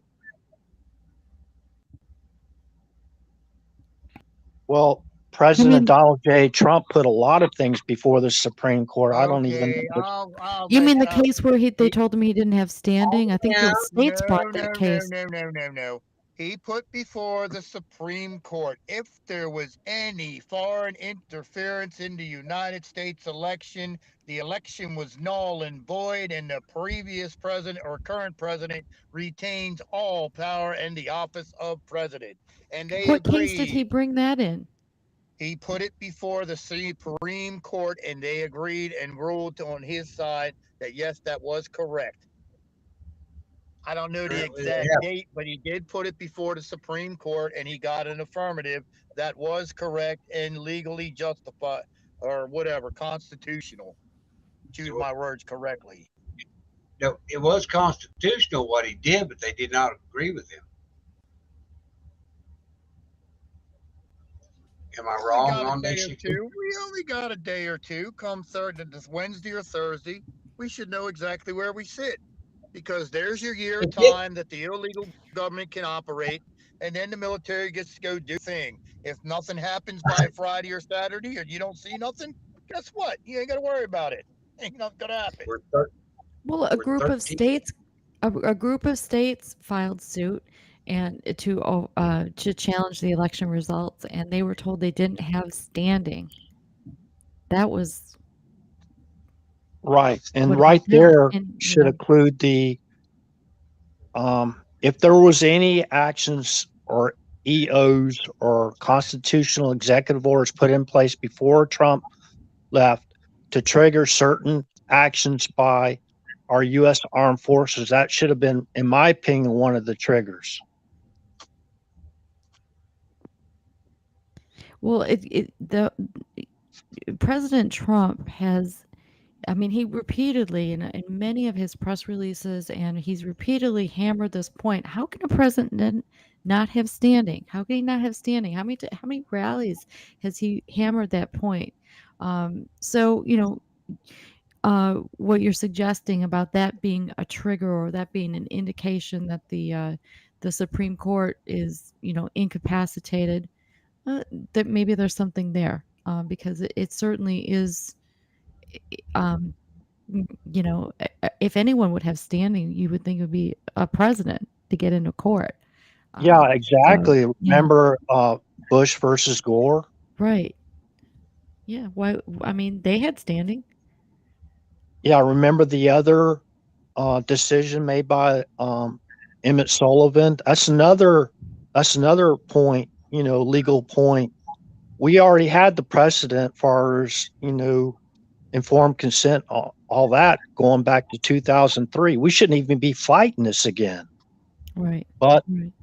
you got an incapacitated U.S. Supreme Court. We have an incapacitated legislative branch of government, and we have an incapacitated executive branch of government. Well, and it's certainly people have pointed out that the Democrats have a majority in the House and in the Senate, but what really has been passed? I mean, what legislation has really been passed in this past year? Nothing. Nothing. Nothing. They're None of big it. bills, all of them, and and and and they're scary. I mean, the HR1, the Build Back Better. I mean, they have provisions that we have a lot of reason to be concerned about, but ultimately, nothing is passed. And this is a party that has all three branches of government. I mean, like they have the House, they have the Senate, they have the presidency. They should be passing stuff right and left. They talked about packing the court. That hasn't happened. I don't want it to, but none of these things that they go on and on about have actually really been implemented. Um, am I wrong about that? No. I guess if you're saying a mandate, that's not implemented legislative I wise mean, a or mandate in terms of uh, like when you win an election, you kind of have a mandate to act, meaning you have like an approval. I'm not talking about a mandate in terms of mandates the way we talk about them at this, mask mandates and stuff. right. Yeah, It's I'm just using the term it's differently. ridiculous. Yeah, they are abiding by any of their promises, that they made during the campaign. It's kind of ridiculous Well, I mean, because they literally can't get anything passed. Nothing. Except for kind of Well, ceremonial we stuff. we only They have 2 days. own all three houses of the whole fucking deal, but they can't even agree on anything. It's the same thing that I say on our side. They're dividing their people. It's not us. It's not them. But somebody is infiltrating them people, and they're dividing them too. We got to stick to a common ground. Come to a common ground. Am I wrong? Then we need right. to Look build. how they how you say it? They put their people into the Oath Keepers. I'm sorry. Go ahead, Travis. You're still talking. That's all right. Um, We have we have to agree on something and build from that. You and I agree. 20. I'll get us taken down. no, Uh, 2020. I know what you're talking about. Right. was was rigged. Right. Okay. Now, whether we agree on that or not doesn't make any difference. But you and I agree on that. So you and I agree on that. If we don't agree on anything else, we have to start with that particular subject. And then we can build on other things that we do agree on because we created dialogue. Right. Right or The wrong? only Don't know. right. There was only one thing else that I had that it's not really clear. I didn't put it out clear. Now I go back and I review all the shows that you have me on because uh, if I go out and put out information, I'm not using I have no official capacity at all. These are my opinions, and these are facts that I can relate to your listeners and our viewers of what's going on. Now, like I said before, the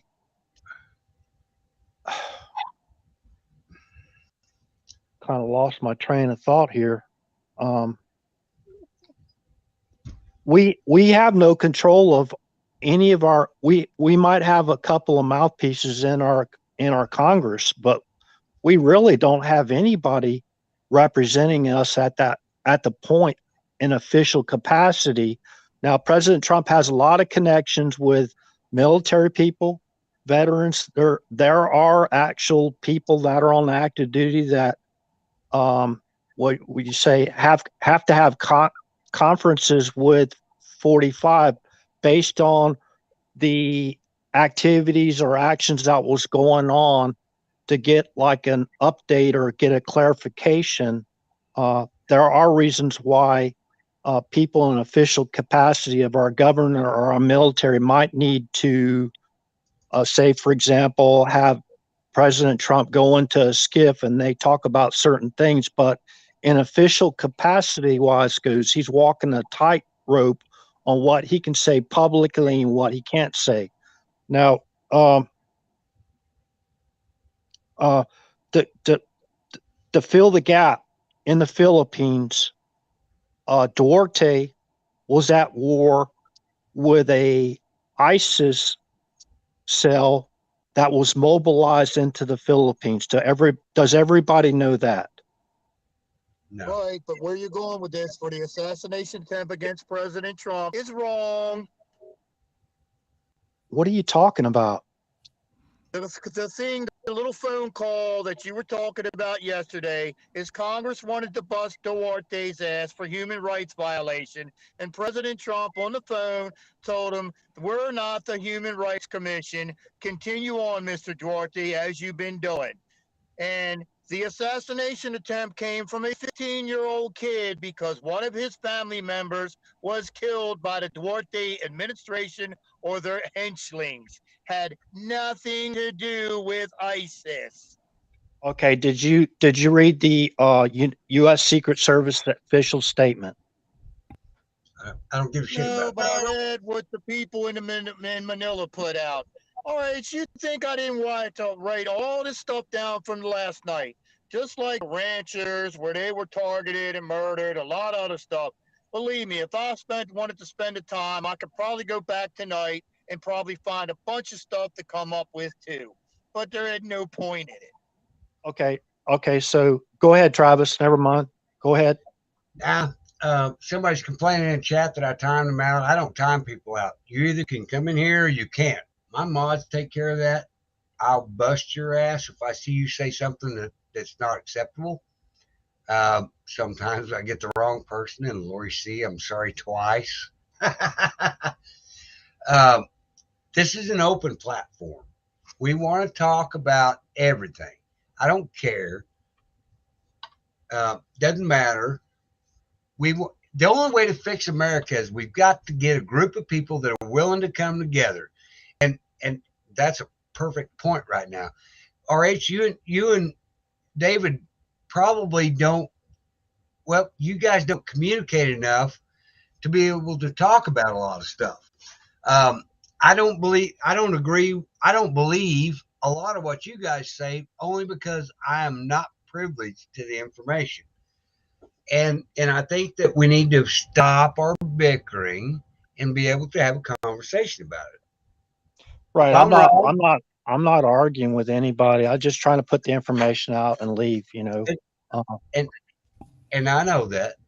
I'm just And saying. I appreciate you answering all my questions, RH, because I had a lot of questions for you before you came on, and for being patient with me because, you're, like I said, you got all the details, and I was trying to zoom out and kind of ask more basic questions and how this connects to what we're talking about almost every night on this channel and on other channels, and how how what you're presenting,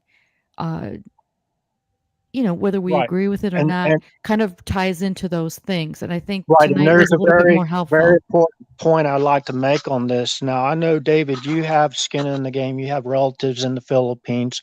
I also do know that there's a lot of people believe that pretty much all drugs need to be legalized. But President Trump worked with President Duarte. They are in a war against drug, human, and weapons trafficking. And Duarte was in a war against the ISIS cells that was mobilized into the Philippines. Okay, that's a factual statement. That's a factual statement. I can bring up all kinds of evidence. Now, Newsweek put out an article based on the source in the U.S. Secret Service that it was an ISIS cell. They actually went in and corrected their statement that it was an ISIS cell that was, okay, you could say mobilized into the Philippines, or they moved themselves in the Philippines. You can believe whatever you like. But President Trump was in basically a fight with illegal drug traffickers, human traffickers, and weapons traffickers. And matter of fact, after the so-called sea epidemic or pandemic, or however you want to call it, began, President Trump worked with the Mexican president. Our two military. Whoa. How do you go from going with the Philippines president to the Mexican president? You're going down 5 different streets and try to tie them together, and half the times they're separate incidents and they do not tie together. You don't even let me finish the point. How can I tie it together when you interrupt me? Trump. I will shut up, but you continue to ramble. Go, do your thing. See, and I'm sorry, RH, but I get it too. I don't know how these connections even mean anything. Okay, we were in a global war to take down drug, human, and weapons trafficking. Do you agree with that? Say that again? We were in a global war. Wait a minute. Wait. Never mind. You're not even gonna. It's not worth talking. That's exactly what I'm talking about. I can't even get out the information. This is going to be a true statement. Everyone can verify it. No, RH, you put out something last night that was not true. The assassination attempt and the phone call to Duarte is what you brought up last night. Now you're adding all kind of other stuff that go details, and then you went to the Mexican president. Let's stay on point. It ties in together. Duarte he told him that we are not a human rights commission. Mr. Duarte, carry on as you were.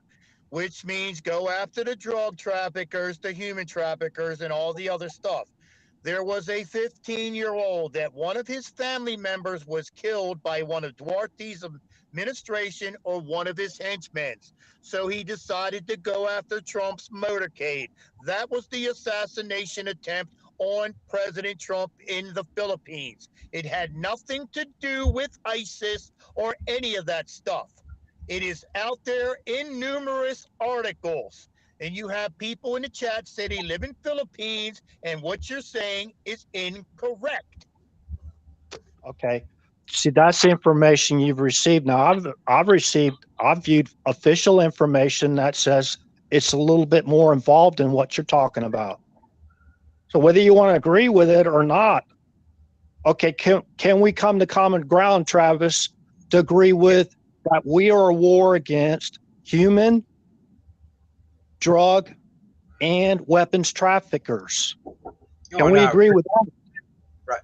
I would agree with that. Okay.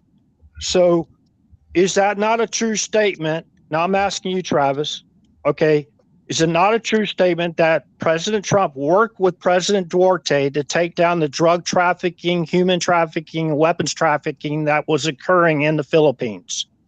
I have no clue. Okay. So,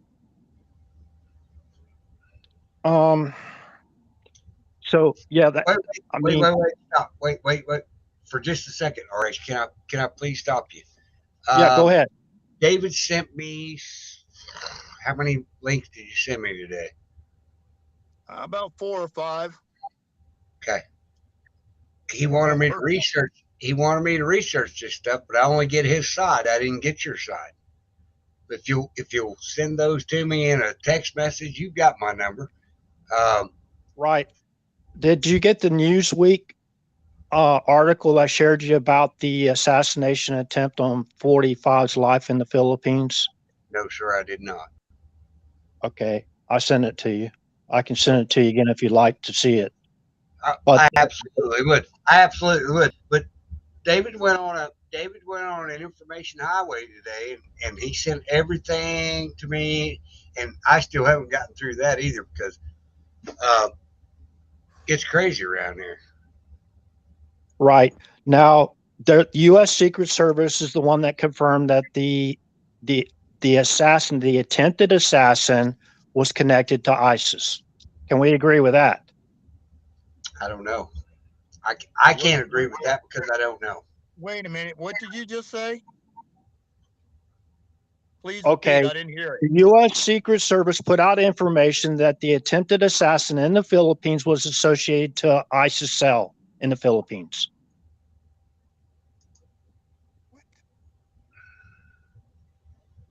Hold on. Let me see if I can pull this up. Okay, I've already viewed the information. Now, how Mexico ties in is just to show prove a point that we are in a war against human, drug, and weapons trafficking. President Trump also worked, not only did he work with Duarte, he also worked with the Mexican president. Our U.S. Armed Forces joined together and started going after drug traffickers that were using maritime type assets to infiltrate into our country because we had our border pretty much secure during 45's tenure. Do y'all agree with that? I didn't hear you. Okay. Well, RH, I'll give Washington Post article. It was the Washington Post article that says the 15-year-old was mourning the death of a family member that was killed by the Duarte administration because he was cracking down on drugs or had something to do with drugs. That was the assassination attempt. In that Washington Post article, there is no mention of ISIS ties or any kind of terrorist ties. It was a family member pissed off that another family member got killed by the Duarte administration or his henchmen. Okay, well, maybe why don't you just call the U.S. Secret Service headquarters in D.C. and ask for a verification? Why do I really want to do that? Just like you want to argue about the people that died in Vegas. When it's a known fact, they put the names out, they put where they live, they put their age, and they put their occupation. Yet you're still going to sit there and tell me that they assassinated ranchers. So I'm not going to say it. I'm not telling you that. Listen, Hey, stop. Stop. Okay. David did do his homework. He sent me articles. It's all irrelevant. What they want us to do is fight. Trump voter, how are you? Your signal just went to 0. They want us to fight about stuff that don't make any difference. Is any of this information going to help us today is my question.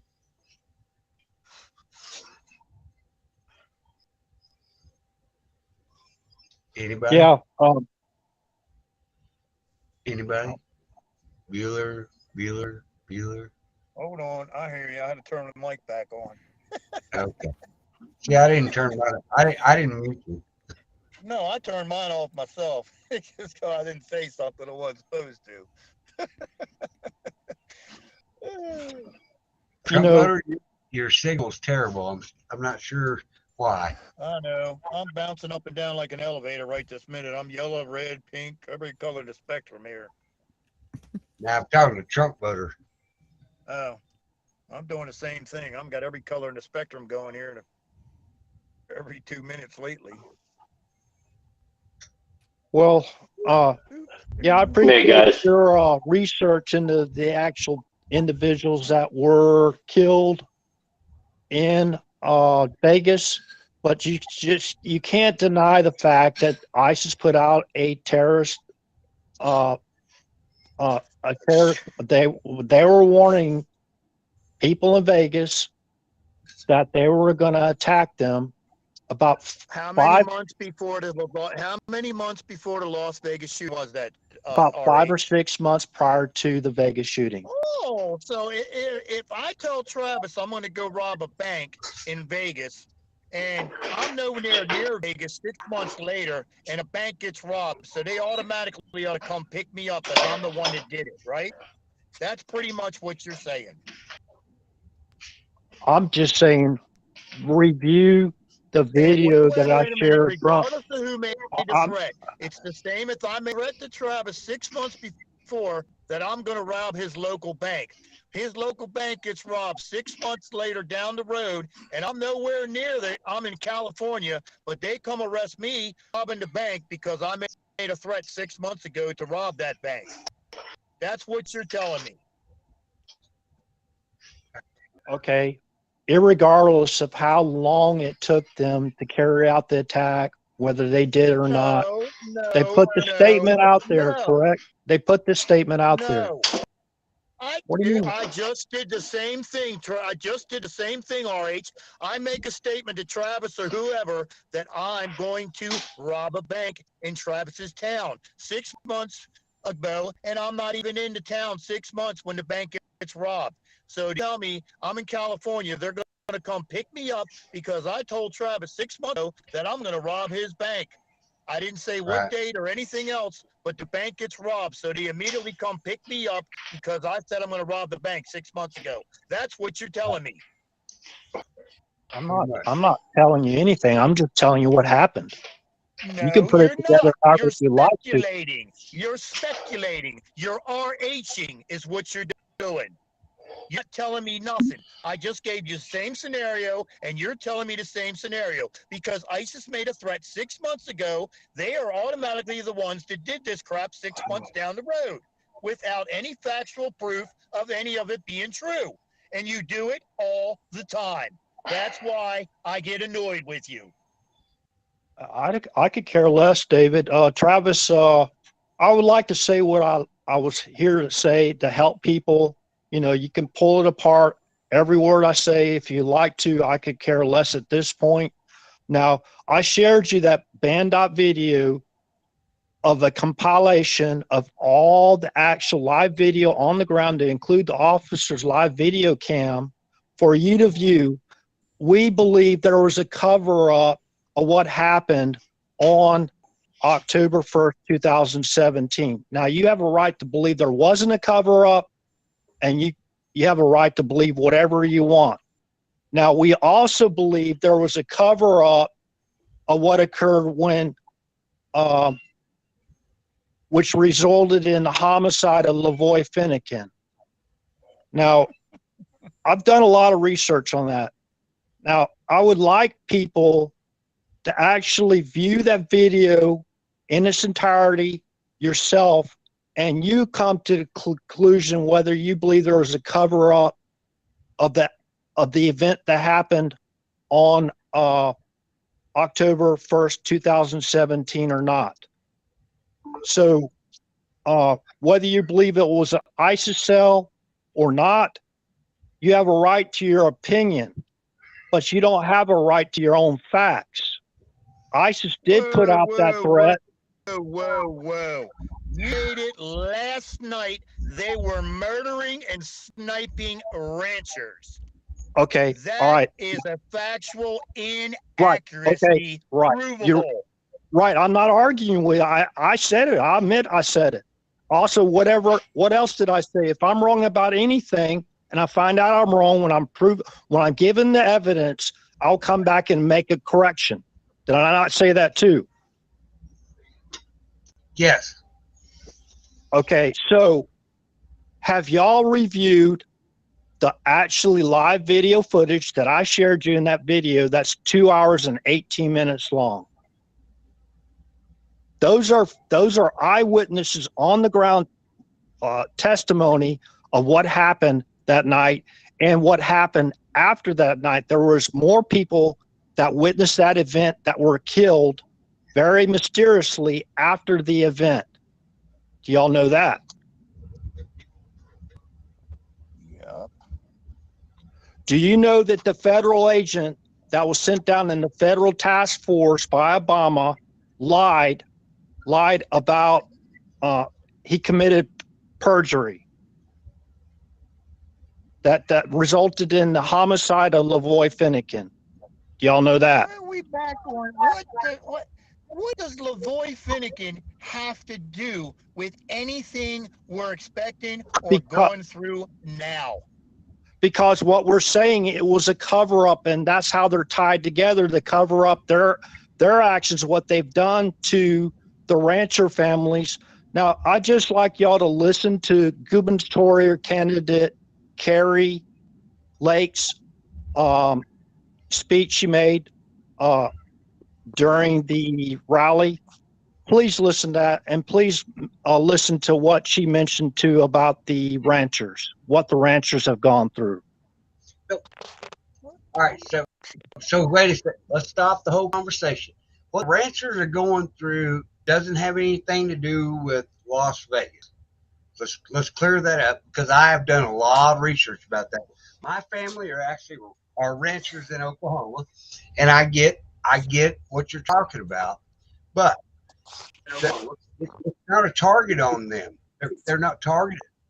The only people that are targeting the ranchers in Oklahoma is big companies. They're taking beef at $1.05 a pound, and they're selling it for $35 a pound. I know that for fact. I came from a farming community, and I'm telling you that's the truth. I actually know the CEO of Five Rivers Cattle personally. I will actually ask him to come on here and explain all this to us. Willie, I don't know. I actually trained the guy as soon as he got out of college, so I think I have a good shot. He's a really awesome guy. His name is Mike Thorne, Thorne, I think. If you guys will do your research and find Five Rivers Cattle, you'll find the CEO. Send him a message and ask him if he would come on my show, and tell him it's Travis, not the train wreck guy, because he knows I'm already trained. Stop, Travis. It's too late to laugh that hard. I know. It's all right. I just like y'all to watch the video. That's all, and y'all can gain a lot of insight into it. And the reason why the ranchers are even brought up is because they were targeted and they were falsely categorized as domestic terrorists. Do we agree with that? No. Well, now wait a minute, because one of them was shot. He didn't even have a gun on him.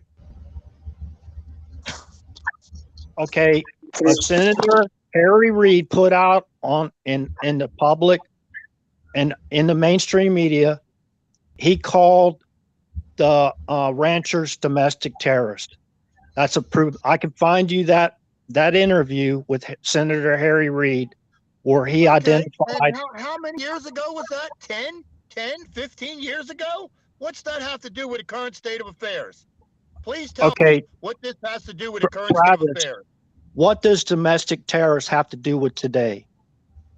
Nothing. What? They're even trying to categorize. To do with today. They're even trying to categorize concerned parents as domestic terrorists. They're trying to categorize all the peaceful protesters on 1/6 as domestic terrorists. They're trying to categorize unveed, law-abiding U.S. citizens now as domestic terrorists.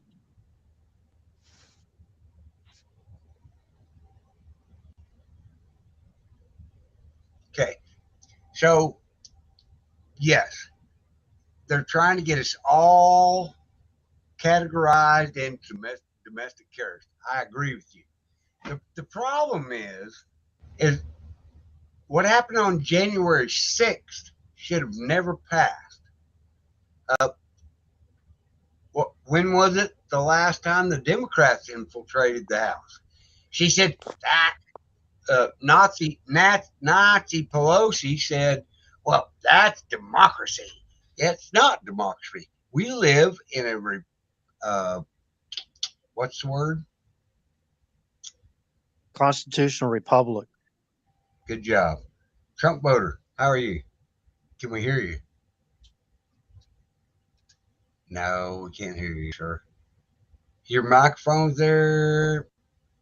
I don't know what the deal is. Anyway, so what we need to do is stop talking about what ifs, and we need to start doing with what we can do something with.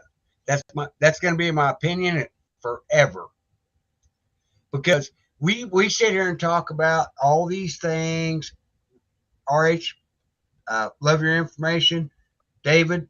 I know David does research. Trust me, he buried me in research today on the things that you were talking about last night, RH. He really did. And I didn't get through all of it because I didn't have time. Okay, what I'd like you to do on that is don't believe a word I'm saying. Just watch the video of the live, the witnesses that were there, actually there. Okay, just listen to their testimony. But you didn't Don't- send me the link. but You didn't. RH, But you, whoa, you have a- David. I didn't get the link. Okay, I can send it to you again. Please do, because David sent me multiple links. He blew my shit up, and I went through some of it. I didn't get through all of it. I sat here and say I had time for that. I'm just saying that I didn't get a link from you, and if you sent it, I'm sorry. Right, I did send it to you yesterday. I think I sent it twice, and I also sent it to day 16. It's band.video. It's not actually from band.video. Alex Jones is not the source. It's an investigative, very thorough investigative journalist, been on this from day one, and it's compiled all the videos and live witness testimony into one place where you can view it for your own. I put For it yourself. in the chat, but I'll put it in again. I tell you what we should do, and I know, David, you mind if I give you RH's phone number and vice versa? Because you guys will start agreeing on a lot of stuff if you can talk about it and not have an argument about it. Well, I don't mind David. David can have his opinion, but at this point, I don't want my personal information to be given out. That's the reason why I don't even show my face on the live stream, because it's getting to be kind of dangerous out there for people that are just fighting to defend our country. You know, people are putting themselves in their own little camps, and you know they don't even want to hear a word you have to say. They don't even want to hear the live witness testimony of people that were directly involved in these attacks. You know, because it might not support their opinion or narrative. Wait a minute. If you have a list of the 58 people that were killed, you have the city, their age, their name, their occupation. Their occupation is what? If they were a rancher, don't you think they would say, they're a rancher? There's not one at all. And there's only 2 people from Nevada that were killed in that event. The rest were from California, some were from Canada, and a few other states sprinkled in there. Okay, And no, all right. I agree with you. I agree. Or not. Okay, David. I'm not arguing with you about that. I told you, if I said I'm wrong, if I put out anything that might be not factual, I said on this program multiple times, I'll come back and correct the statement. What I'm trying to say is, I'm not saying that your information is wrong. I'm going by more of what the live witness testimony says. That's actually those are people that can be put on the stand and actually fill out sworn affidavits to the truth of what actually happened. We believe there's a cover-up, just like we believe there's a cover-up of the homicide of Lavoy Finnegan that happened in Oregon. And this all ties together because that's when Obama was the first one that I ever heard in an official leadership type capacity to identify law-abiding American citizens that are just maybe political opponents as the enemy.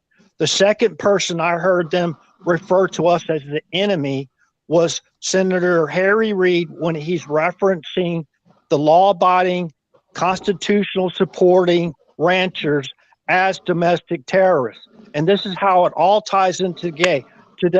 We've allowed these people to cover up these investigations, obstruct these investigations, to form their own narrative, and they've put the boot on our throat. Every single one of us have experienced censorship. Every single one of us.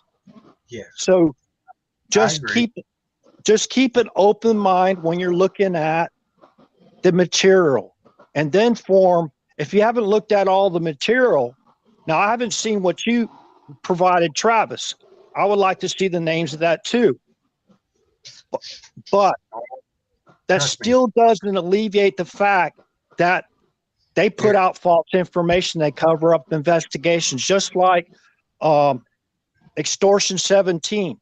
Extortion 17's manifest was compromised. You jumped from Okay, one- Travis. Okay, I'm pretty much done. I don't want to start another argument. I'm just trying to make points Hey, guys. that are relative to what we're talking about. Can everybody hear me? Yeah, go ahead. Yeah, we hear you. Okay. It's good to see everybody, or hear everyone, I should say. Welcome, Trump voter. Thank you. How's RH tonight? Hey, Trump voter. Good to see you. And you too, brother. I'm doing all How's right. David? What's up? How's David doing? We're good. What's up? You good, brother? Yeah, we're okay, still above I ground. guess- We're good. 6 feet, that's right, brother. Okay, I guess I've been listening to this whole thing. Yeah. I'm kind of, I get the point, I guess. But I'm trying to ask myself and says, all right, Lord, what do we do with this information? What is it what are we to use this for?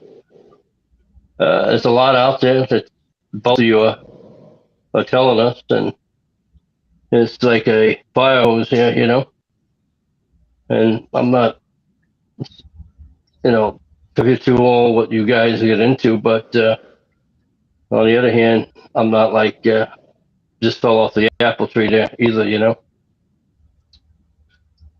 So I guess the discussion tonight, with all this information you guys are putting out, in the end of the day, with individuals such as myself and the many others out here, what are we to take with this information, and what are we supposed to do with it other than decipher it? I mean, at the end of the day, what does it do as to what's our role in this to do with all this, and what should we do with it then to fix where we're at today, and to have an open discussion and dialogue, because I think that's the biggest problem today, where you have so much division.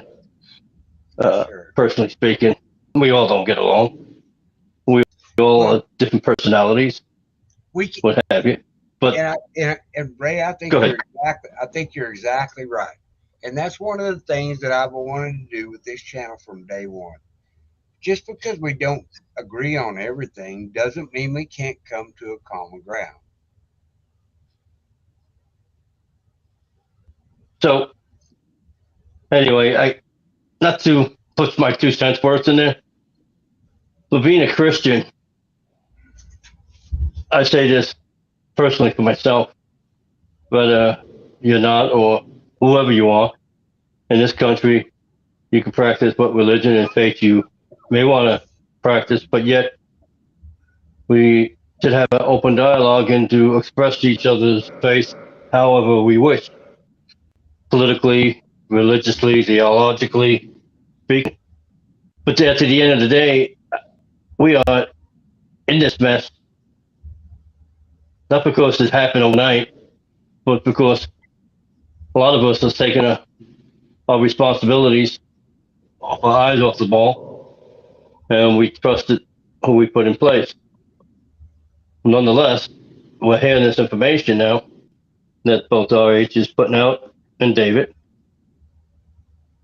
And it's a discussion at times that it comes a little, can I say, confusing, except for where RH was with the young lady there. I don't know who it is, with the questions and then discussion and the answer. It was great.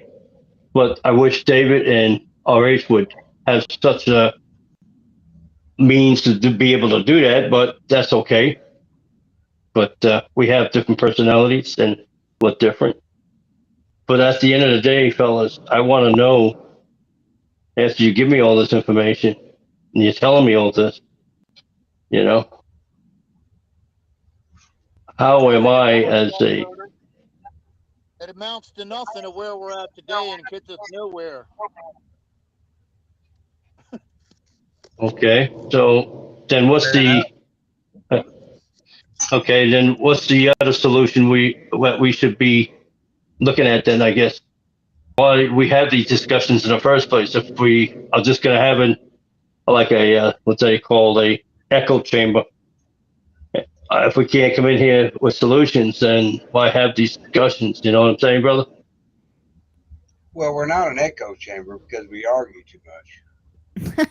Exactly. You know what I'm saying. Is that Yes. fair enough? Good but- point. Well, I guess my point is, But the problem is we won't agree to disagree on anything. Everybody gets emotional, they get pissed off, and that's not how it works. In my mind, I believe what you believe. Just let it go. It doesn't matter. You know what? I think I have a great platform. I think I have a great heart, and I want to help people. I really do. The problem is when everybody gets emotional about it, it ruins what our message is. Maybe I'm exactly wrong. the solution. Right. I guess the solution, if we're going to have these discussions, I guess, and if we don't come to an understanding, then what is the solution of this whole discussion? If we can't, I'm just scratching my head on this. I'm thinking, Yeah. okay, First thing we I'm have gonna do to do is agree on something. Right. Okay. So if I made a mistake in anything that I said, I apologize for it. Okay. So okay. Let me just- What? Stop, RH. What? Nobody said that you made a mistake. What we have to do is begin common ground. Right. I understand that. Well- Well, I was just saying on my own is that if I made a mistake, I apologize. That's all. And there's another thing I wanted to relate to Trump voter to see if he knew about it. Please go and ahead. how all this ties into today, so we can get with our official representatives to voice our grievances with them, either by phone or in written form. Okay, I'll we send gotta you- stop allowing. I'll send you each other's. Wait, on day 16 has something to say. Please and thank you, Joy. Oh, okay. I just wanted to say that when Trump voter, your point about what do we do with all this information, it's kind of where I was trying to steer the conversation earlier about having what's the take home message. And you're actually, I think, saying something similar, but even beyond that, what do we do? Like, what is our homework now that we have all this information? Some of it, when we talk about black hat, white hat operations, we've heard a lot of that, maybe in a different format. but we're getting stuck, I think, not in an echo chamber, but we're just not translating that into something practical that's going to make a change. We all know that things have to change, whether it's in our our particular state, the whole country. And I mean, you guys can talk about this all night long, but it's but like for me, like walking away from this conversation, I would definitely like to know, like, what you're asking. What do we do? What are some practical things that we can do to put this information to use? Because I'm hearing different things, even just from the information you're giving, RH. You guys can agree to disagree on the details of maybe what happened in Las Vegas or in the Philippines. I don't think we're not going to get anywhere fighting about those details, but it's those take-home messages, the idea about the deep state, the very real issue that people are being classified, that law-abiding citizens are being classified as domestic terrorists. Those are the things that we need to take away from this conversation and start figuring out how we're going to roll back, or figuring out how we're going to address with our representatives. Amen. And that sort of thing. I think that's where you're going with your comment, Trump voter. Amen. And RH, trust me, brother, you have nothing to apologize for. Really don't. Yeah, I And just neither wanted does- to share Yeah. you the information. There's two main points that I took away with. Now, y'all can relate it to what's actually happened now. It's up to you as an individual just- whether you want to relate to it now. But there's two main points of what happened on that terrorist attack on October 1st, 2017. Do you know there's an eyewitness that provided an affidavit that she heard a lady scream out, "Y'all all are going to die."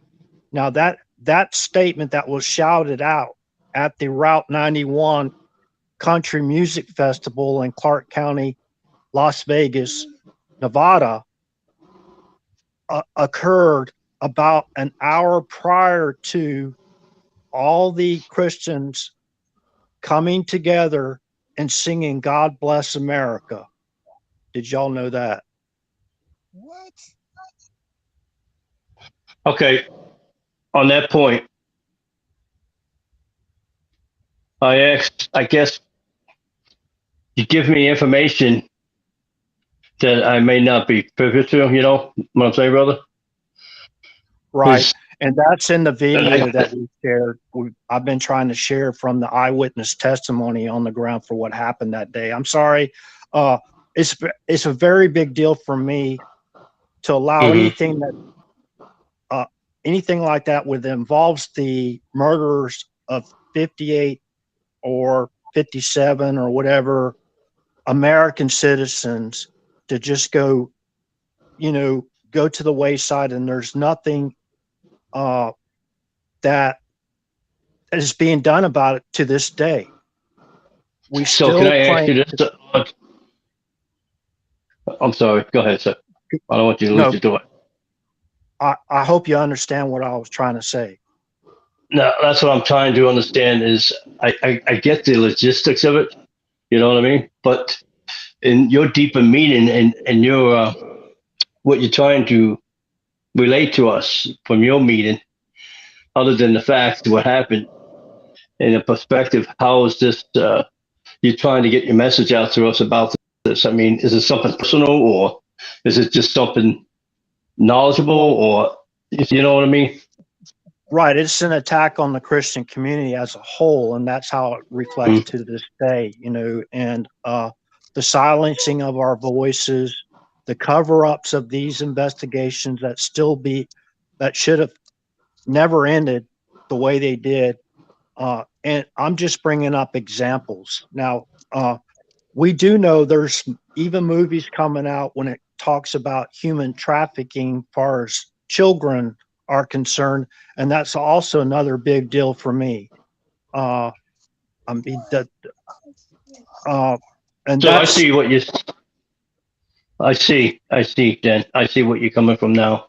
I think I understand because And I don't want to be out in the back there and just saying, Another thing, if it's okay, I just want to give my take on what I see as in with Trump and this current situation. If I have time to do so, I don't want to make it long-winded or anything, if that's possible, yeah, I pretty much put out everything that I was going to put out. And if anyone has any questions for me, that'd be great. If not, then I'm just going to step down.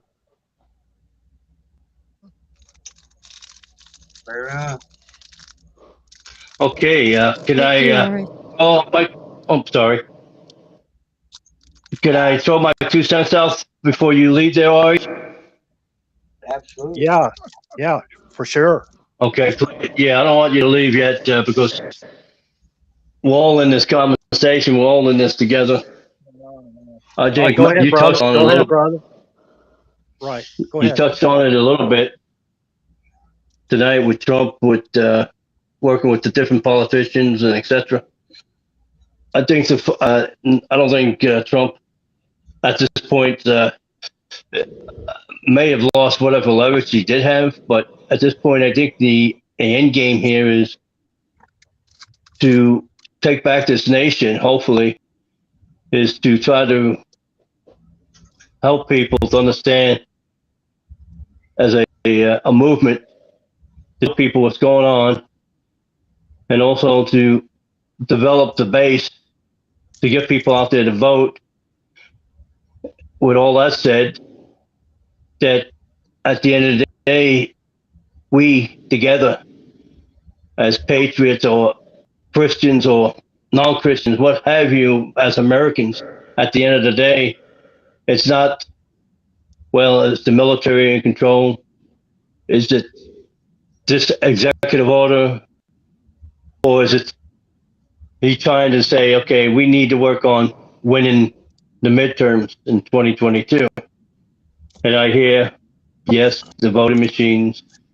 I hear, no, 2020 wasn't fixed.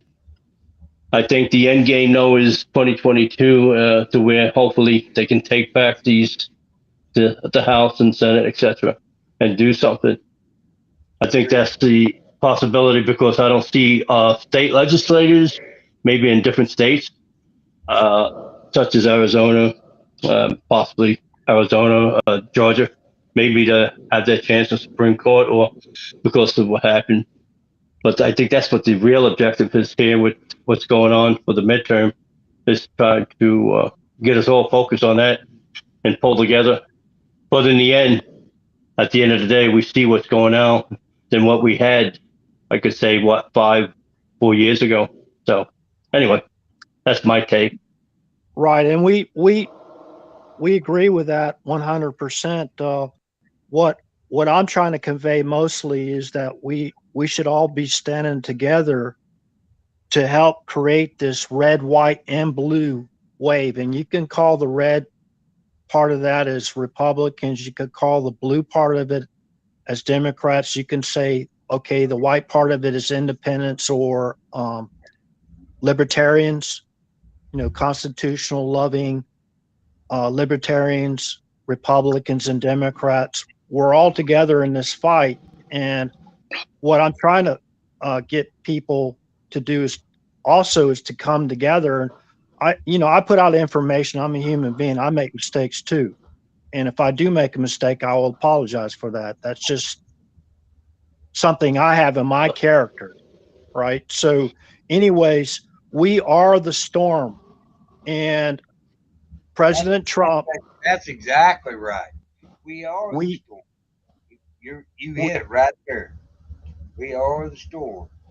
Right, and that's what President Trump is conveying to us now. Nobody's coming to save us. We are the storm. Right. We got to support our constitutional sheriffs and the people we have in office now that support our constitutional republic. Now, why would that be something that somebody would disagree with? That's the only thing I have to say. I mean, I'm here to help. I'm not here to toot my own horn. I don't need the money. Remember, Travis, at the beginning, y'all tried to help me to get into a better phone because I was having problems with my smart dumb phone at the beginning. And what did I say? Hey, when I get paid again, I'll have enough money to get me a new phone or whatever. And that's exactly what happened. You came together with the community. You tried to get me a better platform for communicating my message to your platform, and I was willing to accept the funds that the charity that you provided me. But what happened? Okay, we couldn't make the transition go through. So what did I do, Travis? Gave it back. I got you. Okay. One last thing. One last thing I'm going to say. I'm going to get off here, and that is. Go ahead and say your piece, because we're fixing to all get out of here. Oh, okay. I'm sorry. Last thing I'm going to say. Ultimately, I don't look at Trump or anybody or the government as my savior and my Lord. I look to the Lord Jesus Christ, and you all know that. Yep. And constantly I pray for each and every one of you. And I don't care. I mean, I guess I don't want it to sound, the same tone or the same song. And, oh, yeah, I'm a Christian, blah, blah, blah. Ultimately, at the end of the day, that's who I trust is God. And he's going to have to bring us through this. We have to do it through love. And some people, you just got to do it, man. Reach out and just do it. So that's all I can tell Travis, I'd like to say thank you, Trump voter. I'd like to say also, I saw in chat yesterday or last night that I was on another platform too. That's correct. I was on Liberty Warrior Nation a few times. Mike allowed me to come on and say my piece, but I picked up Travis coming on Liberty Warrior Nation, and his message I liked because he said we all have to come together. Remember that night you went on Liberty Warrior, Travis? Yes, sir. And you said you're trying to get everybody to come together. We got to stop this infighting. And you mentioned your daughter. Now, I don't put out information about my private life for some very good reasons. It's not just me that I have to protect. I have to protect my loved ones as well. Now, I have a daughter also, Travis, that has gone through some of the life learning experiences that your daughter has, and that touched my heart. That's the reason why I'm here. I'm here to help. I'm not anyone's enemy in this. I'm not.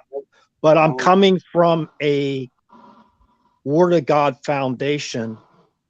I can't speak for Trump voter himself, but I believe he's coming from the same foundation too. Well, I do, and I'm not ashamed of Jesus Christ with the Bible. And one day after I leave this earth, I know where I have to stand. So, and if I don't know if you guys getting ready to head out, Travis, or yes, sir. You mind if I pray this out, or just say a quick prayer? If that be possible. Absolutely. That's a great idea. Yep. I thank you so much. We have many things. We got many people we need to pray for. Jenny C. I don't know whether she's still in chat. Guardian, Crystal Chatwood. On day 16, we could all use some players. Go right ahead. Hey, Travis, with the email, send me an email, a list of these names, if you wouldn't mind. Oh. So this way, when I do pray, I want to pray them out, When you started off. Okay. Heavenly Father, we give you glory, God. Oh, what a great God you are. What a loving Father and precious Father you are. You created us, God, with these personalities, with these minds, and with these spirits and souls, God, that we're different. We're not the same, Lord. You created us for a relationship with you, dear Father. And dear God, we just come before you tonight by the blood of Christ Jesus, that you, Jesus, shed on that cross. And many or some may not believe this, but that's all right, Lord, because, I'm not here to save them or preach to them. I'm just praying and lifting them up with you because, Lord, I love them as you love them. That's okay, Lord. But tonight, Lord, we come in the name of Jesus and we come together as a nation that needs healing, Lord, that needs healing in many different ways. Many are hurting out there tonight. Many are just without jobs or medically just unfit or many other things. Father, I just come before you with my brothers and sisters in Christ tonight, and I ask you, be with these people, Father. Be with my brothers and sisters. Thank you for Travis for being on here and the panel, each one of them, Father, and for the chat and for the people out there. God, you know their needs. And Father, I'm not coming before you just because I need something. I come before you because, God, my relationship with you is as real as it is with Travis and RH and David and the rest of them, God. That's what it's about. And I thank you, Jesus, for saving me, a sinner, making me whole and setting me free from my disease, my addictions, Jesus, that I had with alcohol and other things. I say this as a testimony, Lord, unto you to give you glory and praise. And I want everyone to know this and to hear this, not because I'm ashamed, but Lord, because I know what you can do. And Lord, that's because you love me and you love each individual here. And I thank you for them. And I just want them to know I love them. We love them. Yes, we do, Father.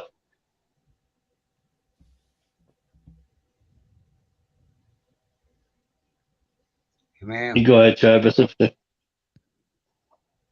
Amen. Let's pray for Jenny C. Let's pray for Kathy A. Joy. Lord, please keep all of our people in your prayers. We're not bad people. Yes. You know what? We may make mistakes. Wasn't intentional. It is what it is. I pray for Miss Blue Moon. I love her. Oh, yes. Don't even think I don't. She's upset with me, and it's okay. It is what it is. I have Yes, no Father. intentions to humanity at all. I'm not that Hallelujah. person. In Jesus Christ's name I pray, amen. Anybody else? Hallelujah. Trump voter, I hope you call in again. Absolutely. Well, Oh, thank you. hey, Trump voter, Go ahead, before you Alex. leave, day Yes, sir. 15, Travis, David, I also like to bring up a fact that I just learned myself. This is still a learn. Um, the more you like research, the more you know. There's a whole lot more you don't know. But I learned just yesterday that when I talk on this cell phone, no matter how high or low I turn the volume up, well, let me just say this: what I hear me saying is what I hear. You know what I mean? Me saying out of my own mouth. I can't hear how I sound on the other side or on YouTube. But when you have a really good phone, or you have a really good, I guess, computer earpiece or headphone, um, the sound fluctuations is drastically different than if you go back and play the YouTube video. So a lot of times when people are passionate like David and myself, Okay, when we talk, when we hear ourselves, we're not shouting, but the other people that are on the panel can hear. Let's say, Travis, you're saying you had problems with tendonitis. I have tendonitis too. Sometimes it's a lot worse than others, and sometimes it fades away where I can hardly even hear the ringing in my ears, whatever. But let's just say I hear certain individuals loud and clear, and I don't think that they mean to be that loud. That's just their normal voice fluctuation, and maybe their mic is turned up too loud. So if you go back and you listen to the people on the panel, if you go back and listen to the YouTube video, everybody seems like they're talking about the same volume level, and that's not what we hear when we're listening in on the panel. That's an FCC violation. Ask Red Stepbacker.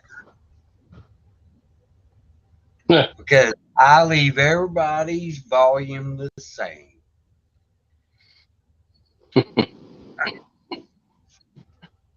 Well, you all have a good night. I'm heading out. 5x5, I'm out. Be peace. Good night, brother. Hey, we love you. Night. Thank you. Thank you for praying us out. We're out of here. Thank you, Joy, for coming in. You're welcome. See you guys around. I'll talk to you tomorrow.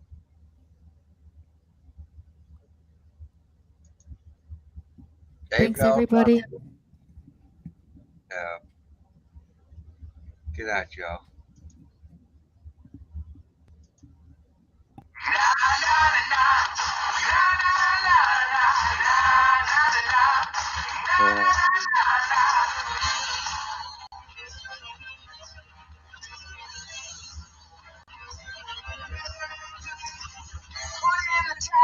Suck out the haters.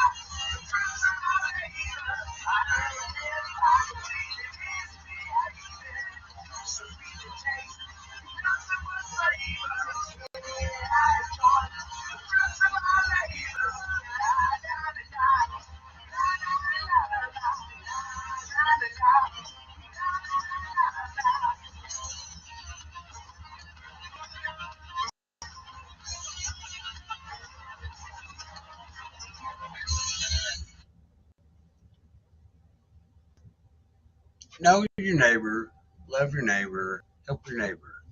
That's how communities get back together. Where is our grandmother? Ask yourself that question. Good night, y'all.